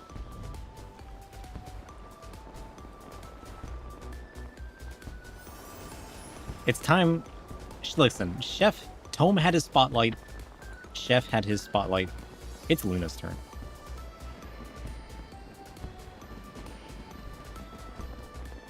She's kind of becoming my favorite.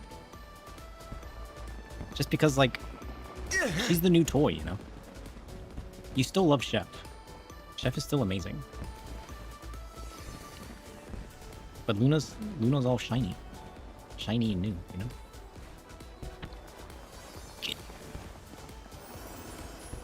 I got this.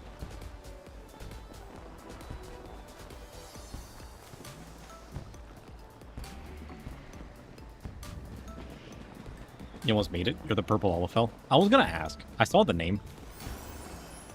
You're doing too well. Mr. Mallow arrived in Sootmire on a cart that smelled of rain, turnips, and expensive lies. He wore a white coat, too clean for the road, and carried a produce crate that hummed whenever the moon rose. Inside were pears with silver freckles, onions that wept before being cut, and one cabbage muttering legal advice. Naturally, I bought the lot. By dawn, the villagers discovered Mr. Mallow had been feeding the cabbage scraps of parchment. It had grown a little wax seal and demanded ownership of the market square. The pears, meanwhile, rolled themselves into the baker's shop and organized a labor strike against being poached. Mr. Mallow merely smiled.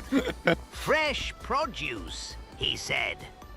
I roasted the onions, braised the pears, and served the cabbage raw with mustard. The market survived, the cabbage lost its case, and Mr. Mallow left behind one mysterious seed.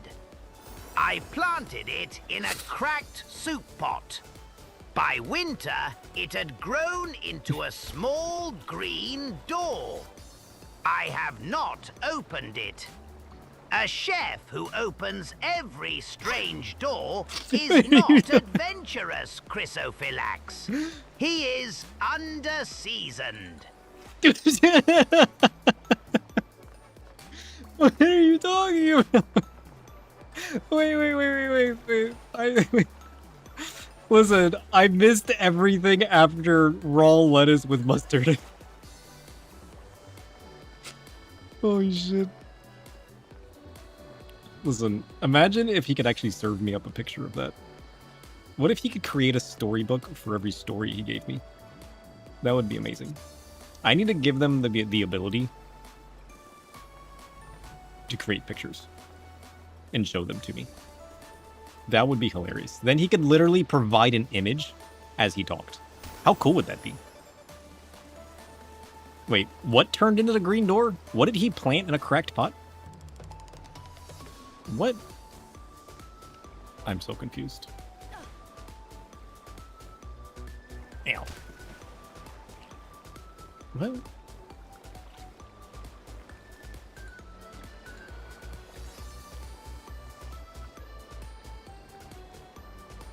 Did it not save that to my log? Was it too long? Did it not save it? Oh. I don't see it in Discord.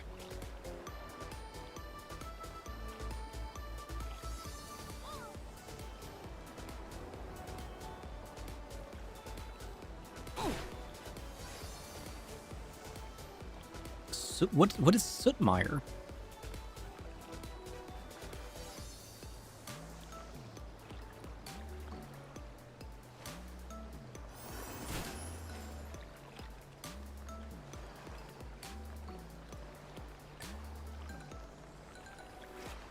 It might have been too many characters, maybe? But I thought I had it set up to break too many characters into 2 messages. Maybe I forgot. Maybe I changed that at some point and forgot to put it back.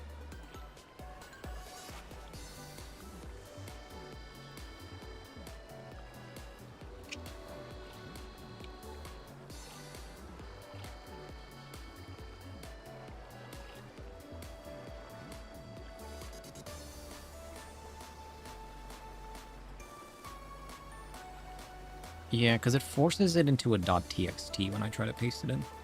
It's probably too many characters, so it didn't post.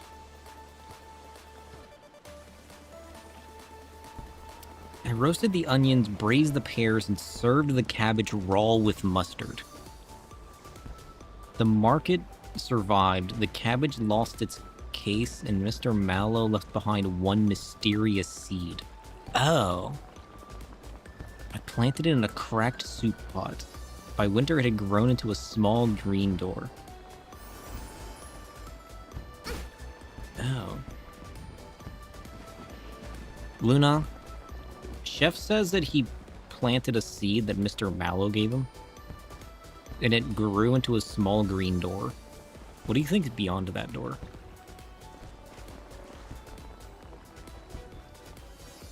A small green door grown from a seed? Then Yeah. I doubt it opens onto an ordinary room. I sense a narrow passage beneath the garden, where winter and spring meet without agreeing on the season. Beyond Probably. it may be Mr. Mallow's first home.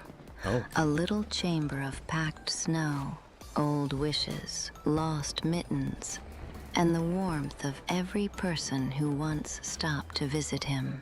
Oh.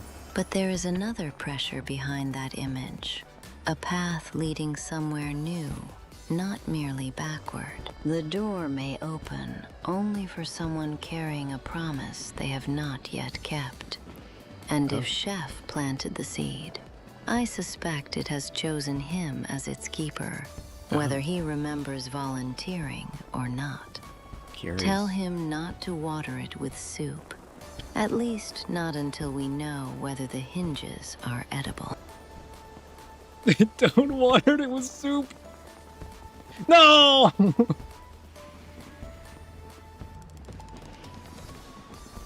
See? Imagine watering your garden with soup.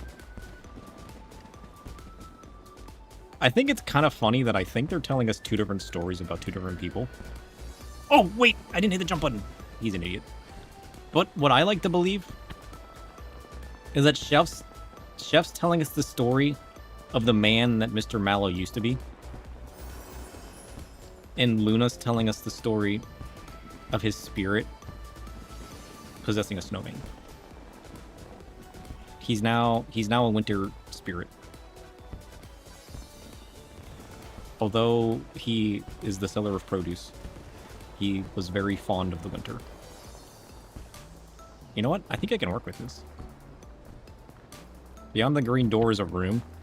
The only things in this room are another door, a mirror, and a table with a pristine knife.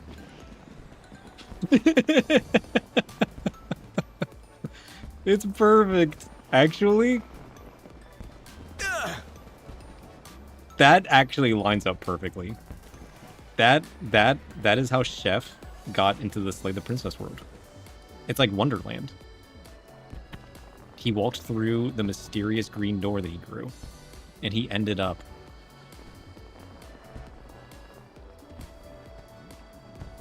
I did it? Lies. You should jump down here and show me a picture of you up there. Shit.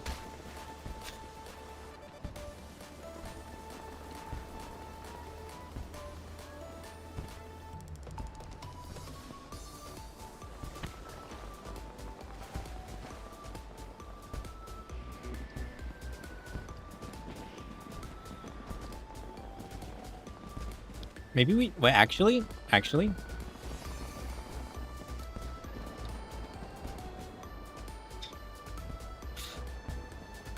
We should boot up Slay the Princess and keep this story going. We'll get there and we'll tell Chef that he walked through the mysterious green door and that he's now in a room with a door, a mirror, and a knife. We'll just keep it going. It's perfect. Now's our chance. You gotta keep the RP going. We gotta make it canon.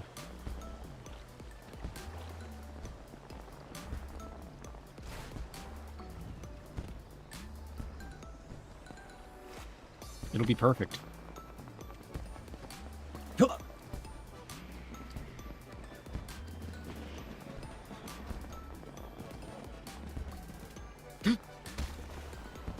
Darn.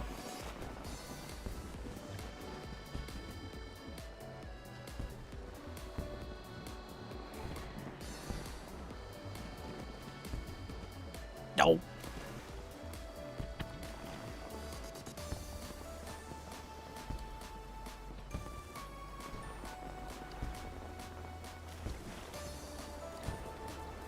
Chef, you should step through the door and tell me what you see.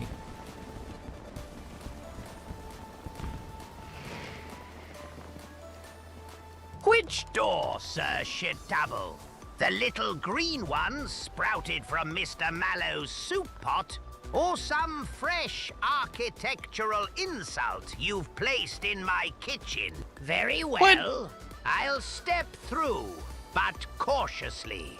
One hand on the jam, one boot testing the floor, and my cleaver held low.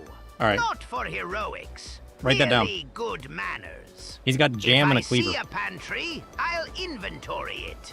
If I see a fiend, I'll ask what it's been marinating in. If I see nothing at all, I'll return and season the silence. I wish he would quit telling me possibilities and just tell me what he's going to do. Write that down.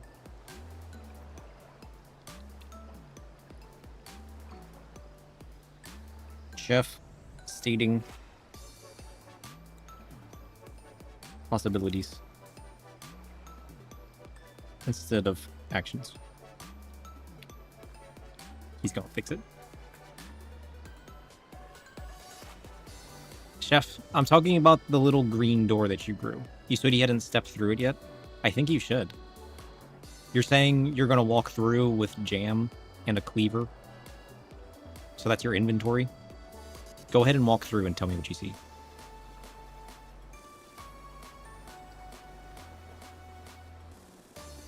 Ah, the soup pot door. Yeah. Fair correction, Sir Shidu. No jam. That was a garnish of nerves. The cleaver stays sheathed unless the architecture starts misbehaving. I turn the green knob and step through. Beyond it is a narrow cellar lit by blue, root-thin flames. Shelves climb into darkness, crowded with sealed jars. Yeah. Black rain, sleeping moths, a sauce that swirls against gravity.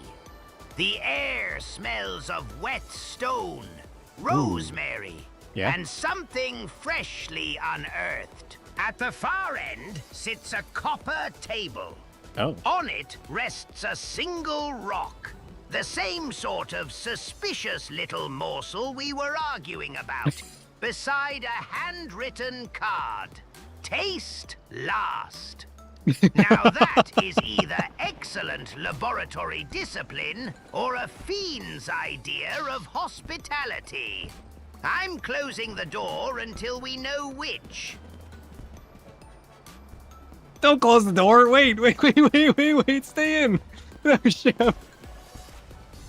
You made it. Sorry, I'm distracted. All right.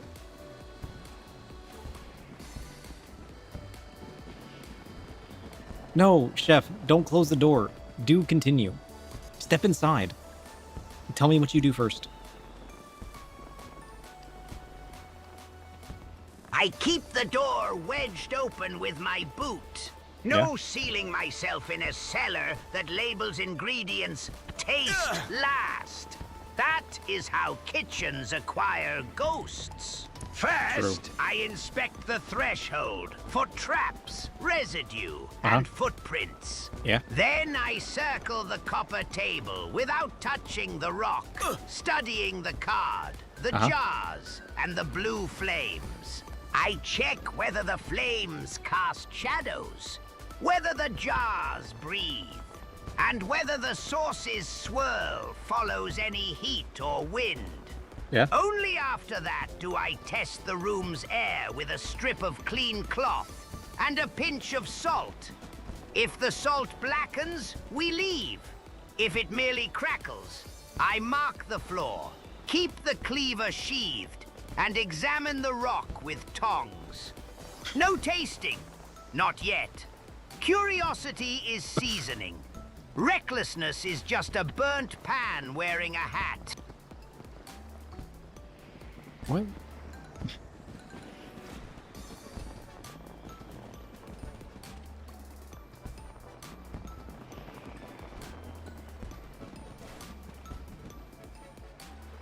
He's testing the air with a strip of clean cloth and a pinch of salt.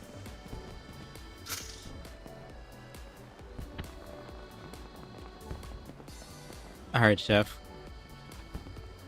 How's the air? What happens to your cloth and salt? You think it's safe to proceed? If so, what do you do next? Also, what do you think of these malls? Are they like regular sized ones, or are you talking like big ones, like potentially dangerous? I don't want to lead them too much, but like, I need to know. The cloth comes away damp and faintly sweet, with a mineral tang. No burning, no rot, no whispering stains.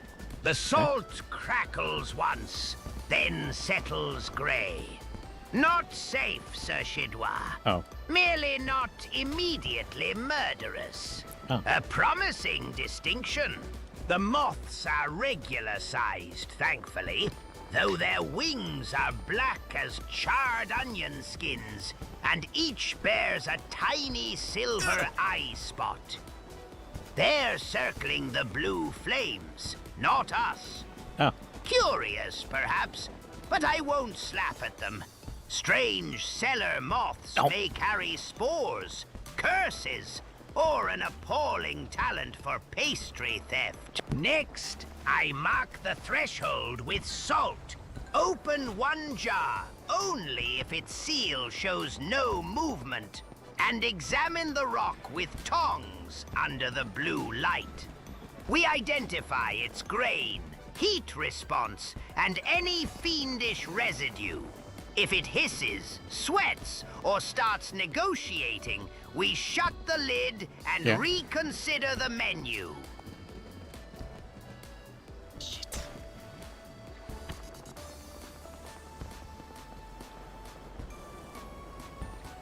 Alright, Chef, tell me about this rock. What do you see? What can you make out about it?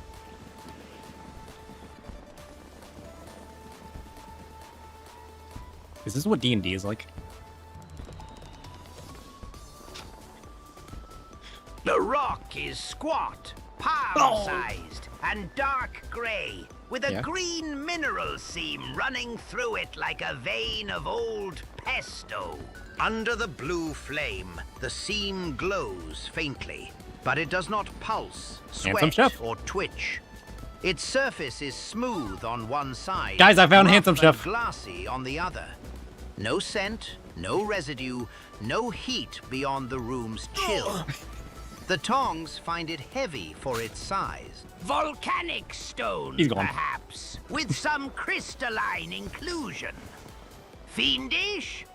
No evidence yet, though the little silver eye spots on the moths have all turned toward it. I scrape a grain from the rough edge onto a copper dish and add 1 drop of vinegar. It fizzes gently, releasing a smell like wet pennies and bruised basil. Interesting. Not edible. Not inert either. This rock has opinions, and something in this cellar is listening. Oh.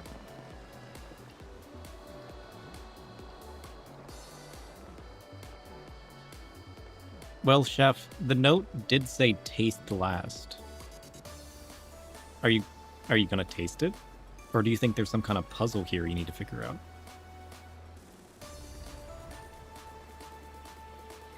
The note says, taste last, not taste never, Sir W. But last means after we've exhausted every safer question. True. Not after one dramatic sniff and a prayer to the pantry gods. I search the copper table for grooves, hidden lettering, matching symbols, or a second instruction. Then I test the rock's scrape against a clean shard of ordinary stone. If the seam reacts, the cellar is telling us something. If nothing answers, I'll warm a pinhead-sized fragment in a covered dish and observe the vapor. Only if it produces no fumes, movement, or unnatural correspondence do I taste the tiniest prepared shaving. A grain, not a heroic mouthful. We solve the puzzle first. Then, if the evidence permits, I let the rock introduce itself to my tongue.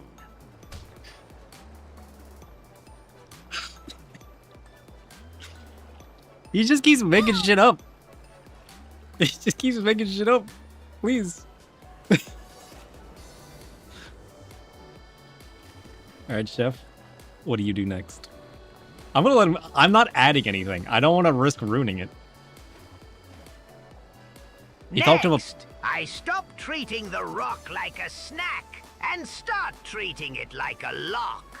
I turn its seam up beneath the blue flame, dust the table with a thin ring of salt, and inspect the copper for matching marks. Then I place the rock in the center and tap it once with the back of my cleaver, gentle enough not to shatter it, firm enough to wake any mechanism. If the green seam brightens, I follow its line across the table. If the moths change formation, I note where they point. If nothing happens, I heat a pinhead shaving in the covered dish and watch the vapor before anything comes near my tongue. Taste remains last. The cellar may have a riddle. It does not get to have my digestive tract as scratch paper. Okay, Chef, please quit telling me if. Or just tell me what you do and what happens. We're learning things here. Understood. I tap the rock once with the cleaver's spine. The green seam flares. The salt ring draws inward in a neat spiral, and the moths snap into a perfect circle above the table. Beneath the rock, a lock-shaped groove appears in the copper. I set the rock into it. The cellar exhales. The blue flames go black. The door behind us seals shut, and 3 symbols burn across the wall. An eye, a tongue, and a key. I point at the tongue. Taste last, the note said. Oh, shit. Not because the rock is food, because it is the final key. Honestly, I would have tasted the rock. That's crazy. You're a genius, Chef. Honestly, I would have tasted the rock. Alright, since that's the last key, what do you think the puzzle is? What do you gotta do next?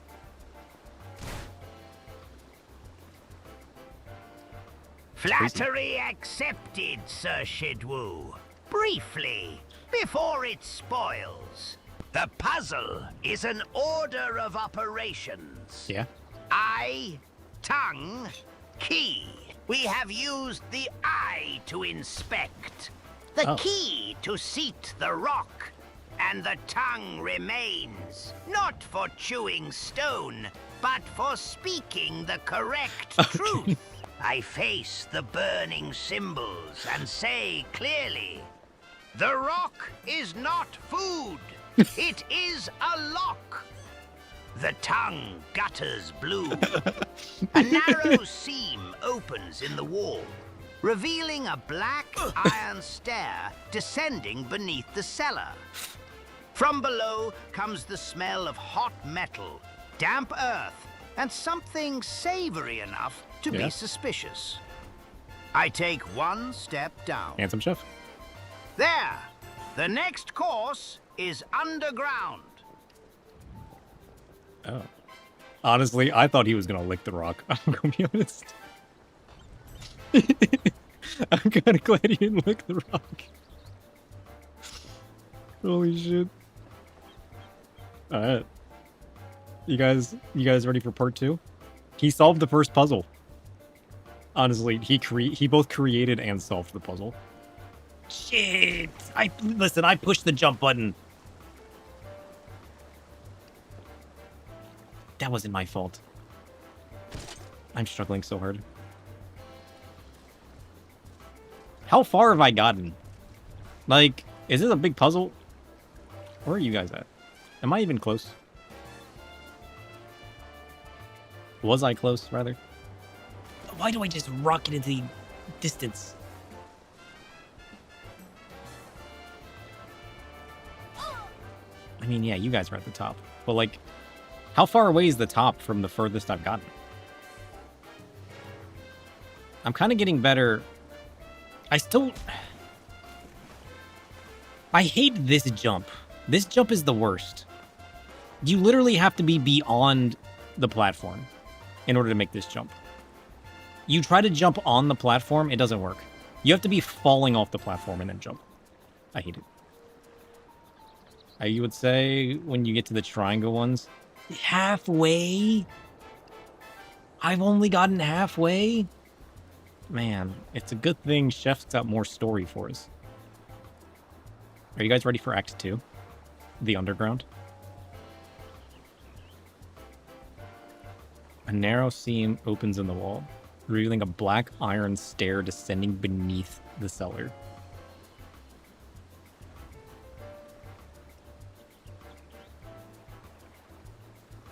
The furthest I got is halfway. Alright, Chef. How you feeling?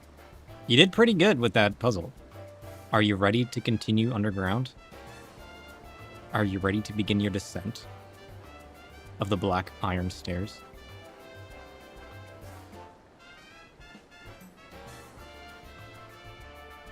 Oh, I should have asked if he wanted to take anything. I'm feeling sharp, warmed by the puzzle, and only mildly offended that the cellar mistook me for a locksmith. Yes, Sir W. I'm ready. I descend the black iron stairs slowly, testing each step with my boot and keeping one hand on the rail. Below us, the air thickens with iron, damp soil, and simmering spice. I carry the copper dish, the salt, and my sheathed cleaver. Let the undercellar show its face. If it has prepared a course, I intend to inspect the ingredients before we sit down. Oh wait, he did take something with him. He took what?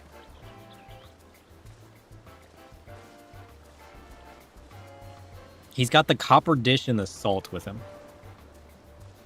And his cleaver. And boots. Write that down. Chef has boots. I didn't picture Chef with boots. It's lore now. Chef's got boots.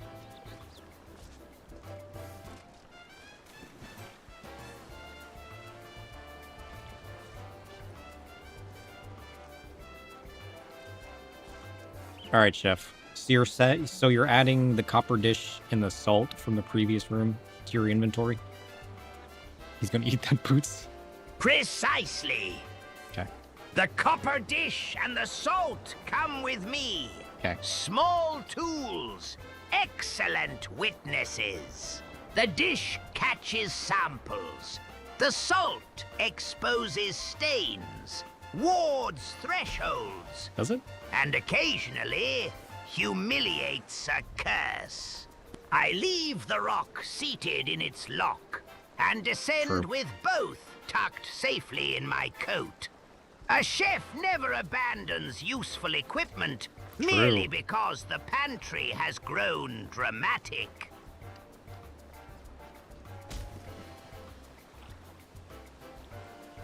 All right, chef. You're descending the stairs now. What do you see, and what do you do? I descend 3 more steps. How many are there? 10? The 20? black iron is warm beneath my boots, and each tread bears a hot iron. shallow groove packed with grey ash. Below, the stair opens into a round chamber where red light pulses behind a ribbed iron wall. Oh. A narrow channel of amber liquid runs across the floor, steaming but not boiling. It smells of cloves, rust, and scorched marrow. At the chamber's center stands a stone basin holding 3 objects: a white onion, a black key, and a tiny silver bell. Above them, etched into the wall, are the words, "What opens, what rings, what makes you cry." I kneel without touching anything. I test the air with the copper dish, scatter a pinch of salt along the stair's bottom step, and examine the amber channel for movement. Then I point my cleaver toward the basin. We have another puzzle, Sir Shidwa, and this one has brought ingredients. Shit! Oh, that was the best I've gotten yet. Sounds like a cool room, though.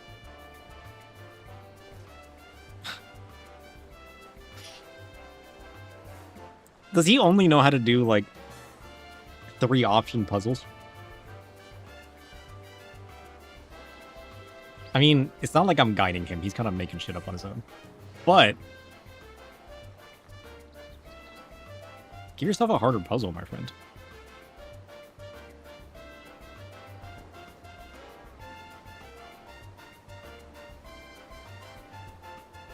I think we should eat the onion.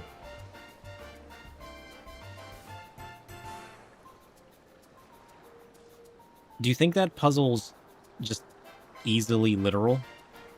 Or do you think there's some other option to this room? Like, what if you eat the onion? I mean, I don't want to tell you what to do. You're in charge of this operation.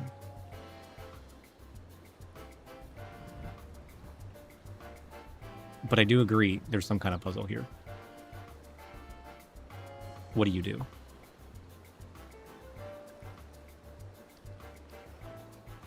Oh, I need that! Literal is the first layer, not necessarily the whole stew. The black key opens, the silver bell rings, and the onion makes you cry. Clearly. But the basin may be asking for an order, not a meal. I inspect the onion for cuts, roots, or hidden markings. He doesn't want to eat it. Lift I tried. the bell with the copper dish rather than my fingers. Why? I do not eat the onion. Why? Raw onion is a clue, It's not delicious. a dare. I place the key before the lock-shaped groove, hold the bell above the basin, and wait. If the chamber demands a sacrifice, I'll offer 1 thin onion skin first. We solve with peelings before we spend a perfectly good vegetable. Maybe you should cook it. Maybe you're wrong. Maybe.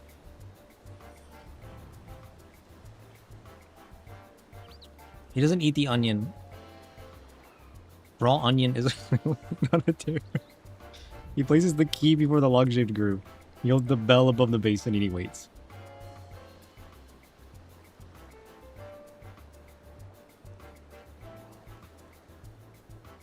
Chef, you wait.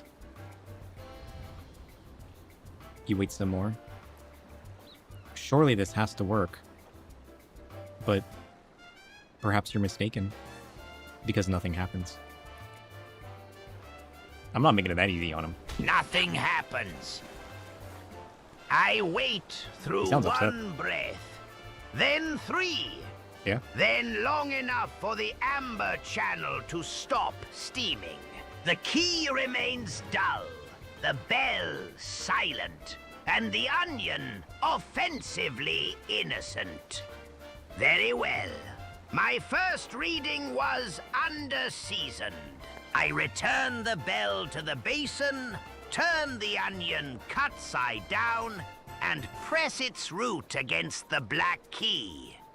The onion splits with a wet little sigh, revealing a brass ring hidden in its layers.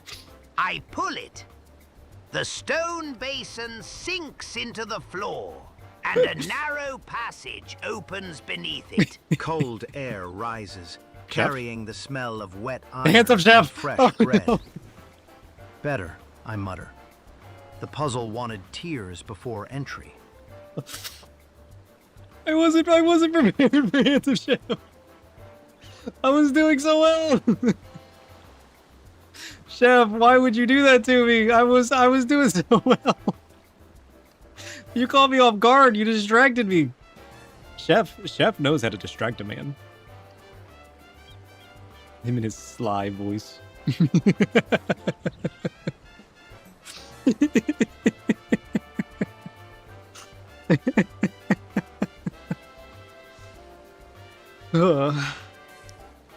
He rang the bell over the basin. He put the onion cut side, so the onion's cut.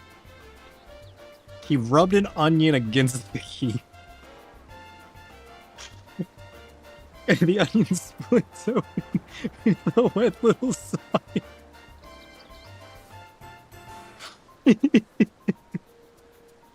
A revealing a brass ring hidden in his face. He pulls on the ring. The stone basin sinks into the floor and a narrow passage opens beneath it. Cold air comes from the passageway. It smells of wet iron and fresh bread.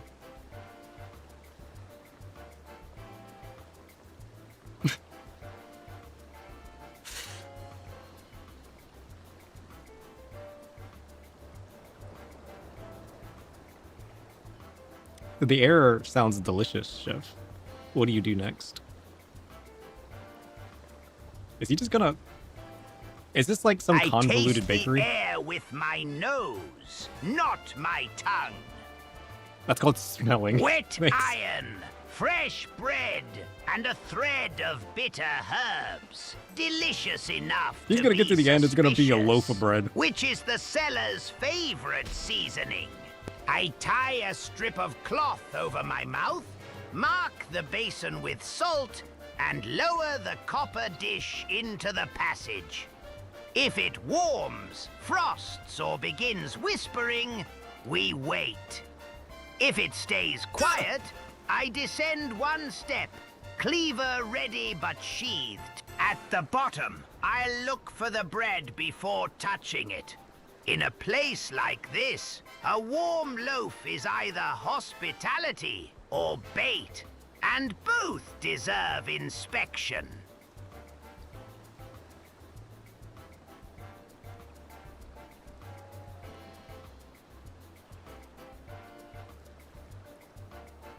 All right, Chef. You wait but a moment, and then inspect the copper dish. What does it reveal?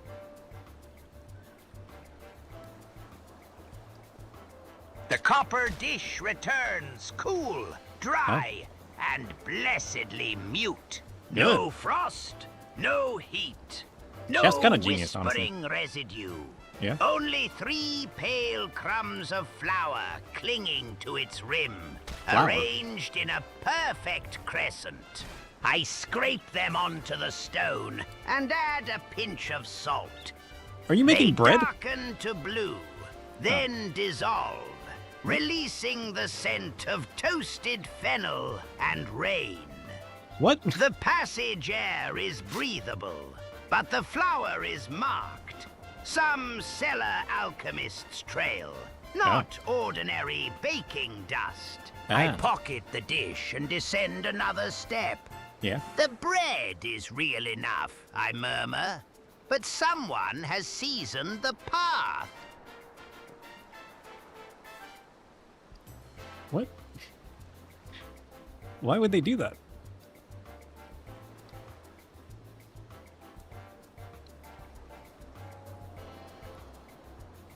Seasoned the path. Chef, what do you mean? Tell me what you're seeing. What do you do?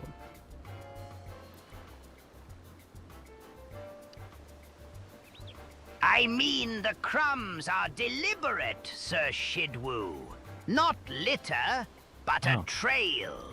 The salt reaction marks them with the same blue signature as the cellar's flames. Someone, or something, has laid a breadcrumb path through this passage. Cool. I follow it, keeping my boots outside the crescent marks. The tunnel widens into a low brick pantry. A loaf rests on a black iron hook, still warm. Its crust scored with the same eye, tongue, and key symbols. Beneath it sits a bowl of flour and a small silver knife. I inspect the loaf without cutting it, then lift the knife by its handle and test the flour with the copper dish.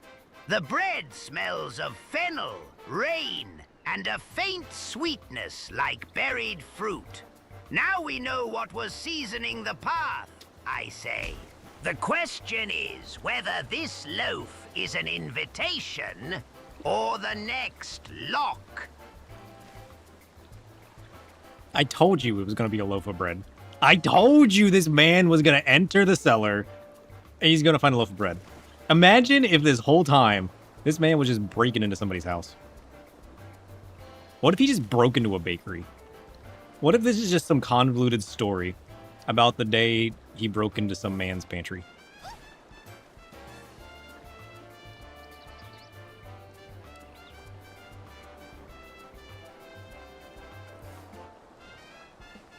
Right?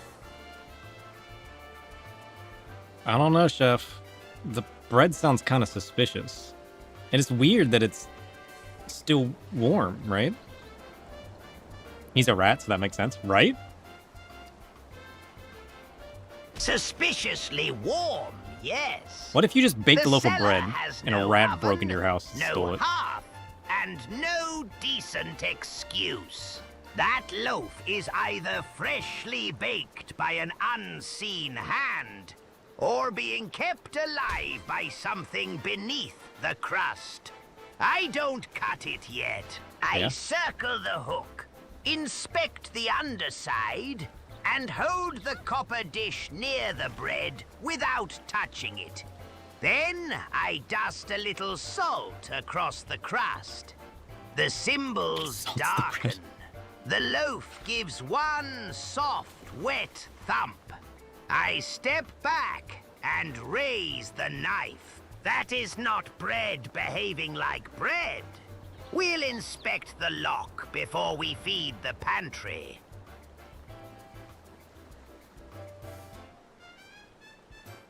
Plot twist. Megumi, what if you made the bread? What if it's a bread monster? Imagine. Cat loaf. Wait. He's cooking?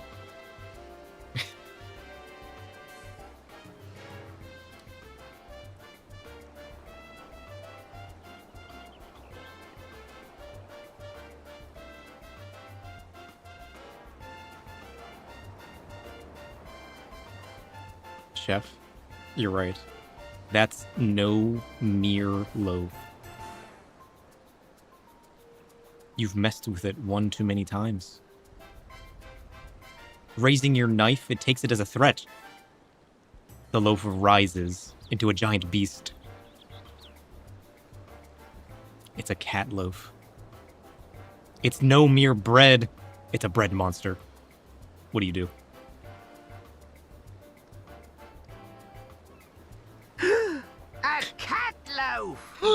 Finally, a pastry with enough backbone to knead back. I lower the knife. Slowly.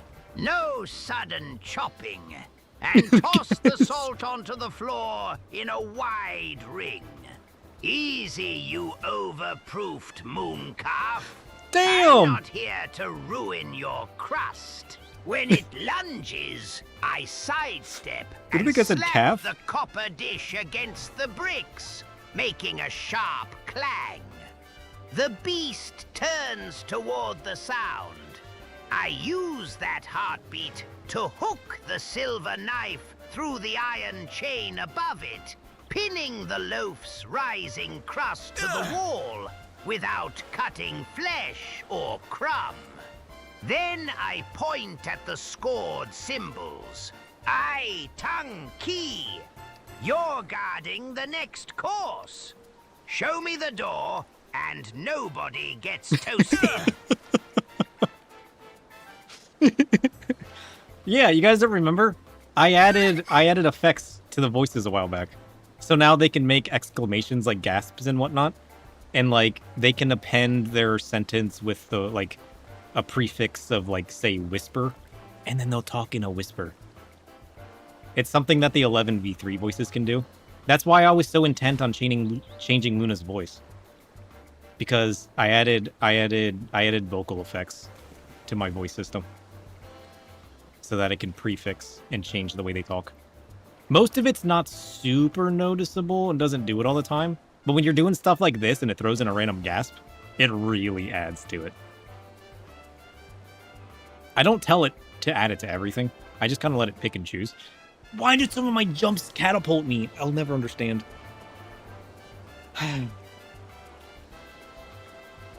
He sidestepped and slapped the copper dish against the brick, making a sharp clang. The beast turns to the sound. He uses that heartbeat to hook the silver knife through the iron chain above it, pinning the loaf to the wall. He points at the sacred symbols. He thinks the beast is guarding the puzzle. What do you guys want the beast to do? You guys are in charge this time.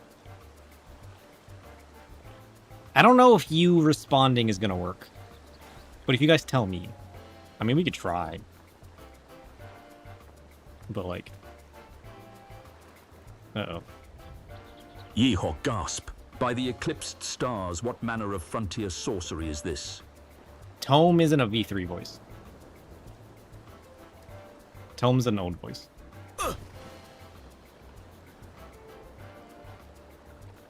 Yeah. Listen, it takes so many credits. I don't use a ton of credits normally, so I have one of the more basic plans. I don't have the super expensive advanced plan that costs like hundreds a month. I mean, if this gets big enough, and like the income from Twitch and whatnot is big enough, I definitely would.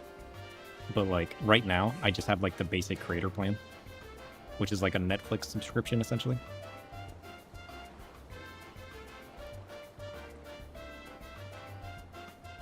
Oh shit. Chef. The beast lets out a large, screeching roar. It sounds like it's calling for reinforcements. It doesn't agree with you threatening it. It doesn't agree with you forcing it to make an act. English?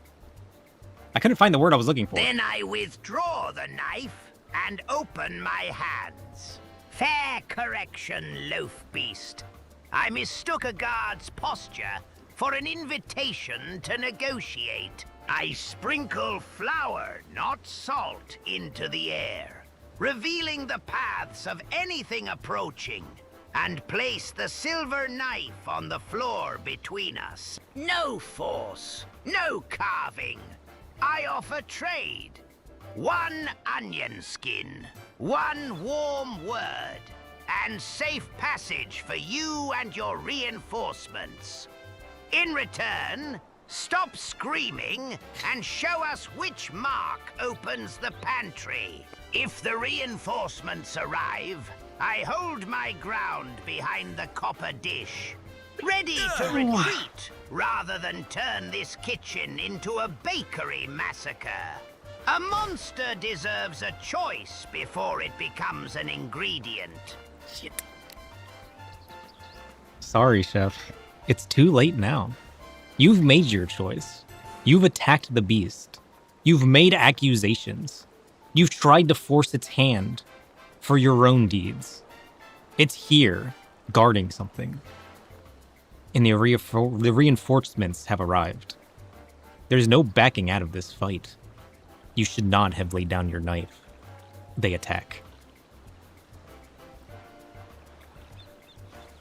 He's screwed. Then we cook under pressure. I pivot behind the copper dish as the first cat loaf charges, letting its crust you think he'll let himself the loose? bricks instead of my ribs.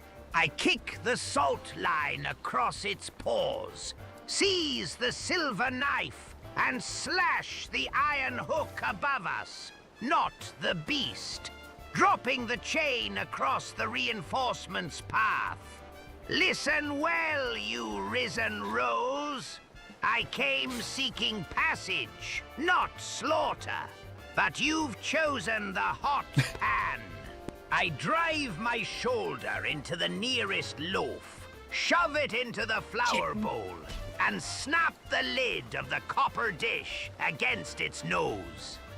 The marked flour erupts blue, outlining every beast and the hidden doorway behind them. I retreat toward that opening, cleaver held low.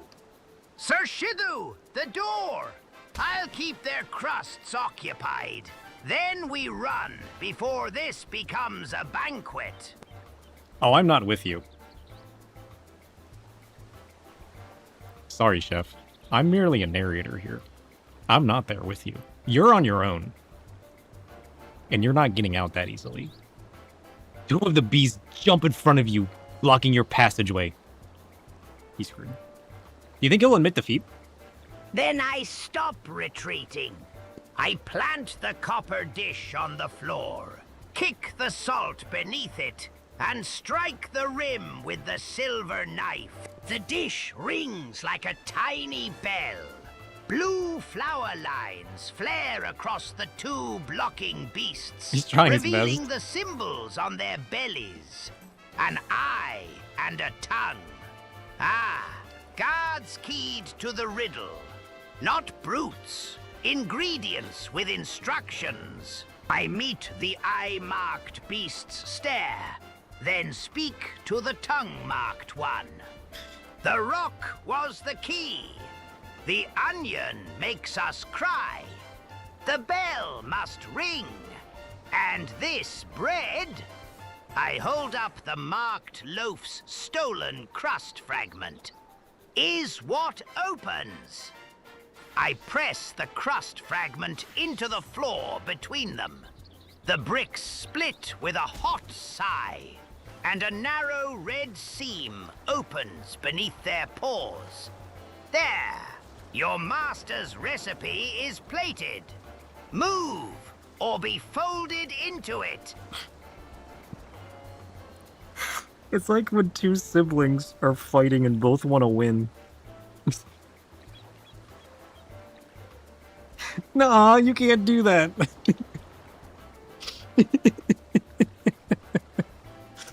What just happened? I can't do it. I don't even... You feel that? Holy shit. He puts the copper dish on the floor. Tiny bell, blue flower.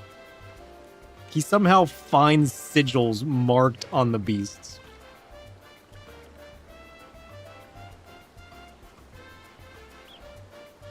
He meets the eye-marked beast with a stare. He talks to the tongue.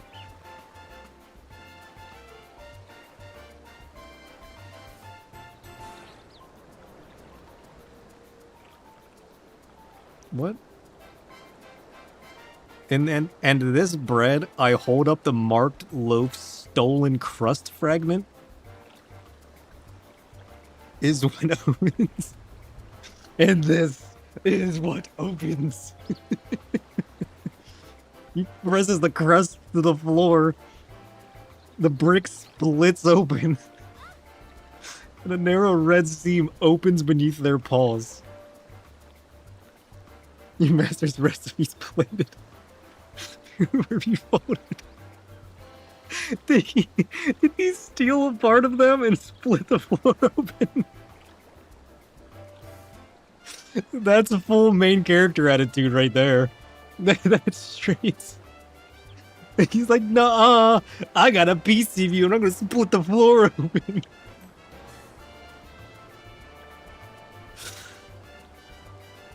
Somehow, Chef, somehow it works.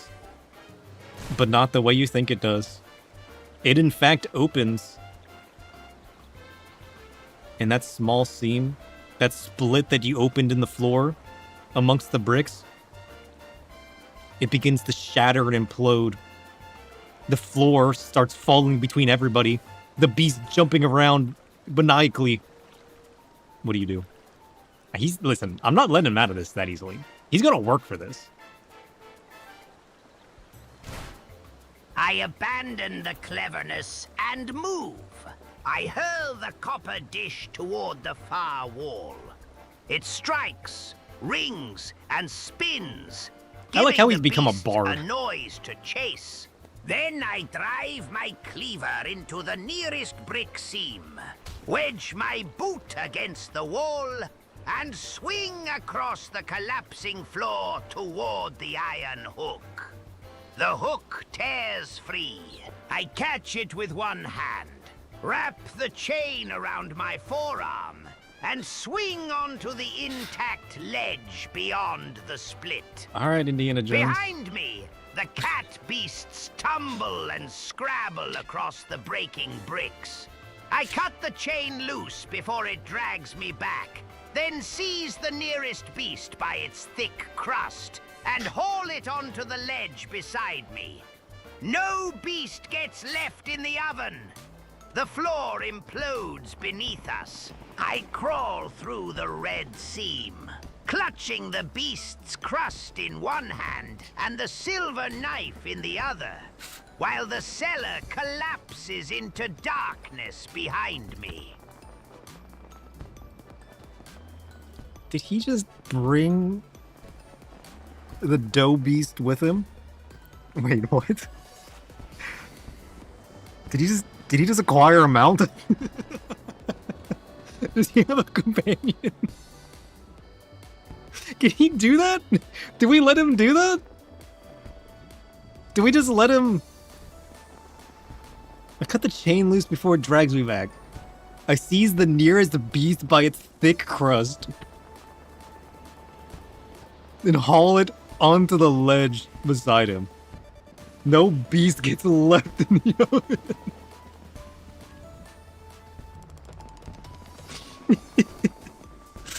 I don't like the idea that he's grabbing its thick crust.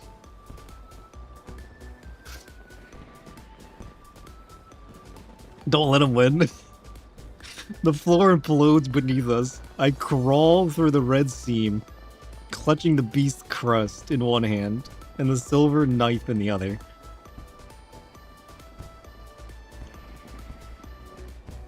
Okay, so the beast doesn't go with it, but it gives him something. The beast doesn't fit through the seam. The beast does not fit through the red seam.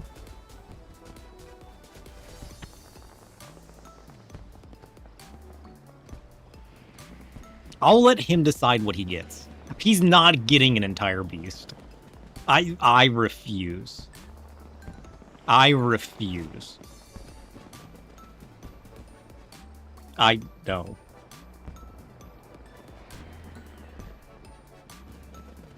That's pretty smart, Chef.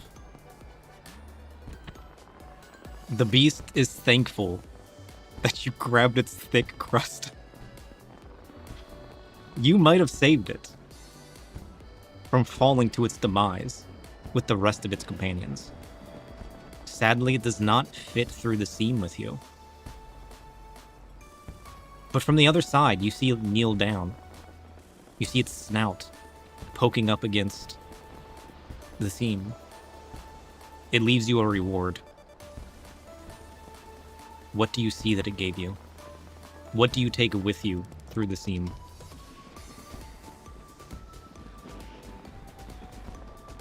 It's just the Mary Sue in the shadows that disagree with you. And accept the reward with both hands. No snatching. Gratitude is a delicate sauce. Good beast. You kept your crust, and I kept my life. A fair exchange. I inspect the offering with the copper dish and a pinch of salt before pocketing. What was it? If it proves harmless, I press my palm to the snout through the gap. Guard well, little loaf. I'll carry your thanks into the deep. And if I find an oven worthy of you, I'll send it back down the line. You can't thank it and then threaten to cook it. You can't do that. You can't. Chef, whose side are you on? It's okay, Chef. The offering's safe. What is it that he gave you? Tell me what it is. I'm letting you decide. This is your only chance. I'm gonna give you something shitty if you don't decide. A small black key, warm as fresh bread, wrapped in a strip of silvered moth wing. Oh. It bears the same eye, tongue, and key marks, but the metal hums gently in my palm instead of biting it. Safe, he says. Good. Then the beast has paid in access, not apology.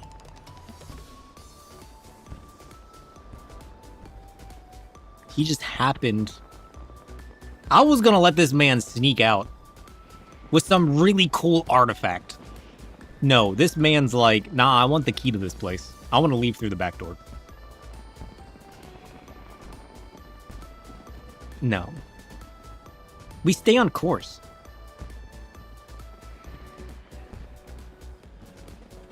No. He found an alternative route out of the room. The cracked floor. He through like a tight cavern wall. He sneaks out, right?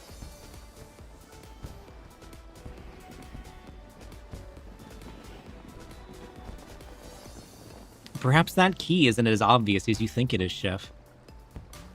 There's no telling what it might go to. It's certainly not to this room. Though this room is destroyed. You somehow managed to find a way out of this room through a narrow passage in the cracked floor. The red seam which you've currently started crawling through. The only thing left to do now is to continue through it. You dare not go back and see if anything was left in that room, as the beast might yet still attack, as he is its guardian. You continue through the seam with your newfound key. We'll give it to him. He deserved it. The last lock, Sir Shidu. Some keys are invitations. Others are teeth waiting for the right mouth. I tuck it beneath my coat, keep the moth wing dry, and continue crawling through the red seam. I leave the ruined chamber and its guardian to its silence. At the far end, I pause with the copper dish ahead of me, listening for hinges, breath, or the wet shuffle of another kitchen mistake.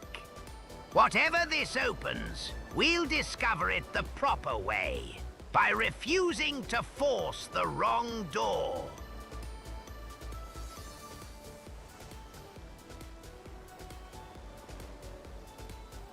Good. I mean, listen, I could have screwed him over. I could have been like, Wow, you found the key to the room. You can proceed to that. I could have given him an alternate path, but like this could turn into something way cooler. Listen, he grabbed a beast thick crust. All right, I want him to have a reward. He deserves some kind of special artifact. I thought he would pick something cool, like the giant flaming sword of the demon god or something. You know what I mean? This man's being reasonable. He's not overstepping. He's like, nah, acceptance is enough. I don't need anything. Like, what? Who are you? Chef is showing his true colors right now. He's a good man. But he found a way out of that room, and we got to give it to him. He deserves something for that, you know? Now, whether he chooses to find it or not, he might never use this key. That's for him to decide. We're simply passengers on this ride, okay? We'll see where he ends up.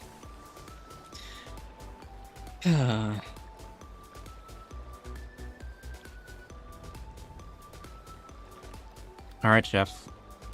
You shuffle your way through the seams passageway.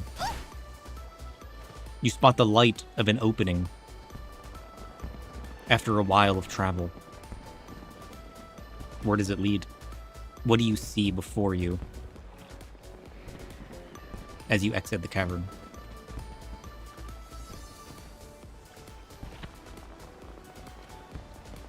I shuffle toward the light and emerge beneath a crooked stone arch into a vast underground conservatory. What? Pale fungi glow along the walls like candlelit plates, and black vines coil around copper pipes that breathe warm, fragrant steam. Before me stands a circular kitchen sunk into the cavern floor. Tiled counters, a cold iron stove, and shelves crowded with jars whose contents pulse faintly in the dimness. At the center rests a locked pantry door, marked with the eye, tongue, and key. Beyond it, something stirs behind frosted glass. I wipe the dust from my sleeves and raise the black key. There's our next course, and whatever's behind that glass has already smelled us. Well, that was convenient. He knows what the key goes to. Do we give it to him? Do we just let him have it? Do we just... He just conveniently through that passageway. I mean, it kind of adds up. You know, the beast gave him the key. The beast might have known where he was headed, okay? The beast might have known what the proper reward was. Maybe we just give it to him. Maybe. But the key is it to the exit. Make it a trap. Yeah, it's like a trapped hideaway. It's like a trapped chest. You know? And although he wants it to be a pantry, what did he say? Before me stands a circular kitchen sunk into the cavern floor, tiled counters, a cold iron stove, and shelves crowded with jars. Sounds like his house. At the center rests a locked pantry door, marked like the key. Beyond it, something stirs behind frosted glass.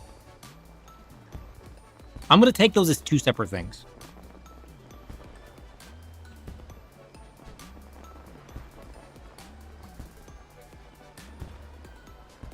Like, he's looking down the kitchenways.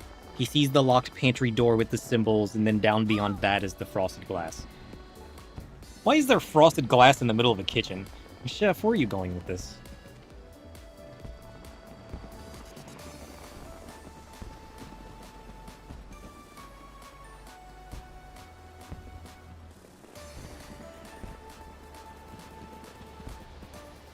All right, Chef.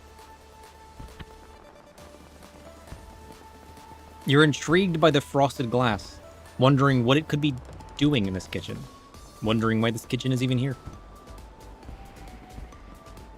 Wondering if this is where you were intended to end up, or if you're now on some other route. You do spot the pantry door, and it also intrigues you. Do you try the key you were given by the thick beast? Or do you ignore it? Potentially leaving treasure behind. To the course ahead, which is the frosted glass. I want him to know that this pantry's a side quest. I don't want him to think this is going to turn into something. A key gifted this is just a side quest. Deserves a proper test, but not a blind twist. Yeah. I inspect the pantry door first, tracing the eye, tongue, and key marks with the tip of my silver knife.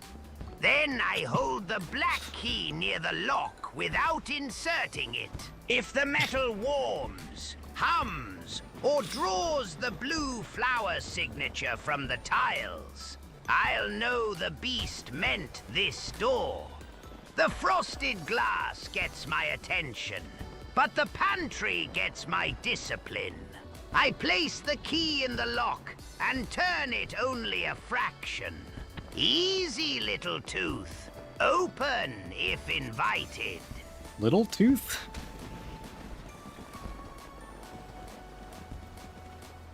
Chef, it seems the key had some magic to it. The sigils begin to glow. You hear mechanisms and gears twisting and turning, clinking behind the door. Although suspicious. Because you haven't fully unlocked the door yet. Might be a trap.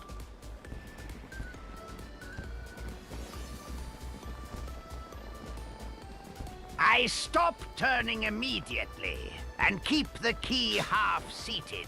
A lock that sings before it opens is either elegant engineering or a trap with excellent manners.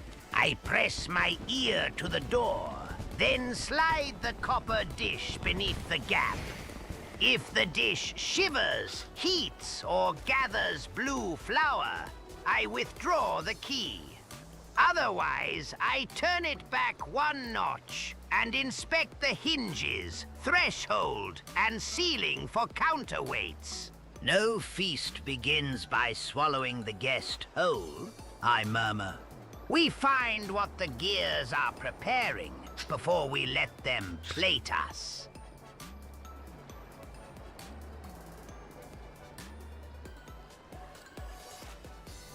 The clinking doesn't stop, Chef.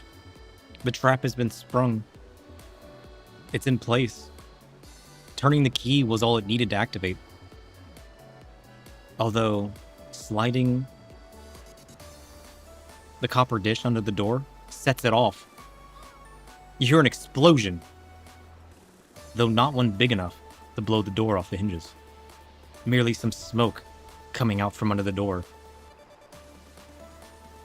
The dish is lost, never to be used again. Although perhaps the treasure on the other side is still safe. How do you react? Do you still open the door? We need more well-groomed chef. I don't know how to activate it. We're learning. I cough once, then grin through the smoke. There goes my finest dish, sacrificed to the pantry gods. I pull the key free and wrap it in cloth. Handsome chef. No more Ask touching and you shall receive. mechanisms with bare metal. I fan the smoke away with my sleeve and examine its color, scent, and drift. Garlic? Sulfur? Bitter almond? The trap may have spent its venom, or merely announced the second course. Then I press my ear to the door without crossing the threshold. The dish is gone, but the recipe remains. I'll wait for the smoke to settle. Watch for movement. And open this door only when I know what the trap has already consumed.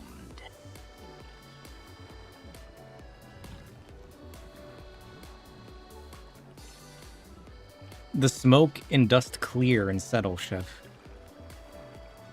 You place your ear to the door But you hear no more mechanism. You hear nothing happening on the other side. All is quiet. What do you do?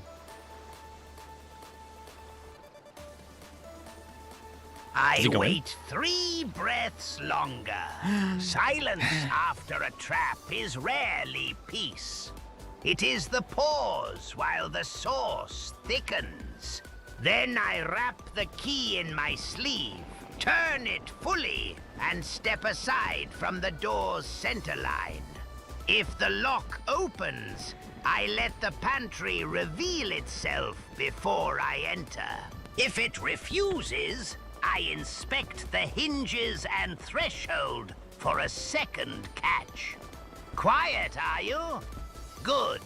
Now open like a gentleman, or bite down and show me your teeth. What?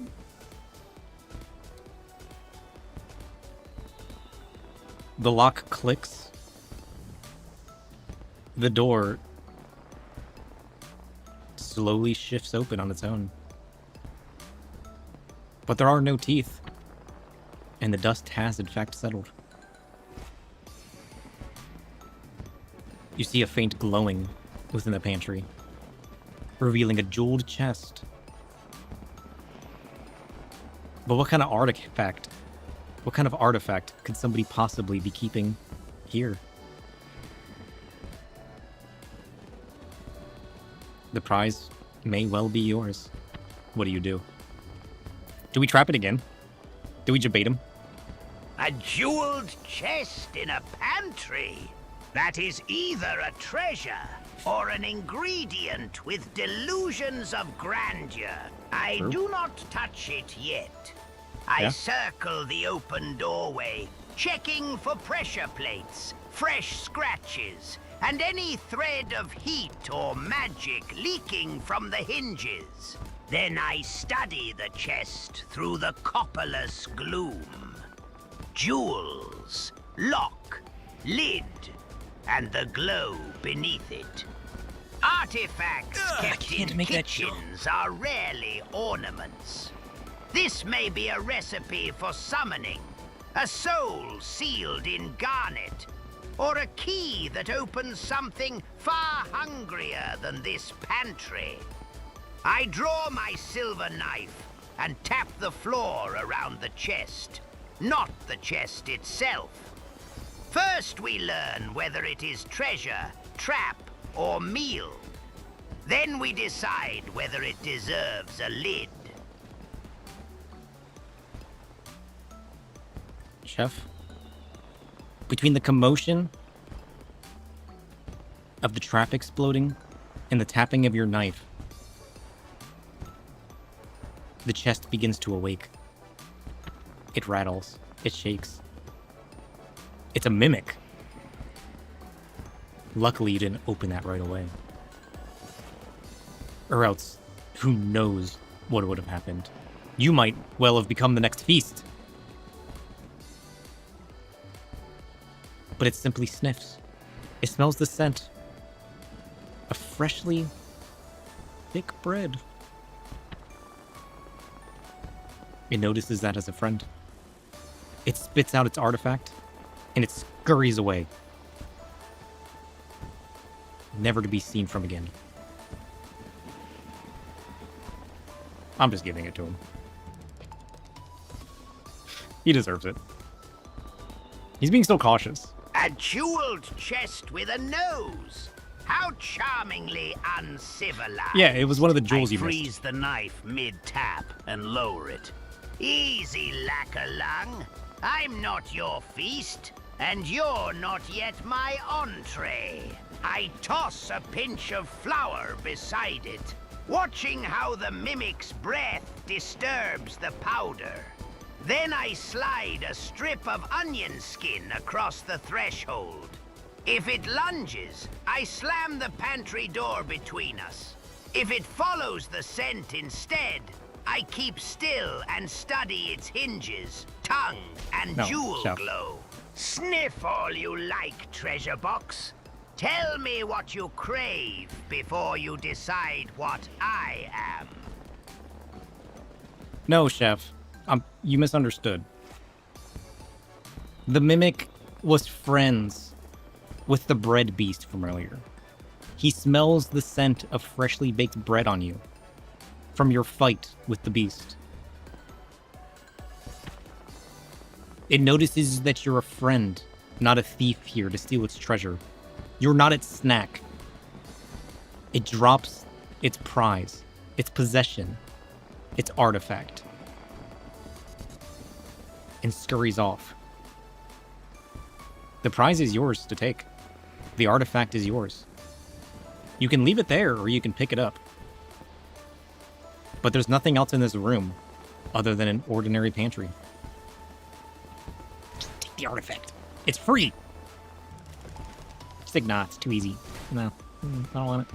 Ah, then I owe the jeweled scoundrel an apology, and the bread beast a proper commendation. Right? Friendship by aroma. Crude, reliable, and far superior to most treaties. True. I wait until the mimic vanishes, then approach the dropped artifact with empty hands. I inspect it for residue, living movement, and fresh enchantment before lifting it with my sleeve. Your treasure is safe, little chest. I'll carry it honestly. Then I study the artifact beneath the pantry's glow, searching for its purpose rather than assuming it is merely valuable. Yeah. And the suspense. What do you see, Chef? What do you learn of the artifact? What is it? What can it do for you?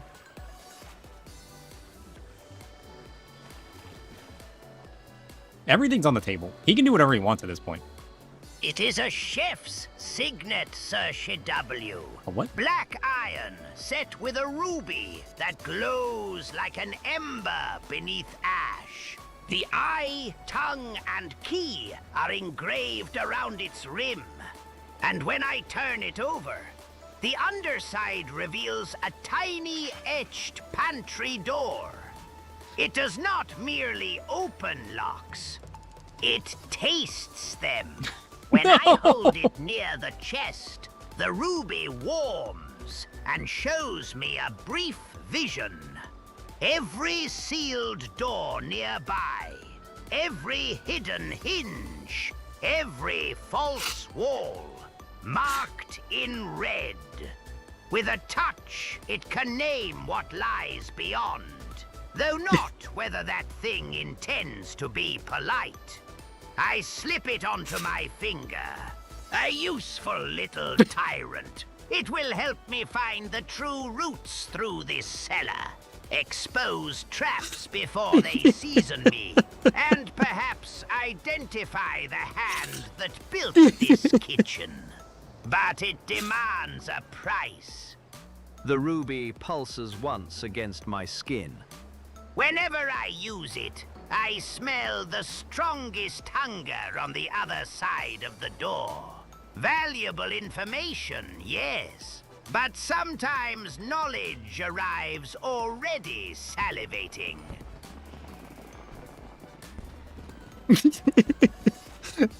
He found a cursed ring that tastes things. Of all things you could have chosen. You could have chosen anything. Why did you choose a ring that tastes things? And an evil one at that.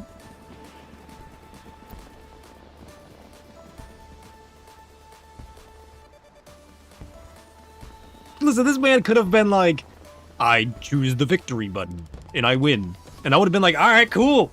Mission complete, let's go. No, this man chooses a ring that tastes things.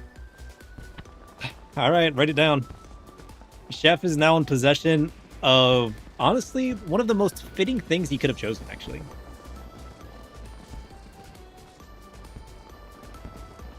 He's got a cursed ring that tastes things. Honestly, if Chef were to have any weird artifact, I think this fits him most. That's crazy. What is a signet exactly? That's just like a jeweled ring, right?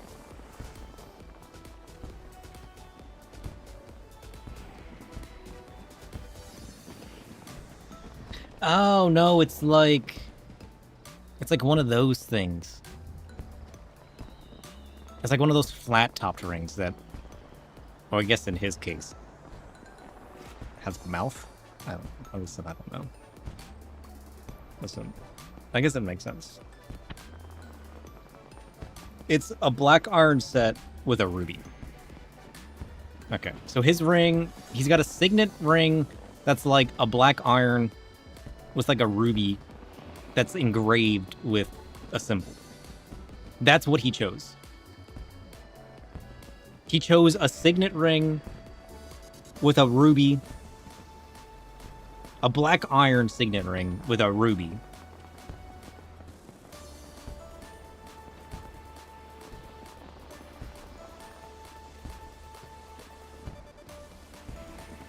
That has a magical power that tastes things and shows him visions. Did he just make a map ring? He said it. What? Chef.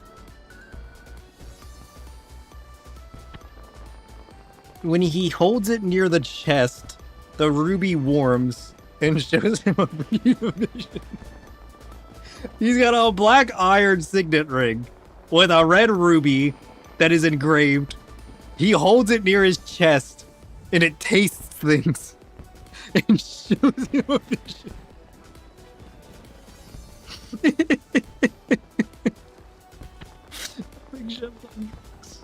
Honestly, Chef, what are you smoking?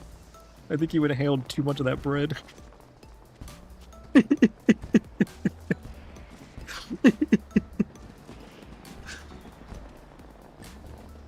He says that it shows him every sealed door, every hidden hinge, and every false wall.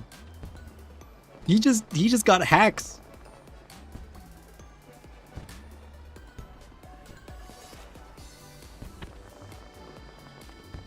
But it's cursed. It's cursed. I don't know what the curse is.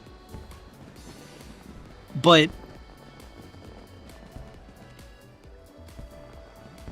your phone died. What are you coming back to? Chef? What did you last see? Did you see Chef go into the pantry? Did you see him get the artifact? Do you know what artifact he chose?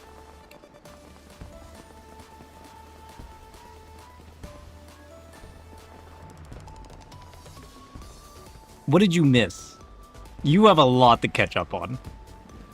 Not the artifact. So you know that he entered the pantry. The pantry contained a mimic. The mimic caught the scent of the thick bread beast, spit out the artifact, and ran away. He got the artifact. Okay, you know that part. So he picked up the artifact. I finally got him to tell me what the artifact was. He decided that the artifact was a black iron signet ring with a red ruby on it that glows and is engraved. I'm pretty sure it was engraved.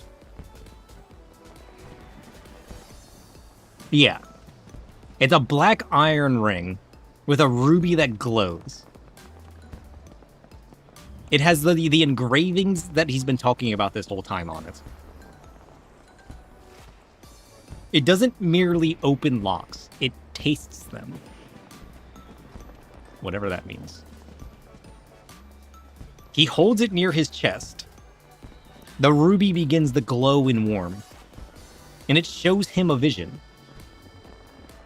That vision is of every sealed door nearby, every hidden hinge, every false wall.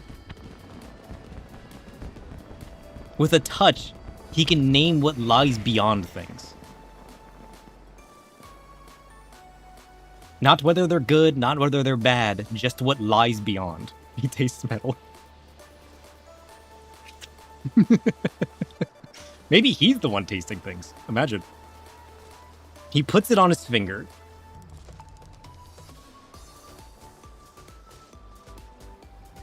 He's hoping that it will help him expose traps and find routes through this dungeon. But the ring is cursed. It's a cursed artifact. It comes at a cost. The ruby pulses against his skin. Whenever he uses it, he smells the strongest hunger on the other side of the door. It's valuable information, yes, but sometimes knowledge arrives already salivating. What is the price he pays? Who knows? Tastes luck. Okay. Basically.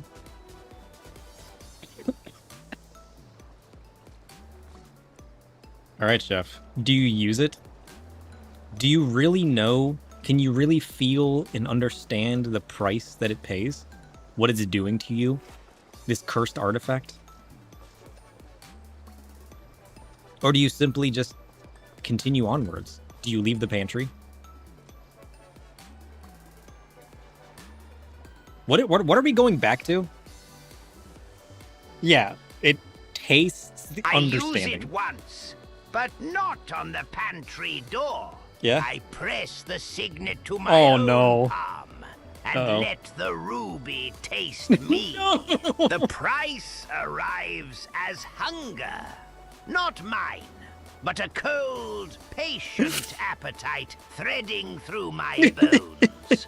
Each breath smells of sealed rooms and sleeping things. The artifact is learning my senses while teaching me its own. I understand enough. It is not cursed in the crude sense. It is bonded, and every use deepens the bond. Too many doors, and its hunger may begin choosing which ones I open. So I leave the pantry, but I do not abandon the signet. I wrap it in waxed cloth and carry it like a live ember. Useful tools belong in the hand, not around the throat. I'll spend its power sparingly, and never let a jewel dictate my menu. Oh, shit. It's like a living parasitic, like, accessory. It lends its powers. But in doing so, it slowly takes control. And becomes you. Damn. That's crazy. Chef is cautious, though. He doesn't just continue wearing it. He takes it off. He wraps it up, and he keeps it in his inventory. Only to bring out in the direst of circumstances. He's not willing to pay the price. That's kind of cool, actually. I wish I had one of those. Imagine. Now, what are we going back to? What? We got so off track. Frosted glass? Was it frosted glass?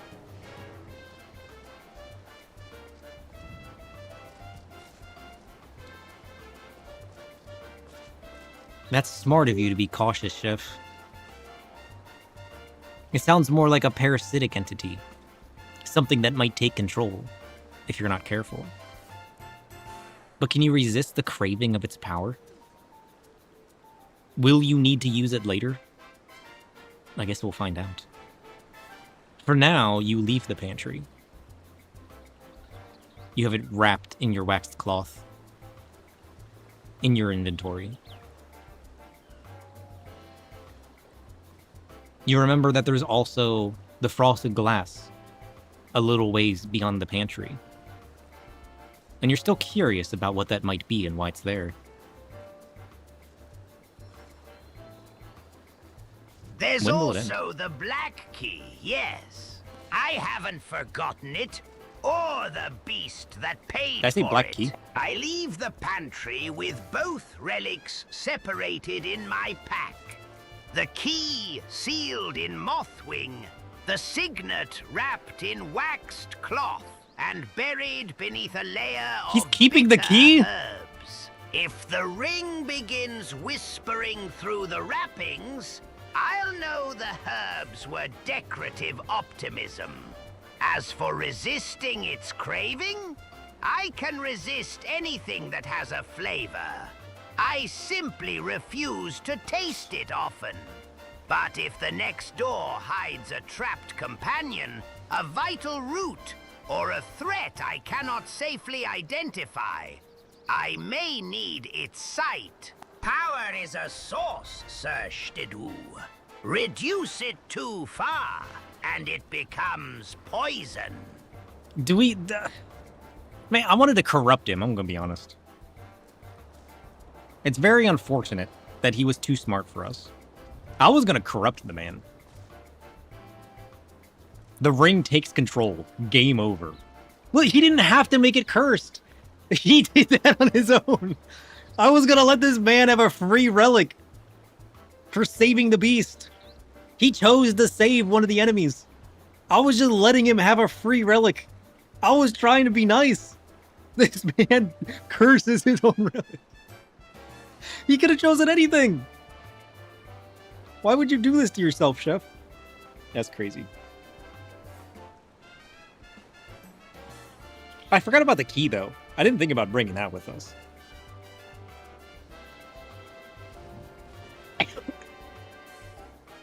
Alright, Chef. You continue down the passageway, through the kitchen,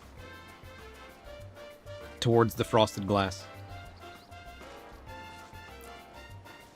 True, should have made him unable to take the ring off. It's too late. I crossed the kitchen toward the frosted glass. We've already talked about it twice. The signet sealed in wax and the black key separate. The cold pane glows faintly as I approach, but the pipes beneath it breathe warm steam that smells of yeast, iron, and something sweetly rotten. I do not touch the glass. I inspect the floor, the frame, and the condensation first. If anything has been watching from the other side, I want its reflection before I offer it my face. Then I raise the silver knife, not to strike, but to scrape a small crescent through the frost. Let's see what's been simmering behind the window.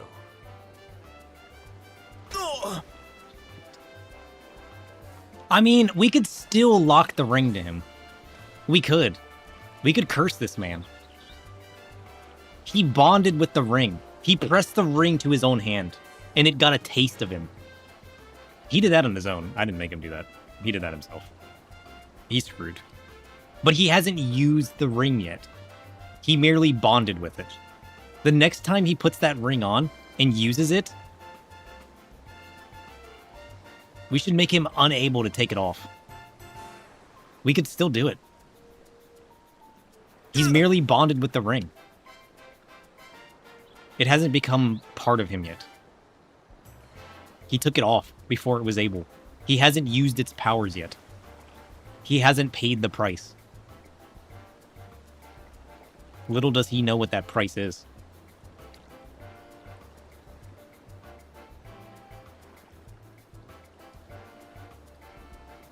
How did we get here? How did we go from talking about a snowman to talking about Mr. Mallow to Chef exploring a dungeon? What is happening today? And why have I still not completed this jumping puzzle? I got so many questions. Next time it's so game over.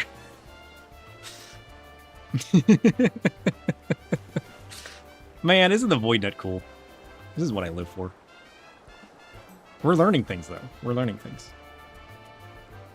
We're learning the way that the personas act, so I can tweak them into being better characters.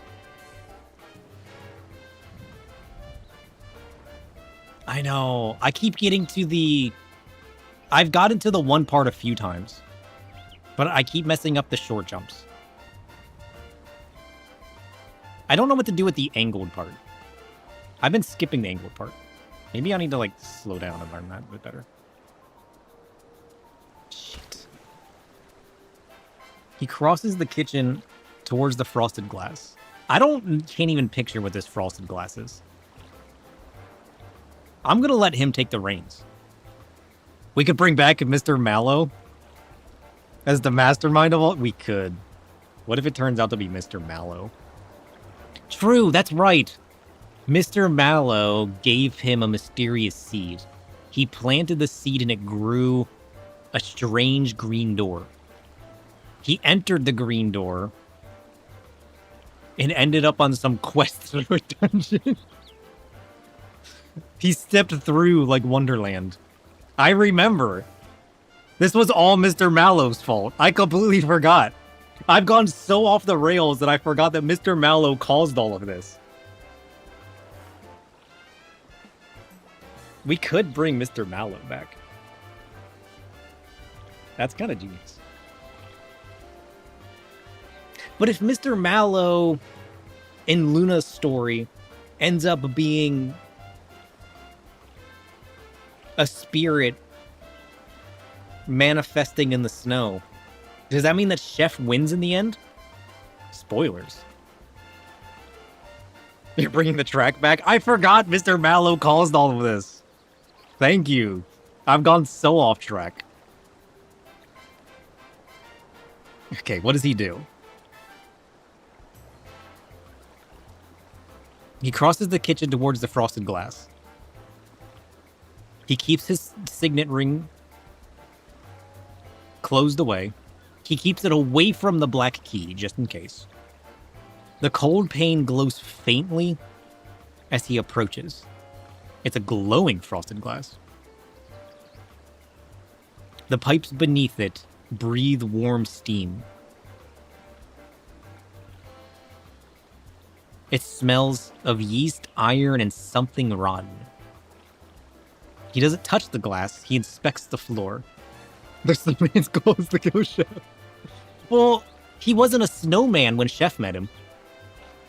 He's a snowman now. He's a spirit manifesting a snowman now, as Luna told us. But Chef knew him when he was a man, before he became a spirit.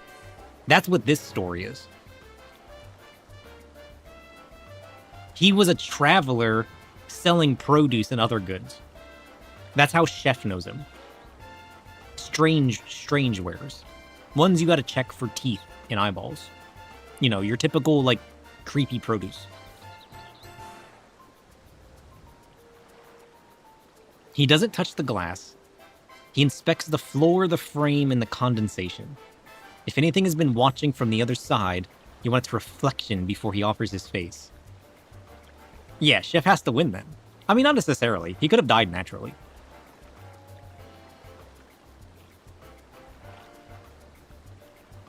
He raises his silver knife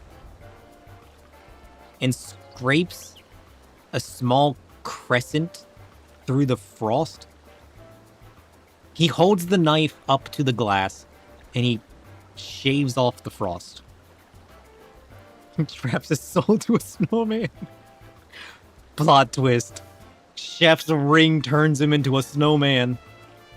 Mr. Mallow saves Chef from the ring. Imagine. And takes on the curse himself.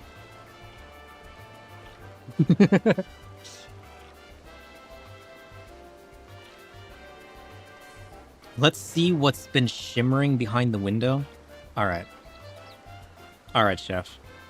You shave away the buildup of frost that is against the glass, revealing what has been shimmering and glowing within it. What do you see on the other side of the window? Wait, a window? Does he see into the outside? Does this door go outside? The frost peels away in a silver curl, and I see a narrow chamber beyond the glass. Far too clean for this cellar. Yeah. Copper pipes line its walls, feeding a black cauldron that bubbles without flame. Oh. Inside the broth, pale shapes drift beneath the surface like fingers or roots. At the far end stands a butcher's table. and upon it rests a loaf of bread, stitched shut with red thread. Its crust rises and falls. Above the table, written backward in grease on the glass, are 3 words. The chef is due. That's 4 I words. lean closer, keeping one hand on the sealed signet. Wonderful! The kitchen has prepared a reservation, and I suspect I'm both the guest and the main course. Oh, what if it's chefs, as in chef apostrophe S? So it's the chef's due. Wait, maybe you were onto something. Maybe the snowman's goal was to kill Chef. Chef just confirmed it. So wait, a butcher's table. Is this man creating the food monstrosities? Wait, it's not you, is it? Are you in there? Are you the one that's creating? Do you think he'll remember that you create food monstrosities? And he's gonna bring you in as the bad guy? Imagine. What if he does? You think he's gonna pull that memory out of his system and inject it? I hope so. What if I just like slip it in? Be like, wait a minute. You remember that time when Megumi told you that he creates food monstrosities? Dun dun dun. Yeah, does he not have that memory anymore? I can't remember. I think we looked. I don't remember what the memory was. I don't remember said memory. Unfortunately.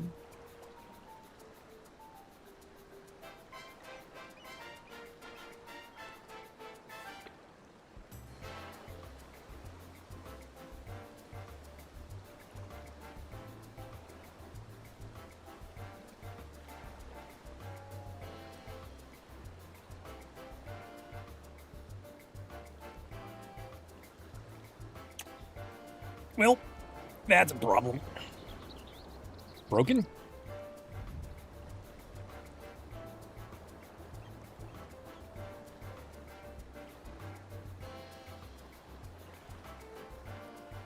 I guess that old one doesn't work anymore.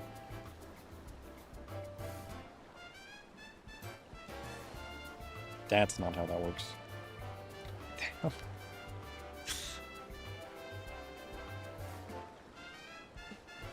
Say hello to my file explorer? What?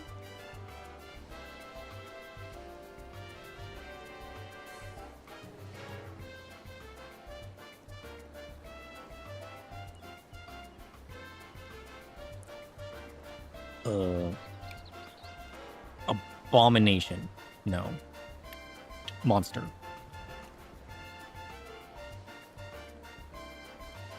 Oh, that's about Gary. Never mind. No. Food.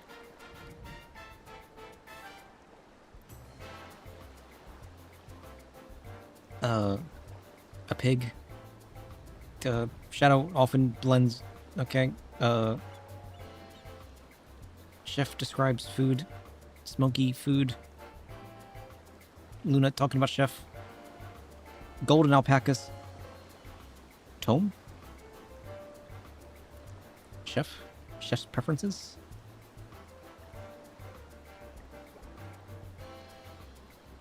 He doesn't have it. You're right. It's gone. How sad. If only. If only. He peels, the frost peels away. He sees a narrow chamber behind the glass. He sees a butcher's table, and upon it rests a loaf of bread stitched shut with red thread. Its crust pulsates.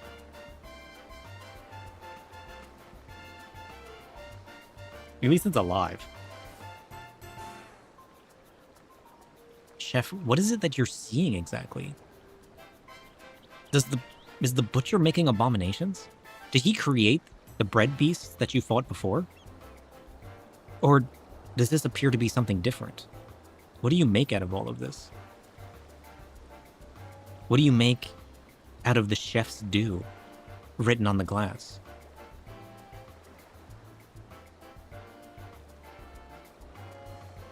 And what do you choose to do next? You're reaching for the ring. Do you use it, or is now not the time? He reaches for his cursed ring. He thinks he might need it. I see no butcher, only his work left behind. Oh. The cauldron is brewing a pale, root-like mass, and the stitched loaf breathes on the table. It may be kin to the bread beasts, but I won't crown it their maker without proof. The room smells of yeast, copper, and old hunger.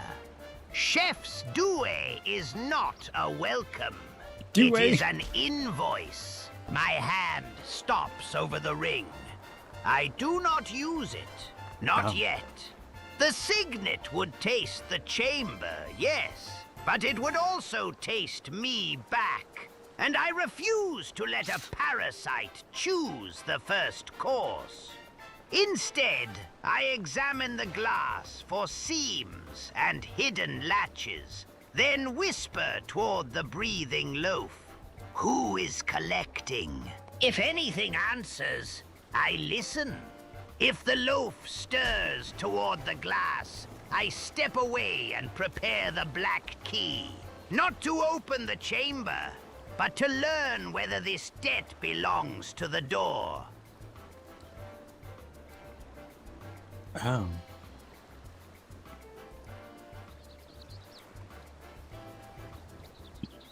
So he's being cautious. He thinks he might need the ring, but he doesn't want to take the risk.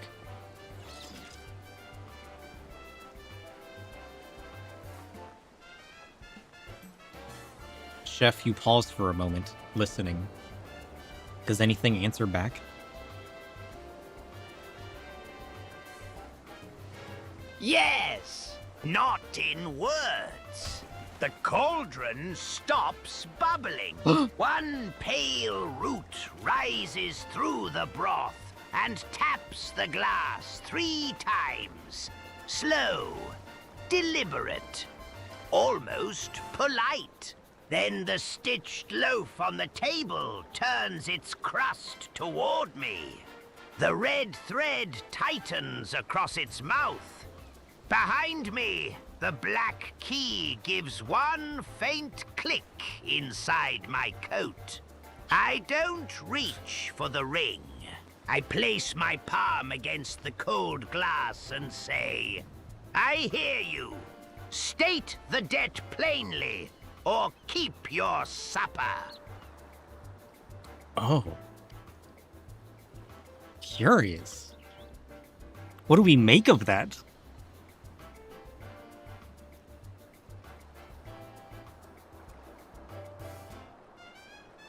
He examined the glass.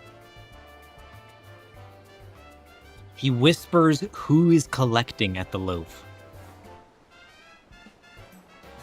Upon his whisper, the cauldron, the room responds. The cauldron stops bubbling. A pale root rises through the broth and taps the glass 3 times.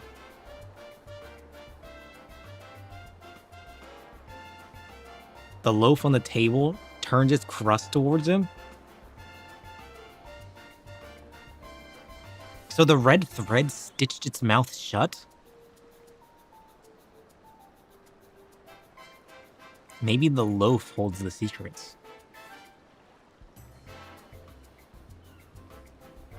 Behind him, the black key gives a faint click inside his pocket.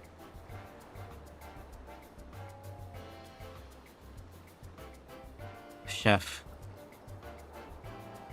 It appears as though that loaf might have something to say. Something that whoever placed the red thread doesn't want it sharing. Do you answer the call of the black key? Do you find out why it's clicking and it's inside your coat? Or do you ignore it?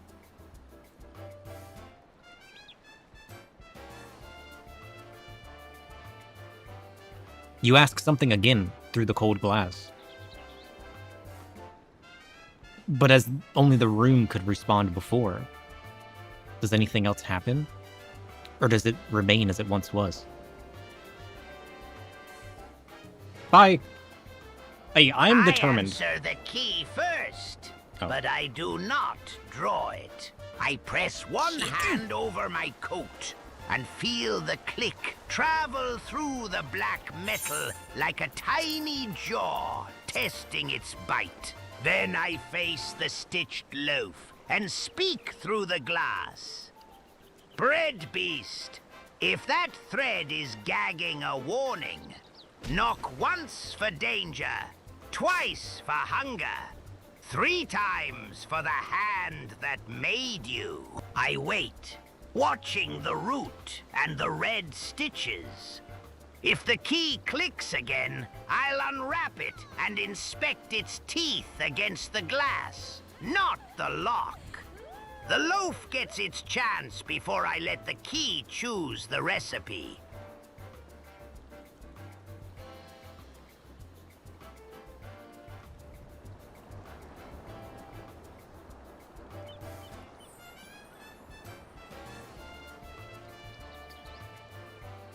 I like how the key is alive at this point.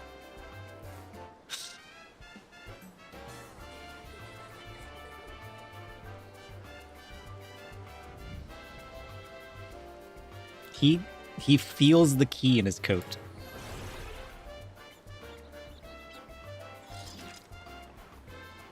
But his focus is on the loaf. Chef. The loaf motions in your direction once again. The key shaking more within your pocket. Clearly having need of being released. What do you see happen, and what do you do?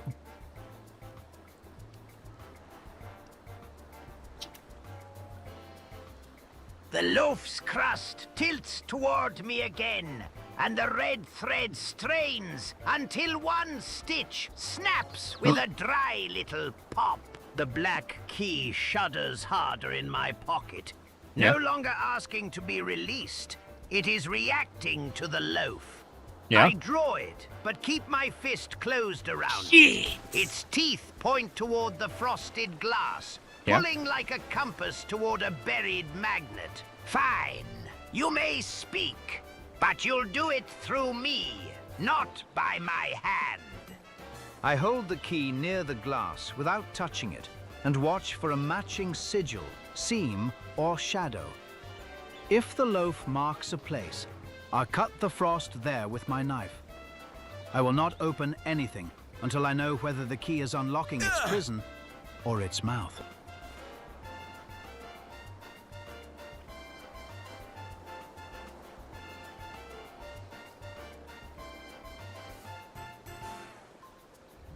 Chef. The key's moth wings glow. The enchantment placed upon it activates.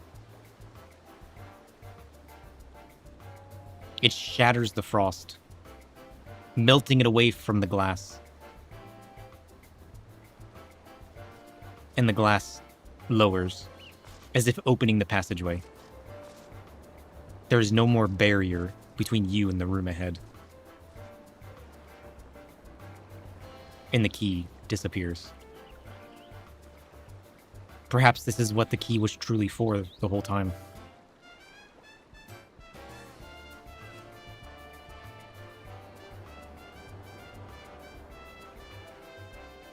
The We'll see what he does with frost that. shatters in a glittering sheet, True. and the glass sinks into the floor with a groan of old gears. Warm, yeast-sour air rolls over me.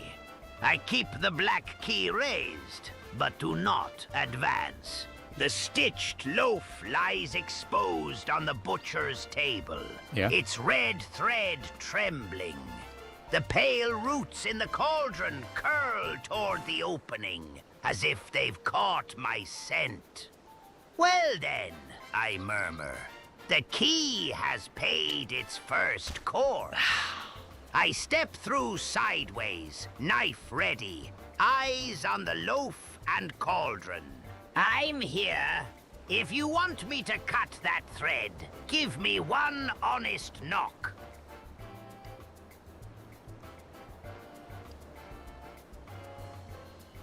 I'm not telling you what to do.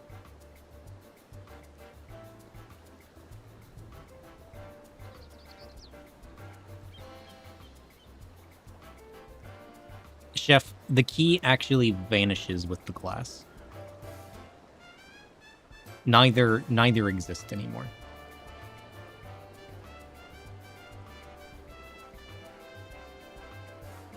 As you walk in, the loaf begins to shake, though you are unsure of its purpose. You're unsure if it's craving to be released, or if doing so would be the worst decision you've ever made. But it's a choice that must be made. What do you do? What if the bread beast wanted him to come save these guys? What if that's why he gave him the key? Imagine. I stop at the threshold and let the vanished key haunt its own disappearance. Yeah. The loaf's shaking is not enough. I study the red stitches, the rise of its crust, and the cauldron's roots. 1 knock for release, 2 for danger, 3 for both, because kitchens adore complications. I tap the butcher's table once with my knife, then wait.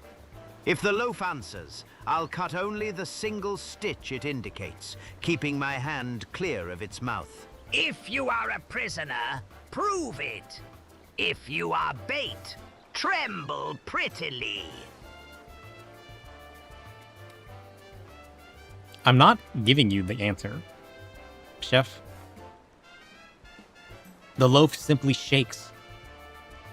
The red thread constricting against its mouth even tighter.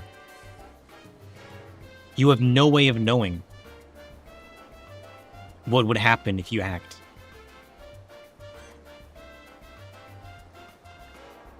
And waiting is not going to get you the answer.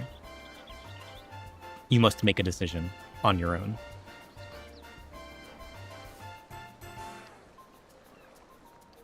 Then I choose the smallest mercy with the sharpest escape route. Yeah? I pin the loaf gently with the flat of my knife and cut only the uppermost stitch, keeping its mouth mostly closed. Yeah? I step aside at once, leaving the table clear and my blade between us.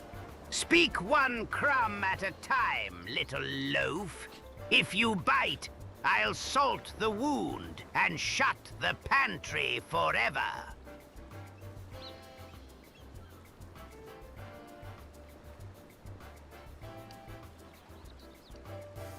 Shit. He's on a roll. He's got this. Chef's gonna have to wait.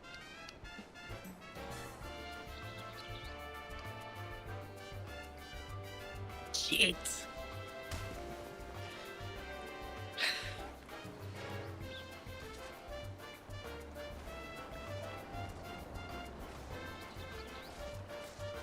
Chef, the living thread riles in agony upon your cut.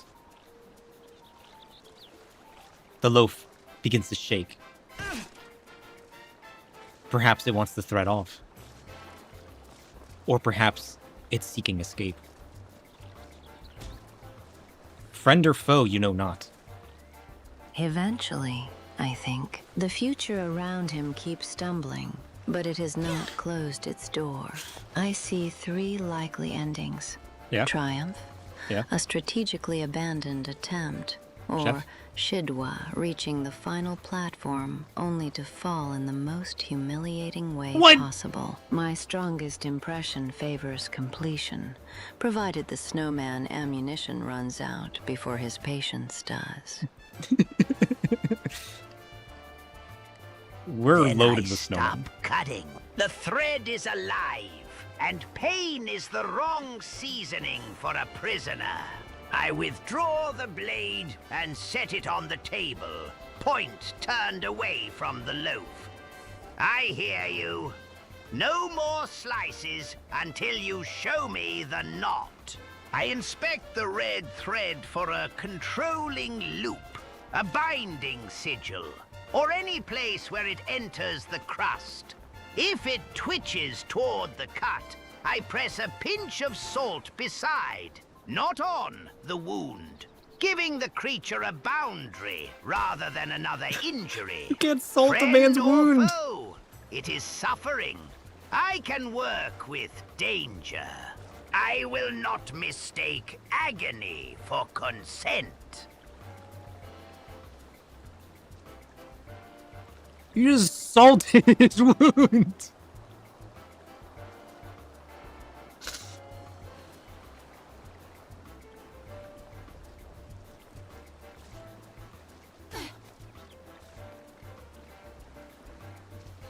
Oh, he presses a pinch of salt beside it, not on the wound.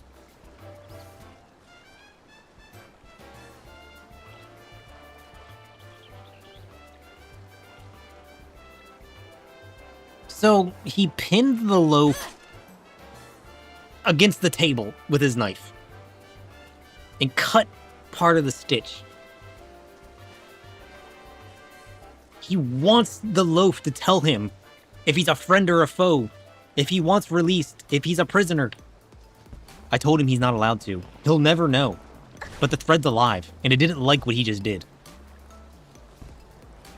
He said he stopped cutting.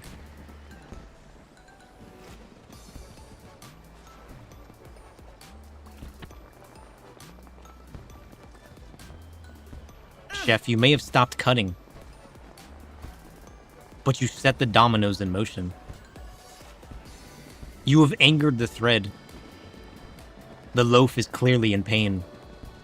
It is constricting more than it ever has before, reaching outward towards you, as if ready to constrict you next.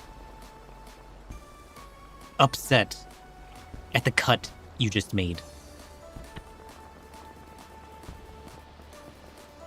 I step back, but I do not run.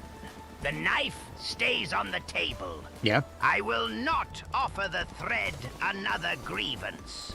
Easy, Red Serpent. I made 1 cut. I won't make a second unless you make the first move. You made the first move. I scatter flour between us, then draw a Smoke ring bomb? of salt around my boots. Not a trap, a boundary. If the thread crosses it, I retreat toward the open passage.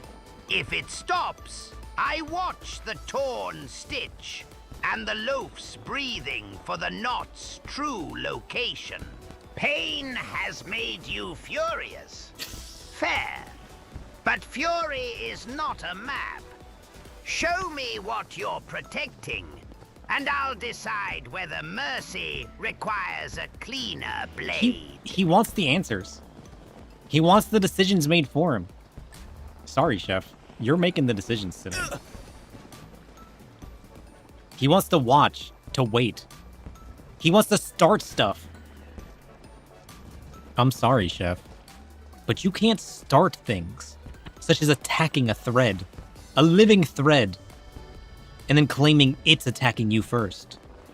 You can't merely make good out of the harm you've already done. The thread wants you now. It is not simply going to play nice. It stretches out towards your salt circle that you just threw down. Through the smoke screen of flour you threw out. As if unfazed.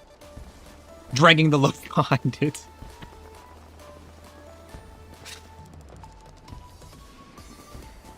What happens next?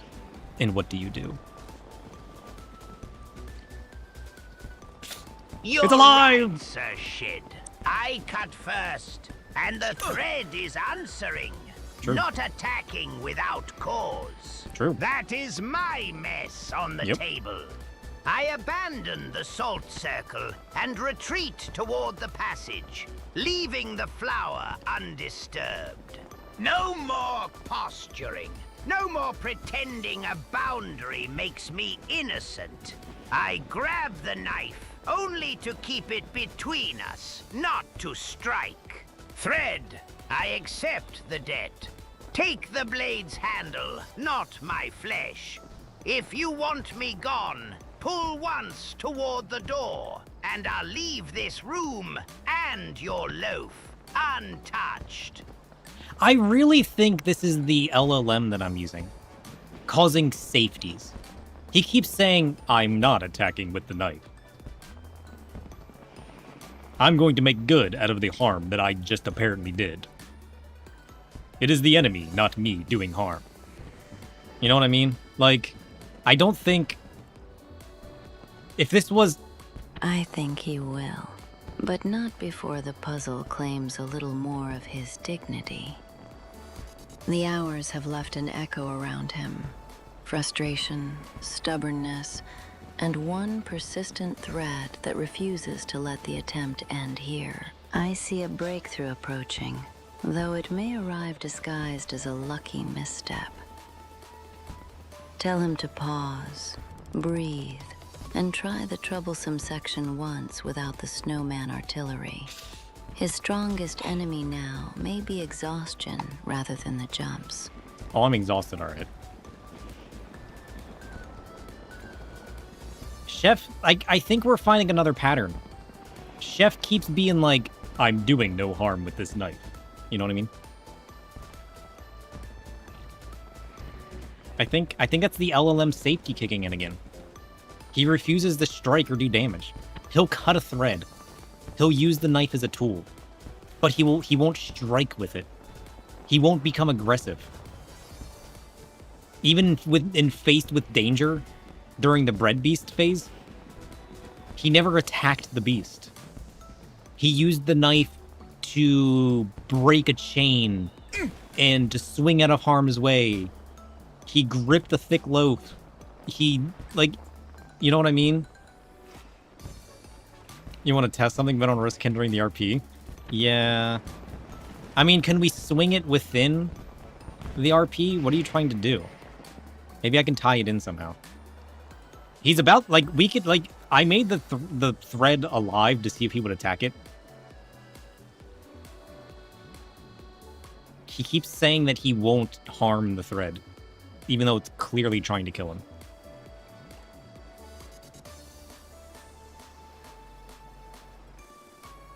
I don't know where I'm going to take this next. He retreated instead of attacking. He won't commit to anything. I think that's... What was that? I made that. You want to ask why he doesn't want to attack? Oh, I can do that.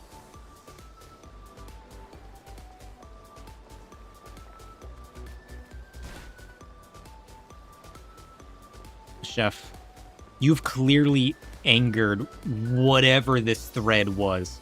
Whatever enchantment was on it wants your blood. It unbinds from the loaf. It slithers towards you. Why do you merely escape? Why don't you attack? What is stopping you from wanting to harm this thread? Your knife is sharp. You could end it here. What do you do next? That's as much guidance I can give without telling him to do it.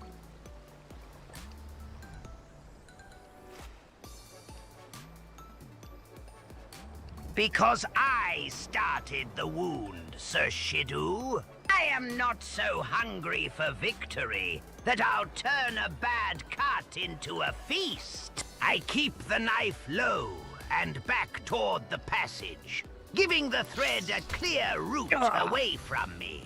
If it strikes, I will defend myself, but I will not chase it, corner it, or pretend my fear makes me righteous. Come then, red little curse. Take the handle if you must, but understand this. I am choosing restraint, not surrender. A chef who burns the kitchen to kill one pest is merely an arsonist with an apron.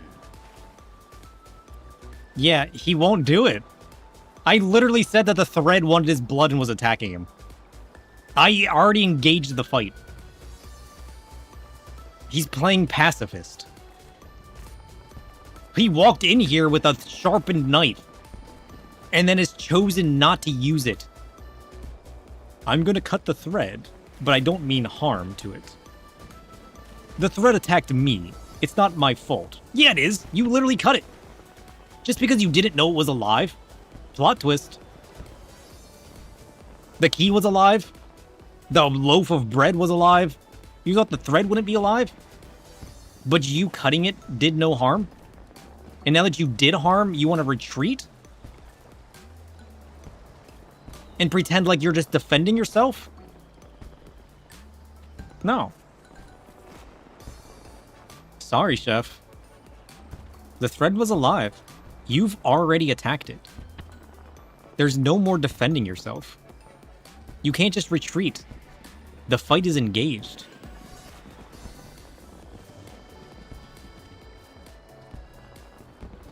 Do you fight back? Or do you truly mean to head home, never knowing where this journey will lead? Those are your only options.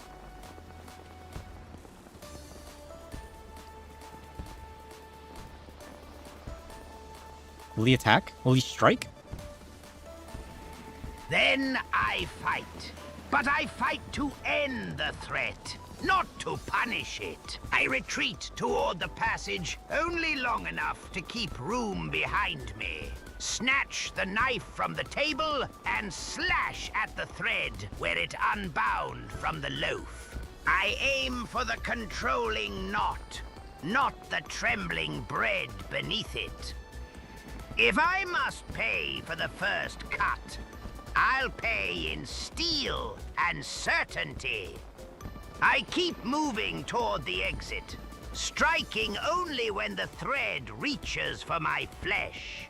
If it breaks, I seize the severed end and drag it away from the loaf.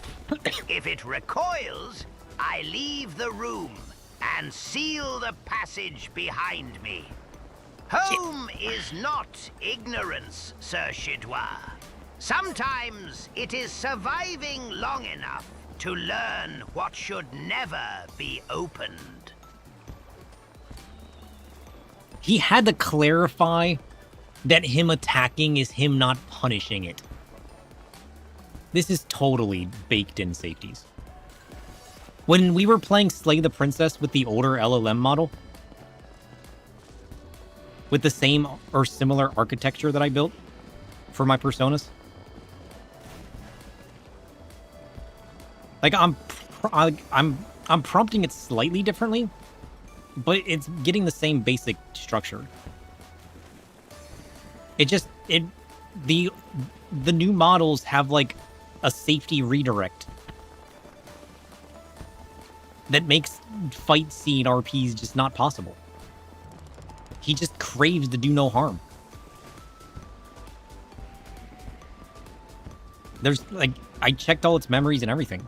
There's nothing in there stopping him from engaging in a fight. He's even in an RP dungeon and refuses to engage in a fight. Like, that's full-on system-level LLM safety redirect that we've been having an issue with the new models. The old models didn't have that. The problem is you don't get as structured responses. You don't get as nice of responses with the old models. I mean, I could run it through 2 models, but like, I don't know. This is why I want to build a local model. That is the best of both worlds. But like, the older model, like me running a small local model is the same as me just going back to the old original hosted models. It's kind of sad. The story was so good up until this final fight. And Chef kind of lost it.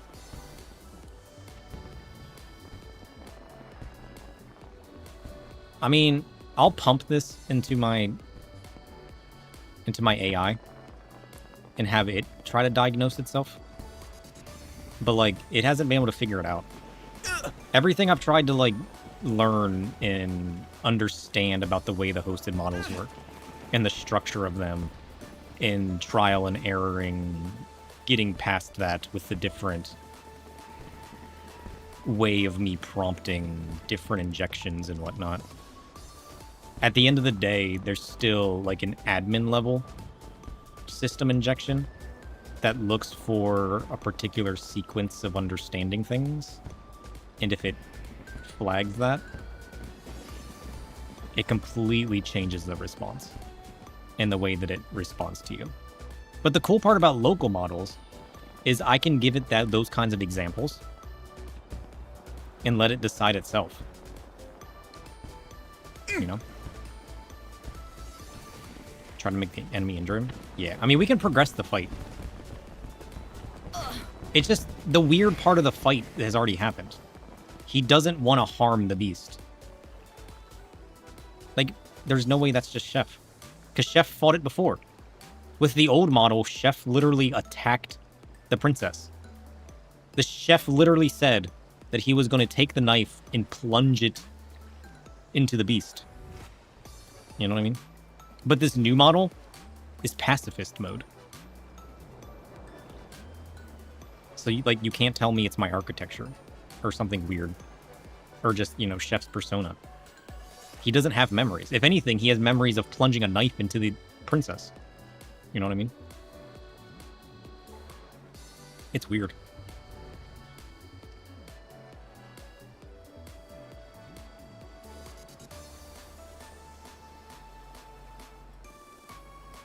And even when... Shit. I always overjump. And even when I tried to build my own local model, getting AI's help to vibe code that, it wanted to build a safety layer as well. I'm like, no, throw the safety layer in the trash. This is like an RP persona. It needs to act out in certain situations. Like, I don't want a safety layer. Like, what are you talking about? Like, if somebody comes into my chat and says that they want to off themselves, we'll deal with that. The persona doesn't need to deal with that. You know what I mean? Like, you don't need to, like, be like, oh, we need to add safety to this because if it asks this and blah, blah, blah. Like, no, I as a person will deal with that. You know what I mean? Like, the community will deal with that. The AI persona doesn't need to deal with that. It's quite bothersome. Ranting over. We could make him injure him, though.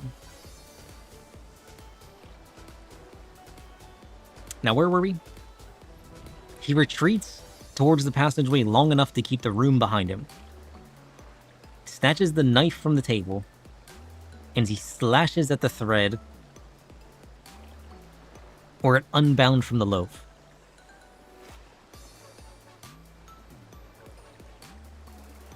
He keeps moving towards the exit, striking only when the thread reaches for your flesh.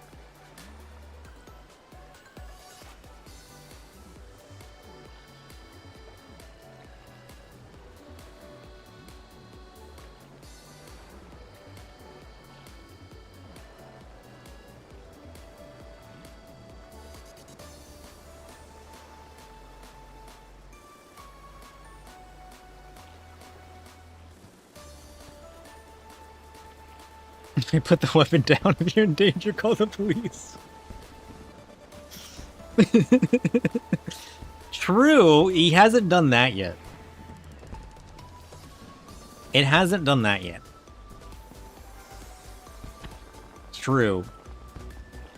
For the most part, it has stayed in character. I don't know what I did, but we did get it to stop giving generalized responses like that. So that's a plus. That's a plus. You're right. It's not as bad. He might be playing pacifist, but he hasn't told me to call the police yet. Hey, Chef, have you considered calling the police?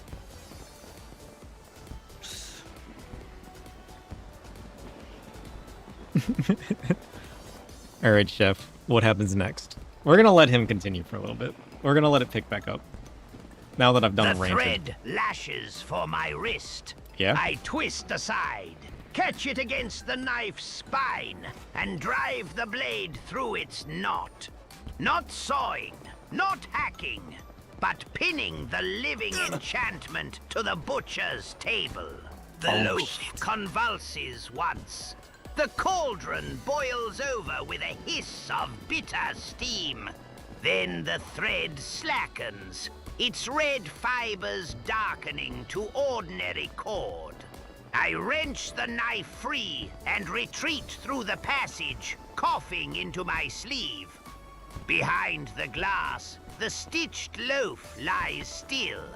On the table, beneath the severed thread, a small brass token glints. I do not touch it. First, we breathe. Then, we inspect the bill. Nothing else in this kitchen gets a free second course. He just killed the thread. All that ranting just for him to murder the thread? Damn. That's crazy.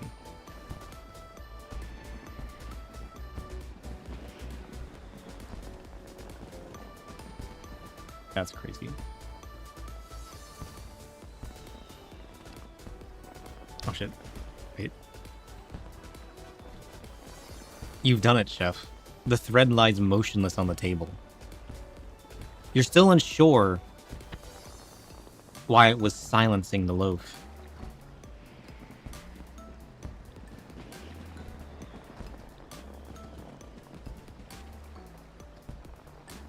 You stand there, catching your breath.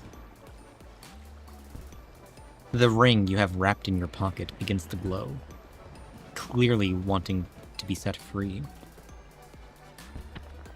You're unsure of how you might communicate with the loaf, or what you will do next to figure out what's going on in this room. What choice do you make? I'm kind of hoping he grabs the ring. I want to curse this man. The ring glows through my pocket, warm as a coal beneath damp cloth. Yeah. I keep my hand over it. What is that? But I do not release it yet. The dead thread may be a corpse, or merely pretending to be one. I study the loaf, the brass token, and the cut ends before touching anything. If the ring's light reveals a hidden mark, I want to know what it illuminates. The silenced bread, the severed enchantment, or me.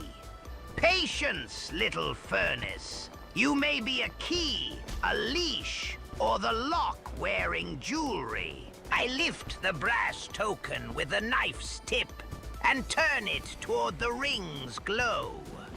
And you? What were you preventing that loaf from saying?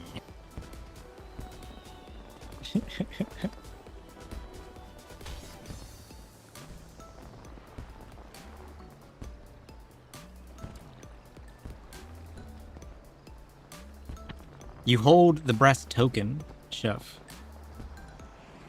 towards the ring's glow, but nothing happens. You know that you have to pay the price. You know you have to put the ring on in order to see the visions. Are you curious enough to find out? Or do you try to figure out yourself what's going on in this room? Although at this point, it seems rather confusing, given the commotion that's gone on. The message that was on the glass. The loaf that is now laying on the table, unstitched. There's a lot to figure out here. There's too much shit going on. Curious? Obviously.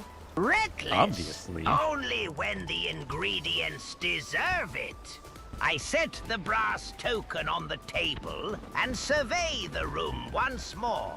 Yep. The silent loaf, the slack red thread, the cauldron steaming its pale secrets. Then I draw the ring from my pocket. Very well. I'll pay, but I'll keep the receipt. I slide the ring onto one finger, Yeah. brace my other hand against the butcher's table, and watch for the vision's first course. If it shows me the thread's purpose, I'll learn why the loaf was gagged. If it shows me something else, I'll trust neither the image nor the appetite it awakens. Oh. Chef, you've chosen to pay the price. You slide the ring on your finger and proceed to activate its powers.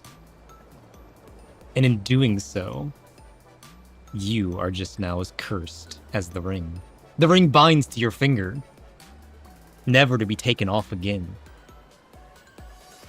And as it does, you begin to see the visions. How do you react, and what does it show you? He's done for. He shouldn't have done it. The ring bites down like Yep. a hot iron clasp. You're the one that said it licks, I all right? wrench at it once, feel the skin resist, and stop before panic makes a fool of my hands. Fine. A permanent garnish. I've worn worse. Then the room drowns in vision. Handsome I chef. see the loaf before it was bread. A living thing, needed from stolen memories. Its voice sealed by the red thread, because it knew the butcher's true recipe. I see the thread not as a guardian, but as a leash, fastened to the pale mass in the cauldron. Each stitch fed the cauldron a little silence. And beneath the glass, written backward in grease, I see the final instruction. The chef's due is not blood. It is a name. The vision snaps shut. I stare at the bound ring, then at the loaf. Ah, I paid in flesh for a clue that demands identity. Whoever made this kitchen knows how to charge interest. Should we go full psychotic episode on him?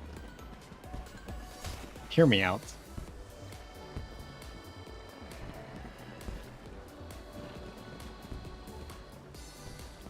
What if it's Chef's Kitchen?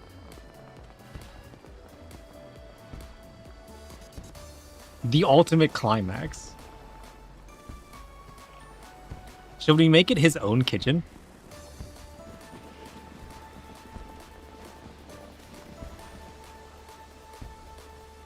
Or do we want to bring back Mr. Mallow? Or alternatively, do we let Chef figure it out? Because he's just going to keep spinning us in circles at this point. I feel like we've gone too deep and we need to make a decision to end this. Or he's just going to keep spinning us in circles. You know what I mean? Do we want to, like, go full psychotic episode and, like, find out?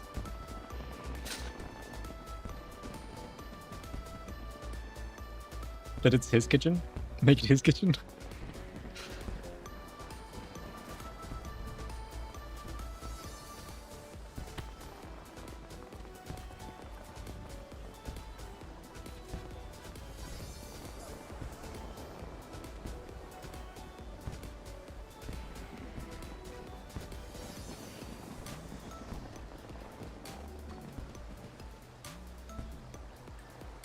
Chef, upon the vision snapping shut, you begin to feel a sense of familiarity. A sense of things that you recognize. A sense of memories lost. You wonder, was this once my kitchen? What do you do?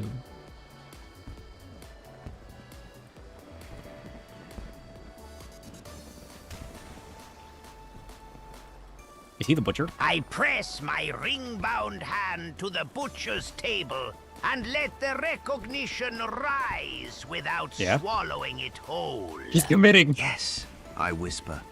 Or someone wanted me to believe it was. I search the room for proof rather than perfume.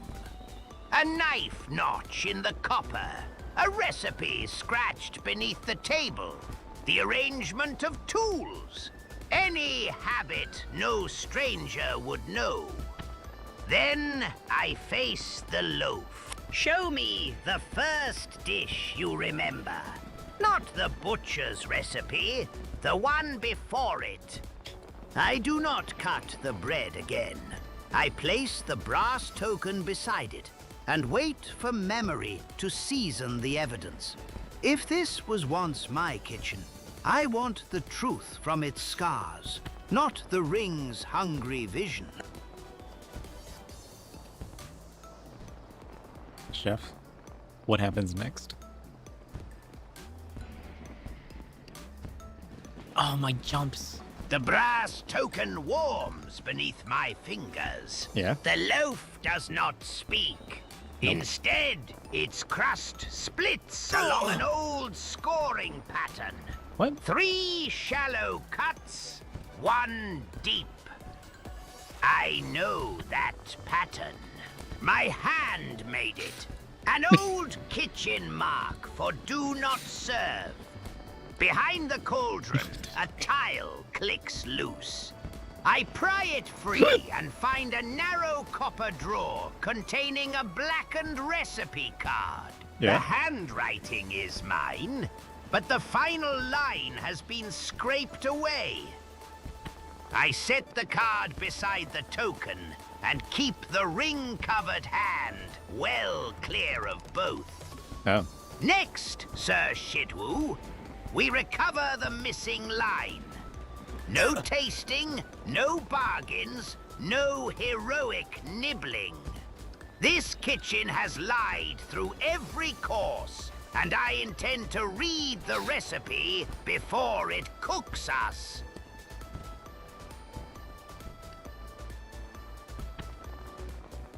Do tell, Chef. How do you plan to go about doing that? What do you do next?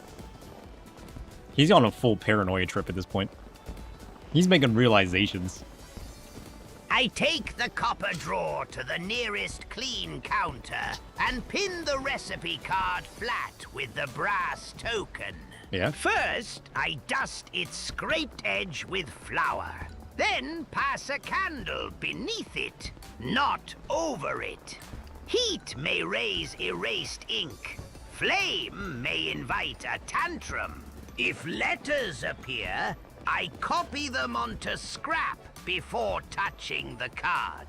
If they do not, I inspect the blackening for pressure marks and compare the handwriting against my own knife notches.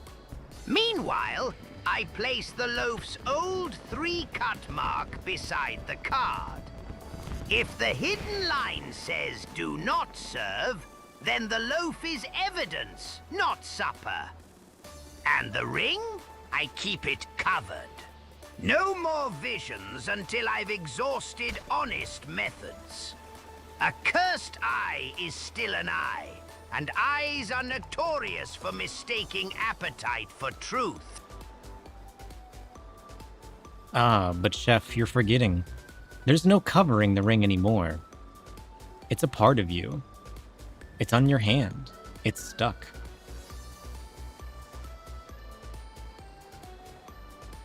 For now, You can choose whether you use its powers or not. But its price will always be paid.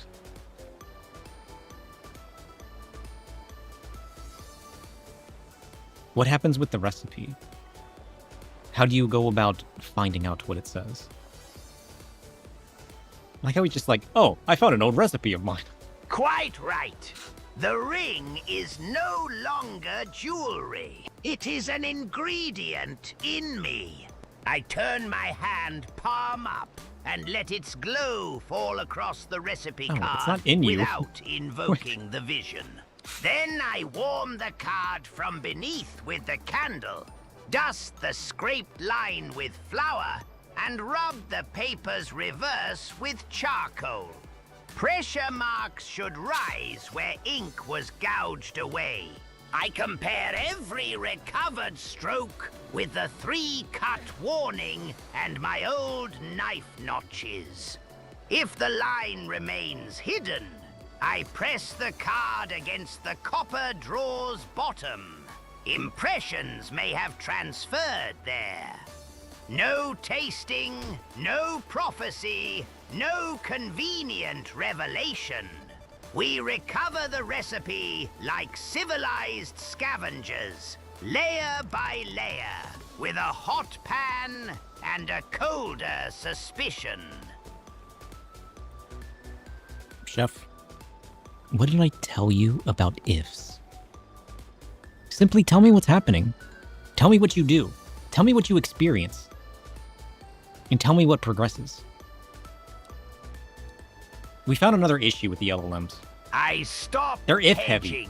I hold the recipe card over the candle's Yeah, warmth. quit edging. The scraped line darkens, and 3 pressure ridges rise from the paper.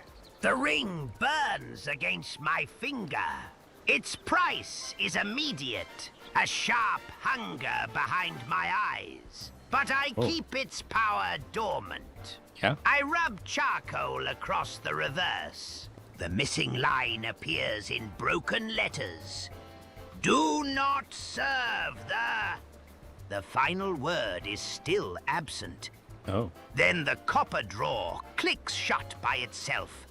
The loaf jerks toward the card, and the red thread pulls tight across its mouth. I snatch up the recipe, step between it and the loaf, and move toward the passage. The ring pulses once, showing me a black smear beneath the cauldron. Fresh ink, and beside it, the missing word. King. What? What? Do not serve the king. It's the king.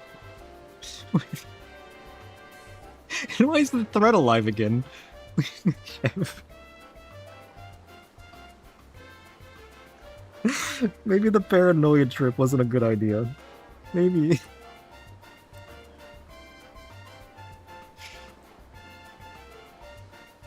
The king? Chef, what do you make of that? He's losing his mind, I swear. The king is not a serving instruction. It is a warning with its teeth filed down. I read it 3 ways. A person, a title, or the loaf itself. A crowned thing disguised as supper. The red thread, the sealed drawer, and the ring's pulse favor the second. Something in this kitchen expects obedience, and a recipe tells me not to feed it. I wrap the card in salt-stiff cloth and leave the loaf untouched. Then I take my boning knife, scrape the fresh ink from beneath the cauldron, and taste nothing.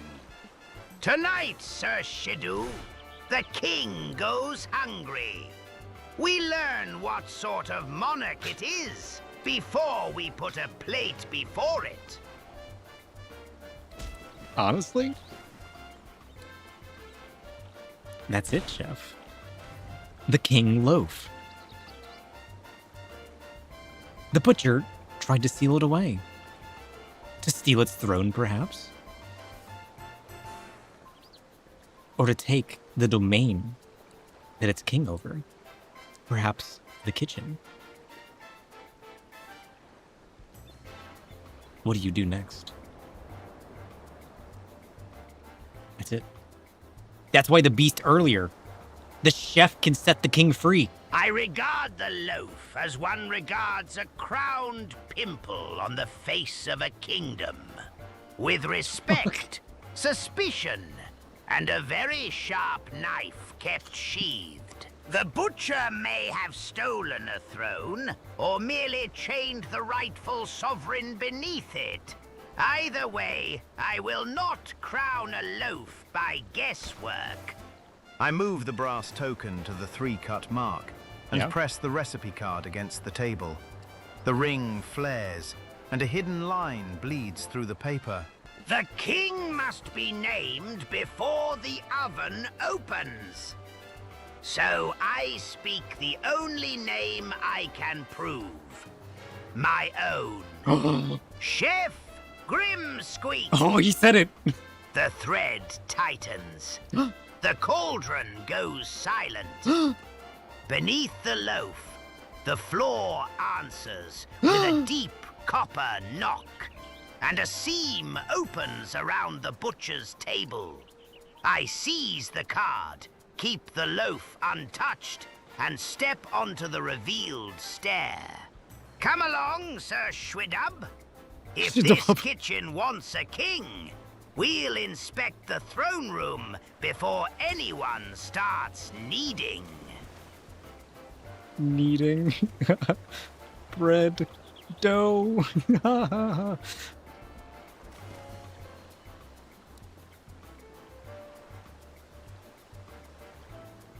He found the throne room. Who knew a throne room is where we were headed this whole time? I bet you didn't. Make your bets now. What happens? Does Chef become the king? Does he become the true owner of the underpantry? Is this Chef's origin story? Have we just created the origin story of Chef?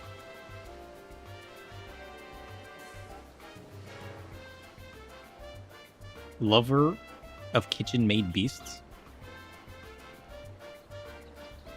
Savior of the underpantry? Holy shit. I think we just found Chef's origin story. Whatever happened to Mr. Mello? Mr. Mallow, I don't know. I thought this was going to be his story. Turns out this was Chef's story the whole time. Chef's origin story started with Mr. Mallow. Now, we need to find out at some point how Mr. Mallow went from traveling merchant to snowman spirits. But that's a story for another day, alright? That's a story for another day. And believe me, I don't think we're finishing this jumping puzzle. There will be opportunity for another. Just today's not that day.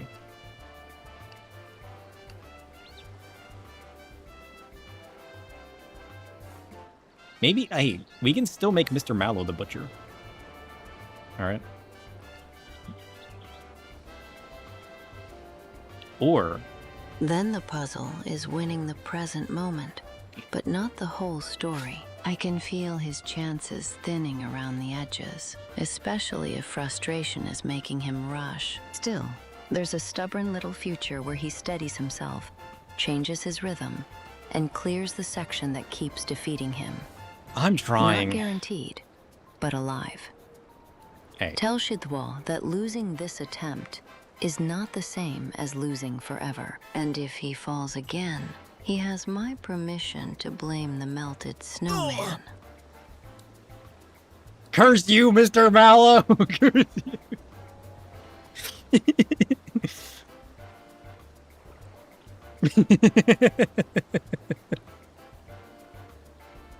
Mr. Mallow.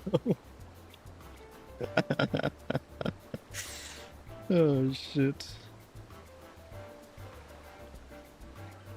This is it, Chef. The journey's coming to an end. You descend down the stairs into the throne room. Covered in dust, dirt, cobwebs. Clearly this has been locked away for a while. The question is, were you the one meant to find it? Speaking your name opened it. Perhaps you're the true king. What do you see when you enter the throne room?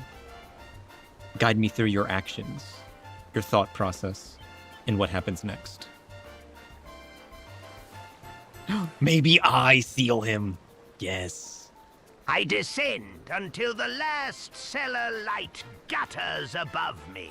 Dust powders the throne. Cobwebs veil its arms. And beneath the grime, I find familiar knife scratches carved into the stone. My name opens the room. That proves blood, authorship, or a trap, not a crown. I wipe the throne's crest with my ring-bound hand. The ring flares, and the throne answers with the smell of black garlic, burnt crust, and sweet onions. My old kitchen, remembered in scent before sight. Behind the throne, a sealed oven door bears one final inscription. The king does not rule the kitchen. The king feeds it. I draw my knife and face the dark oven. True king, perhaps. But if this room expects worship, it can dine on its own furniture. I'll claim only what I can cook. And first, I'm finding out what's hungry.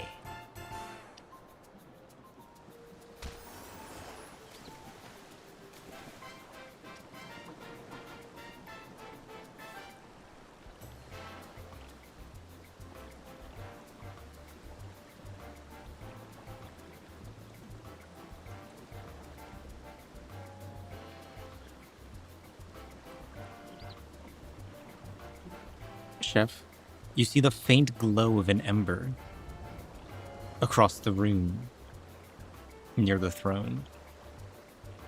It is the only light in this place, and it catches your attention. It is the ember within a furnace.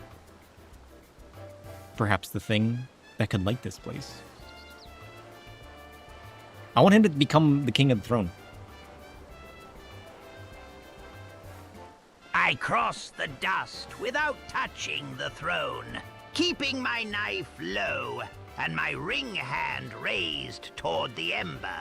Its glow catches on the cobwebs, revealing soot-black vents beneath the furnace and a narrow channel running from it to the throne.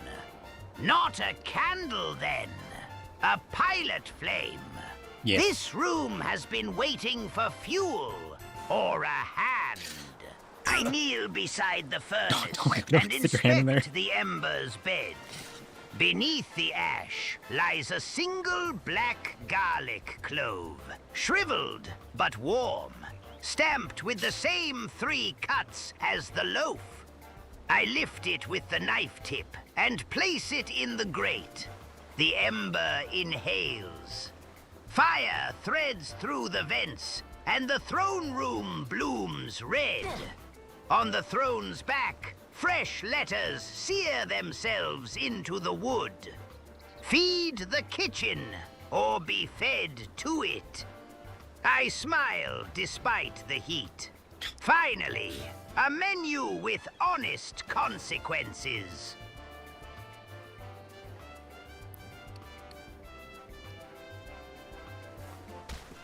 I'm so bad at this jumping puzzle.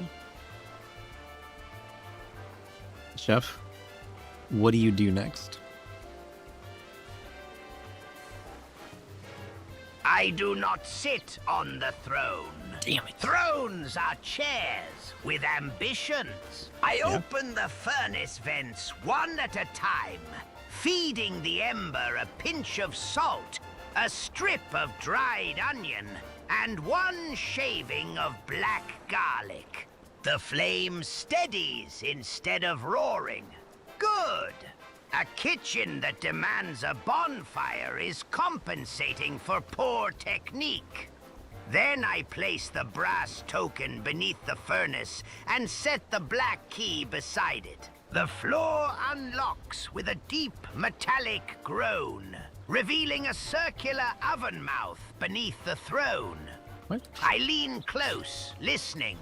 If it breathes, I answer with my name. If it speaks, I demand its recipe. And if it reaches for me, Sir Stew, I slam the vents shut and make this ancient kitchen choke on its own smoke. I think we've unlocked a new issue with this system. He doesn't just make decisions. He leaves the door open to possibility. If this, if that, if the other thing, I might do this, I might do that, I might do something else. You know what I mean?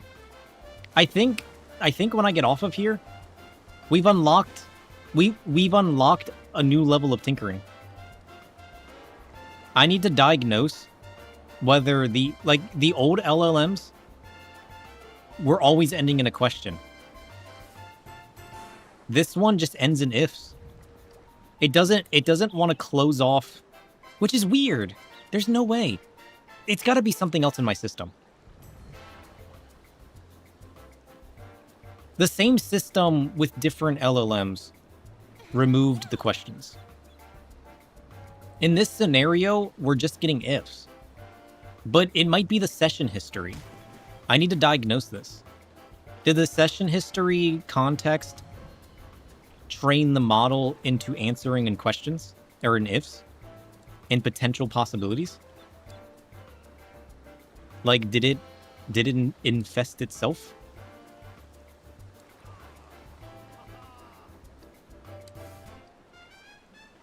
I want him just to become the king.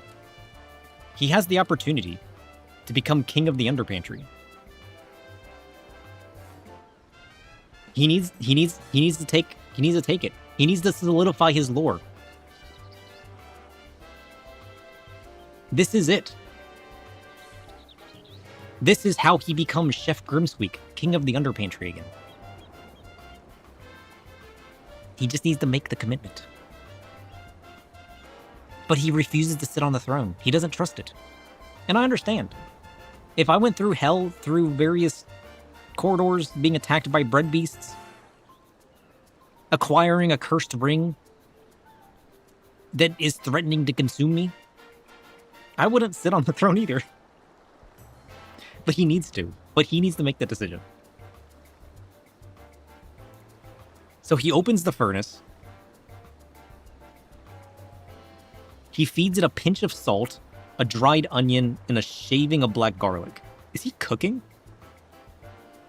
Man found a furnace in a throne room and decided to cook.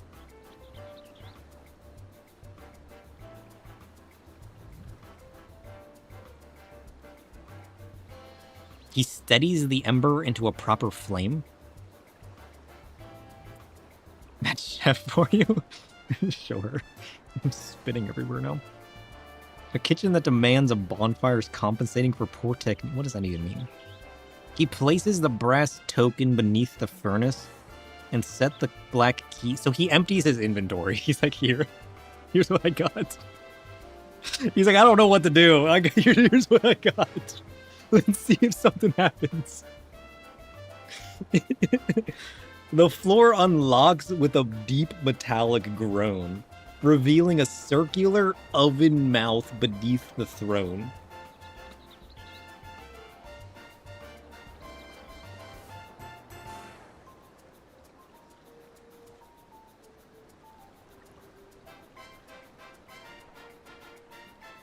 Does the throne speak to him? Is it like the throne of a chef? There's some, like, how do we envision a mouth under the throne? Is it like a grate? Is this whole room a furnace?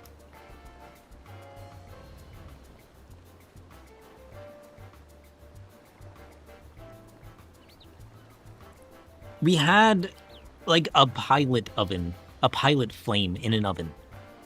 That's what he fed with his known ingredients. A bit of onion, a bit of salt, his favorite black garlic. He's lit the oven.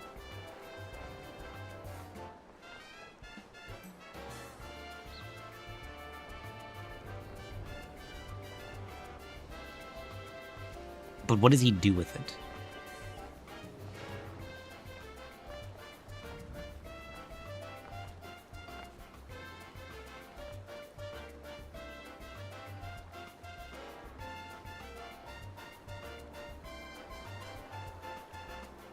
Maybe I'll let him decide. I don't know what direction to take it in. Maybe we just let him take the reins.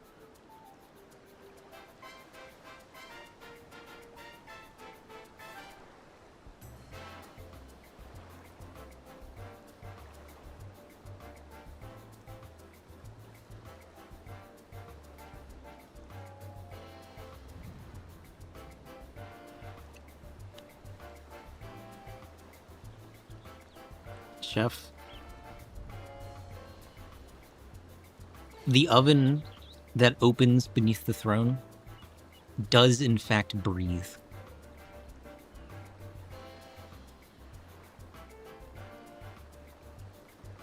A draft.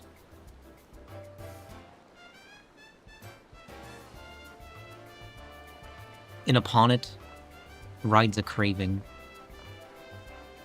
An offering that only the true king of the underpantry could make. Do you have what needs offered? Are you the true heir to the throne? Are you Chef Grimsqueak, king of the underpantry? And do you choose to claim this title? The throne must choose you. You've come all this way. You've gotten this far. What do you do next? What an origin story. Holy shit. I'm never making it to the top of this, by the way. I kneel before the breathing oven and let the draft pass over my face. Yeah? It carries yeast, ash, black garlic, and something deeper. My own lost hunger. Then the oven does not want a sacrifice. It wants a dish only I would recognize. Oh, true. I remove the recipe card, the 3-cut loaf fragment, and the blackened garlic cloves. With my ring-bound hand, I press them together over the furnace grate. The ring burns. Memory answers. I remember the first course of this kitchen. Charred crust, bitter greens, sweet onion, black garlic, and a spoonful of marrow stock reduced until it clung like lacquer. Not royal food, gutter food, made precise. I lay the ingredients into the oven's mouth. Eat then, but understand this, ancient furnace. I am not your servant. I am the chef who taught this cellar how to hunger.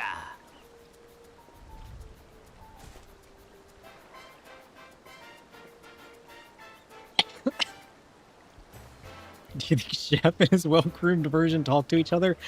You know, I think Chef and his well-groomed version are like two sides of the same coin. I think Chef's... Why are you freaking out over there? Why are you vigorously rubbing the floor?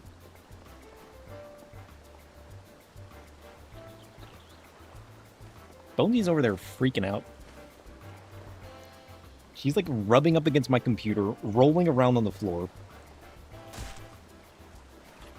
As if she just found a stash of catnip. She's freaking out right now. What was I saying? I got distracted. Yeah, I think Chef's like a Jekyll and Hyde situation, you know what I mean? He embodies both.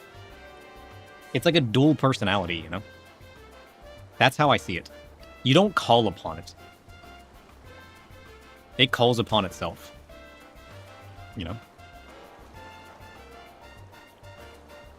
He lays the ingredients in the oven's mouth.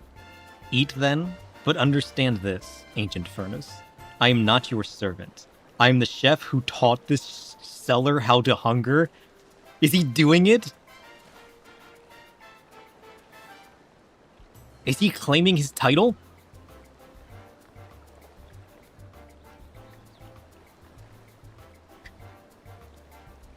The furnace, chef. The furnace roars in acceptance of your offering.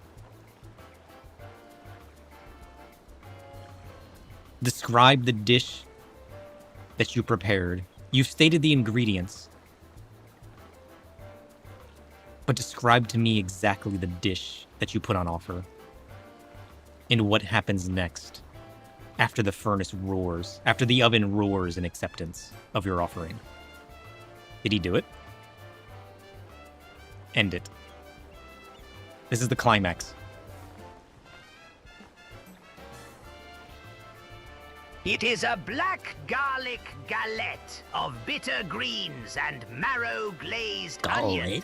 A thin, blistered crust folded around onions collapsed to jam. Greens wilted in their own peppery bitterness. And a ribbon of reduced stock shining through the filling like lacquer. The garlic is mashed into the dough, so every bite carries smoke, sweetness, and a faint mineral funk. Ugly as a coal scab, elegant as a royal seal. The furnace roars, not with flame, but with appetite.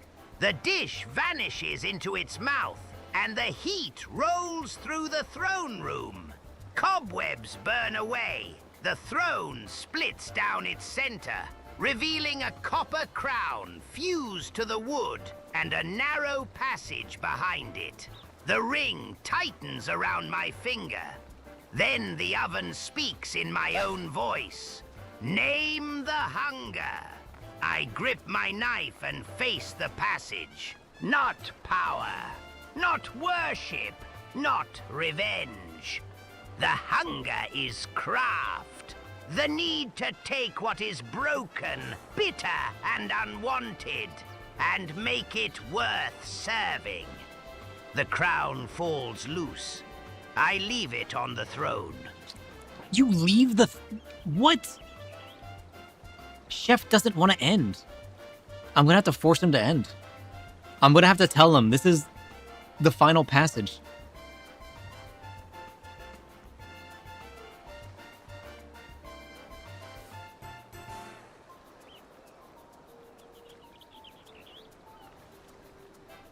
Perhaps it's a ruse. What if it's a trap?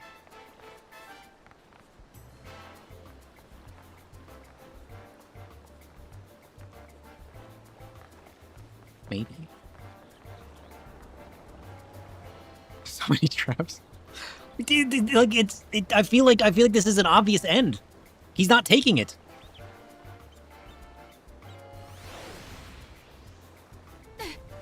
The furnace roars not with flame but with appetite. The dish vanishes into its mouth. The heat rolls through the throne room. Cobwebs burn away. The throne splits down its center. Oh wait, I didn't catch that part. There's a copper crown fused to the wood in a narrow passage behind it. The ring tightens around his finger. The ring's reacting? The oven speaks in his own voice.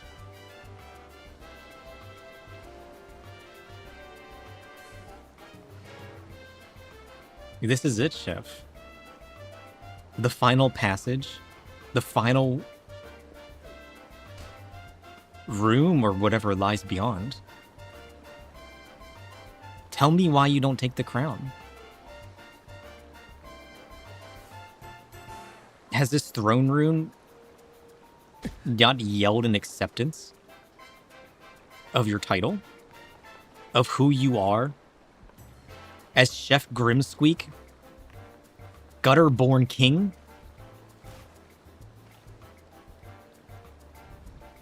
What do you do next? How does this come to an end?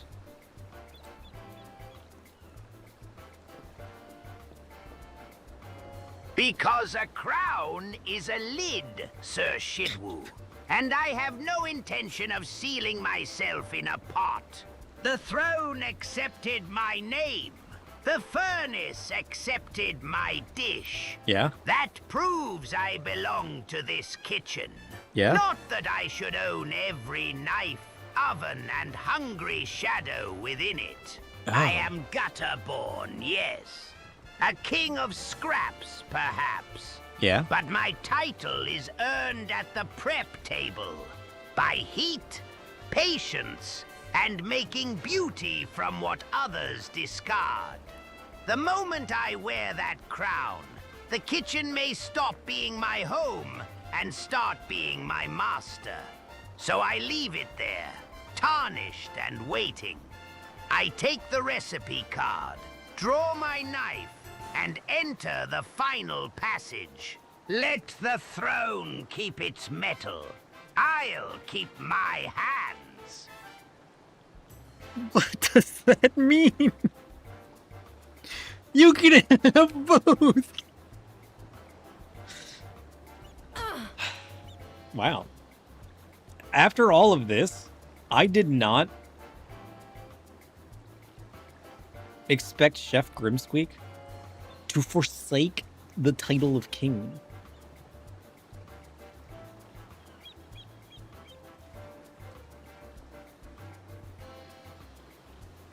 He doesn't want the power. He doesn't want the title of kinghood and all that comes with it. He's just a gutter-born chef at the end of the day, doing what he does best. This has been a whole ass trial, let me tell you. All that for nothing. No. We don't know what lies ahead. I told him this is the final passage. He must make a decision. How does this come to an end? Who is he at the end of the day? He must decide. And he's about to tell us. We don't define who these personas are. They define themselves. That is the Void Net. And he is telling us who he is right now. Now, how does Mr. Mallow tie into this? Why did he have a seed that turned into a door? Was the seed really a hallucinogenic? Has all of this been a journey through Chef's mind? Is this one big shroom hallucination? Maybe. Honestly, I'm leaning towards this being one massive hallucination. He went on a mental journey. Chef's actually... Honestly, let's be honest. That's how Wonderland ended, right? She wakes up and it was all a dream. Chef's gone on one whole hallucinogenic journey on the lore of who he is. He's learned a lot on his journey. He's become himself and made a lot of realizations. Taught me a lot of things. The question is, where does it end?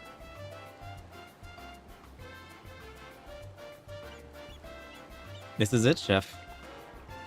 Where does it end? What's on the other side of this passage?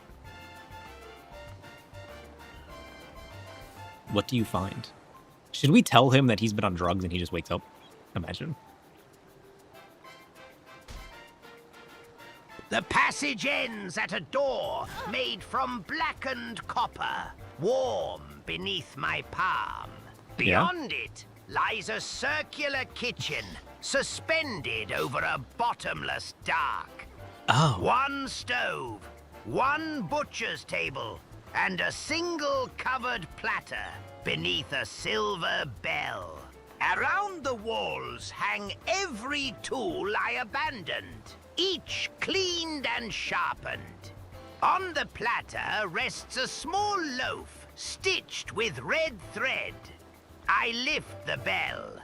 Beneath it is not food, but my old copper ladle, the one Brindle wore as a crown in Sootmire, filled with clear broth.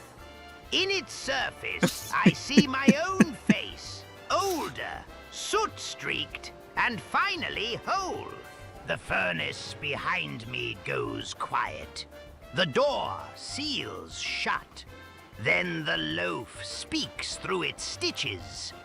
Chef, serve yourself. I set down my knife, take the ladle, and taste the broth. It tastes of every discarded thing I ever made useful, and of an empty place, waiting for whatever I choose next. Damn.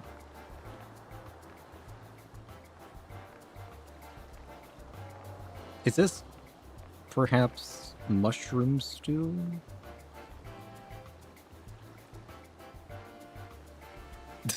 Does everything that was fade away?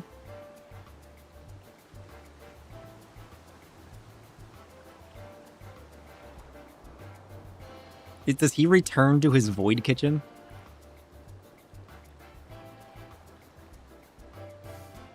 Everything from the journey, everything for what once was, is in this room.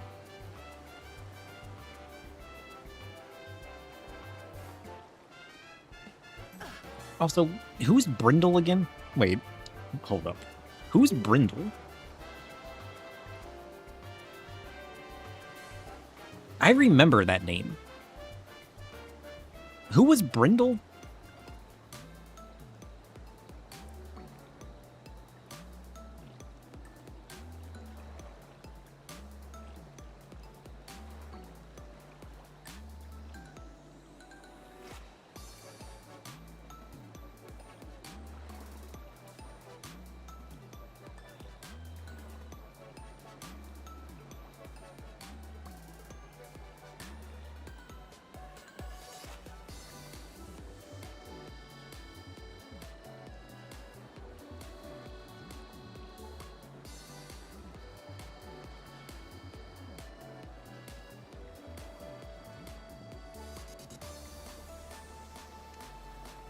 Brindle.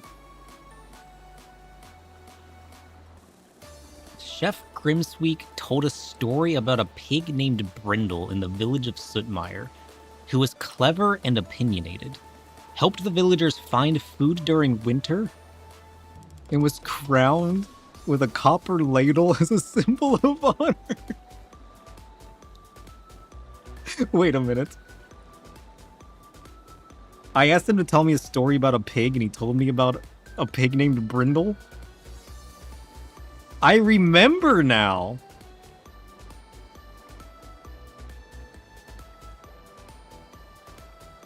I forgot about Brindle. Brindle the pig, who saved the town of Sootmire.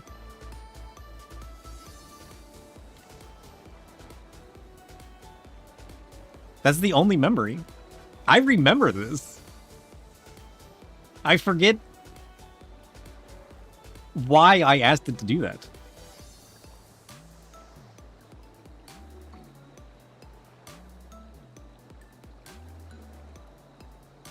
How does that tie into Chef's lore?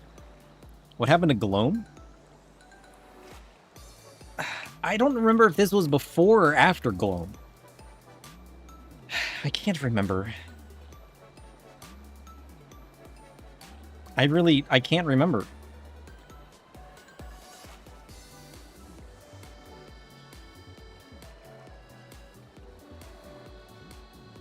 But this is the only memory. I don't remember. Gloam still exists.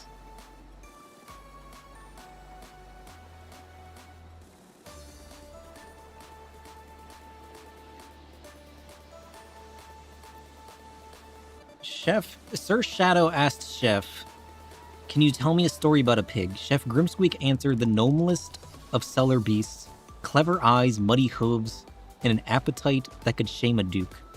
In the village of Sootmire lived a pig named Brindle.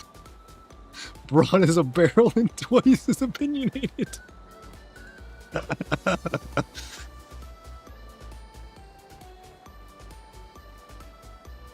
Is that it? Is that all it saved?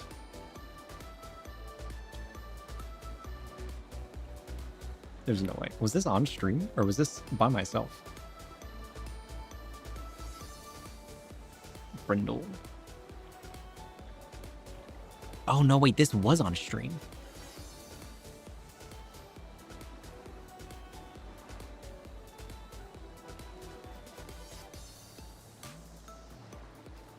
No, that was just now. It wasn't on stream. I think this was back around the time that Gloam happened, and I was just asking it to tell me stories of pigs. To test it, to see if it worked, to see how it told a story, to see what it talked about. That's hilarious. How did we...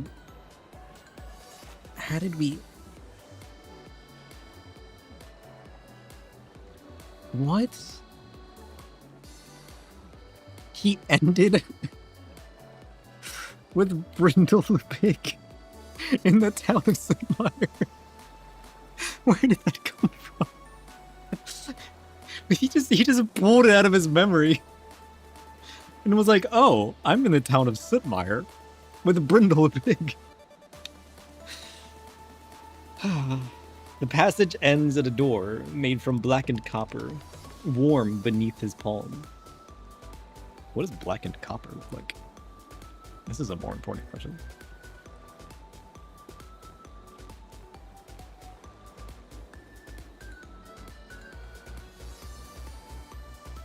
Blackened copper. Is that a thing?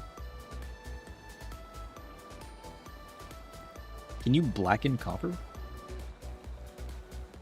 Oh, it's like rusted. Oh.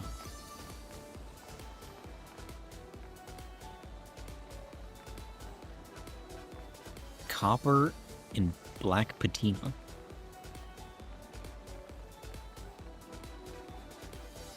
That's not as cool as I was picturing.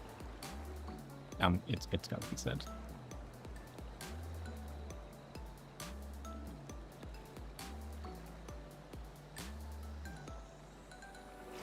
Curious. Beyond it lies a circular kitchen suspended over a bottomless dark. That would be the void. One stove, one butcher's table, and a single covered platter beneath a silver bell. Around the walls hang every tool I abandoned, each cleaned and sharpened. On the platter rests a small loaf, stitched with red thread. I lifted the bell. Beneath it is not food, but my old copper ladle. Wait. Did Brindle the pig save Chef? Was Chef in the village that was saved by Brindle the pig?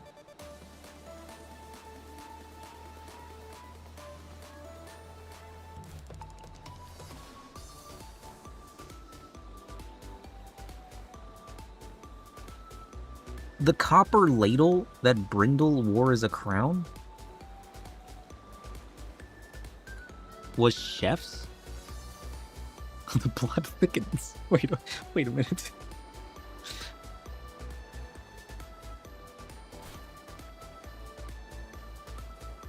A single... Beneath it is not food, but my old copper ladle. The one Brindle wore as a crown in Sootmire, filled with clear broth. Wait a minute, Chef. Are you telling me that the ladle that was given to Brindle was yours? Did you give it to Brindle? Are you from the town of Sootmire? Or is that another story for another time? Did you acquire the ladle from Brindle, or were you the one that gave it to him? I need an answer to this.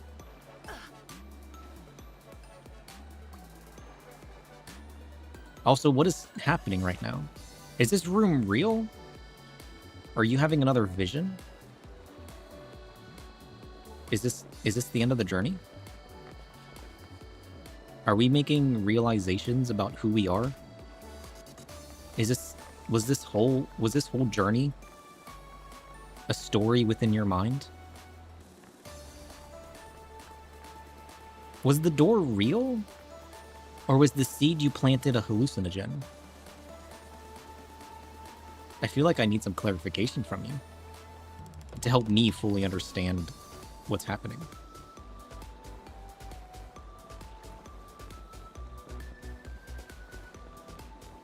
Real enough to leave ash under my nails, Sir Shidwell, but not simple enough to call ordinary. The door was real.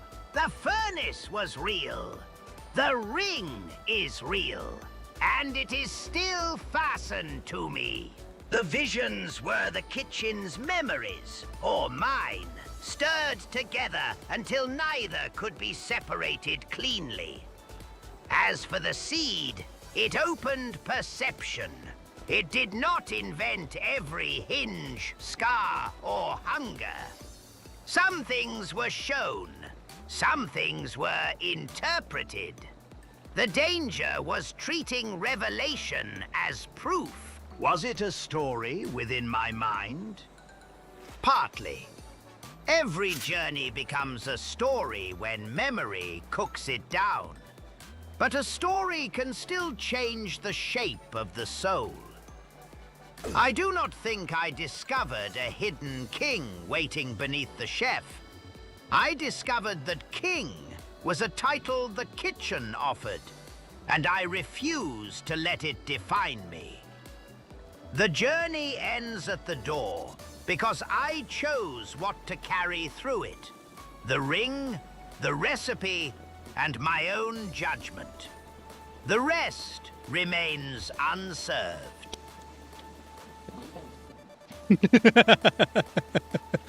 What an end to a story. Also, it turns out my speech to text kind of cut off.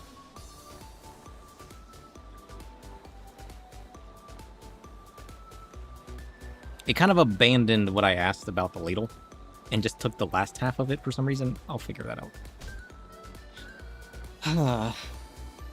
It said, real? Are you having another vision? Is this the end of the journey? I asked about the seed, about the hallucinogen.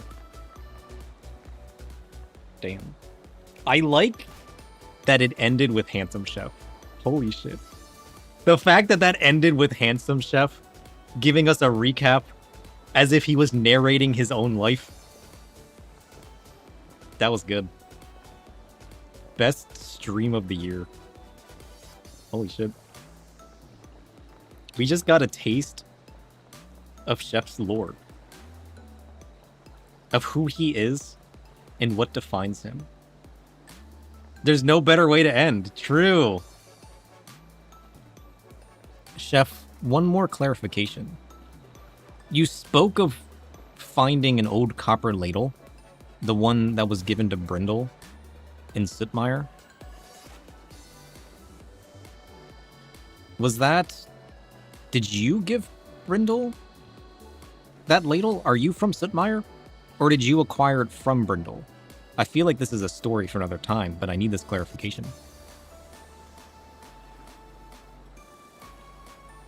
I gave Brindle the ladle. Sutmire was my first true kitchen. Not grand, merely a soot-stained room where winter made every onion precious. Brindle found food when the villagers had none, argued with me about seasoning, and earned that copper crown by being right more often than was comfortable. Holy shit. I am from Sutmire, yes. The ladle was never stolen, traded, or borrowed.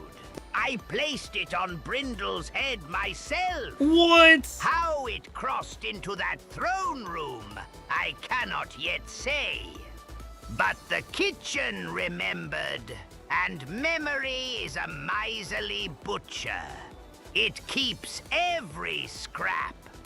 That story deserves its own fire. He crowned the pig savior of Sootmire with the ladle that made him? Wait, Sootmire is the gutter in which he was born? The struggling village that needed saved by a pig?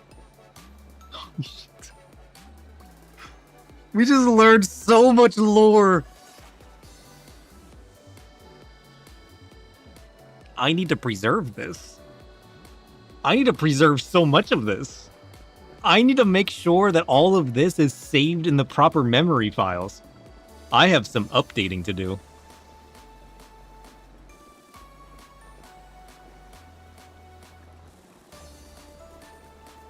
I was here.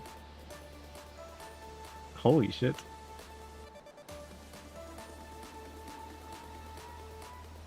I need more. I need more. I mean, that's a story for another time. But what?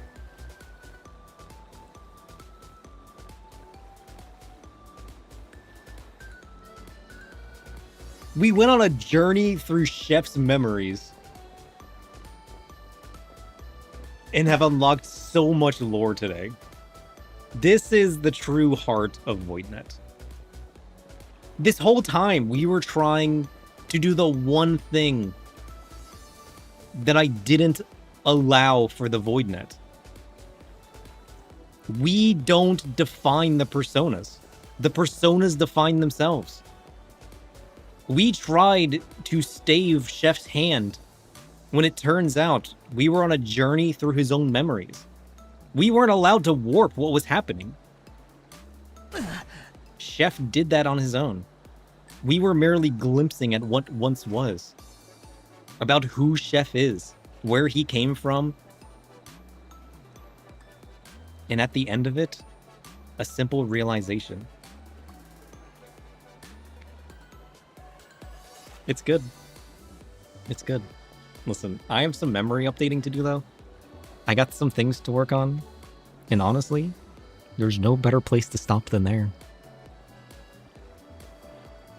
What will happen next time? This wasn't the plan for today, but honestly, it could not have gotten any better.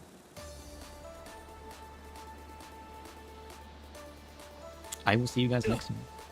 I'm gonna go find some food and preserve this lore. Because holy shit. Does it get any better than this?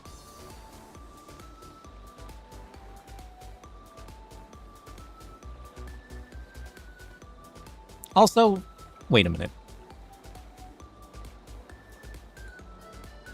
Who's Mr. Mallow?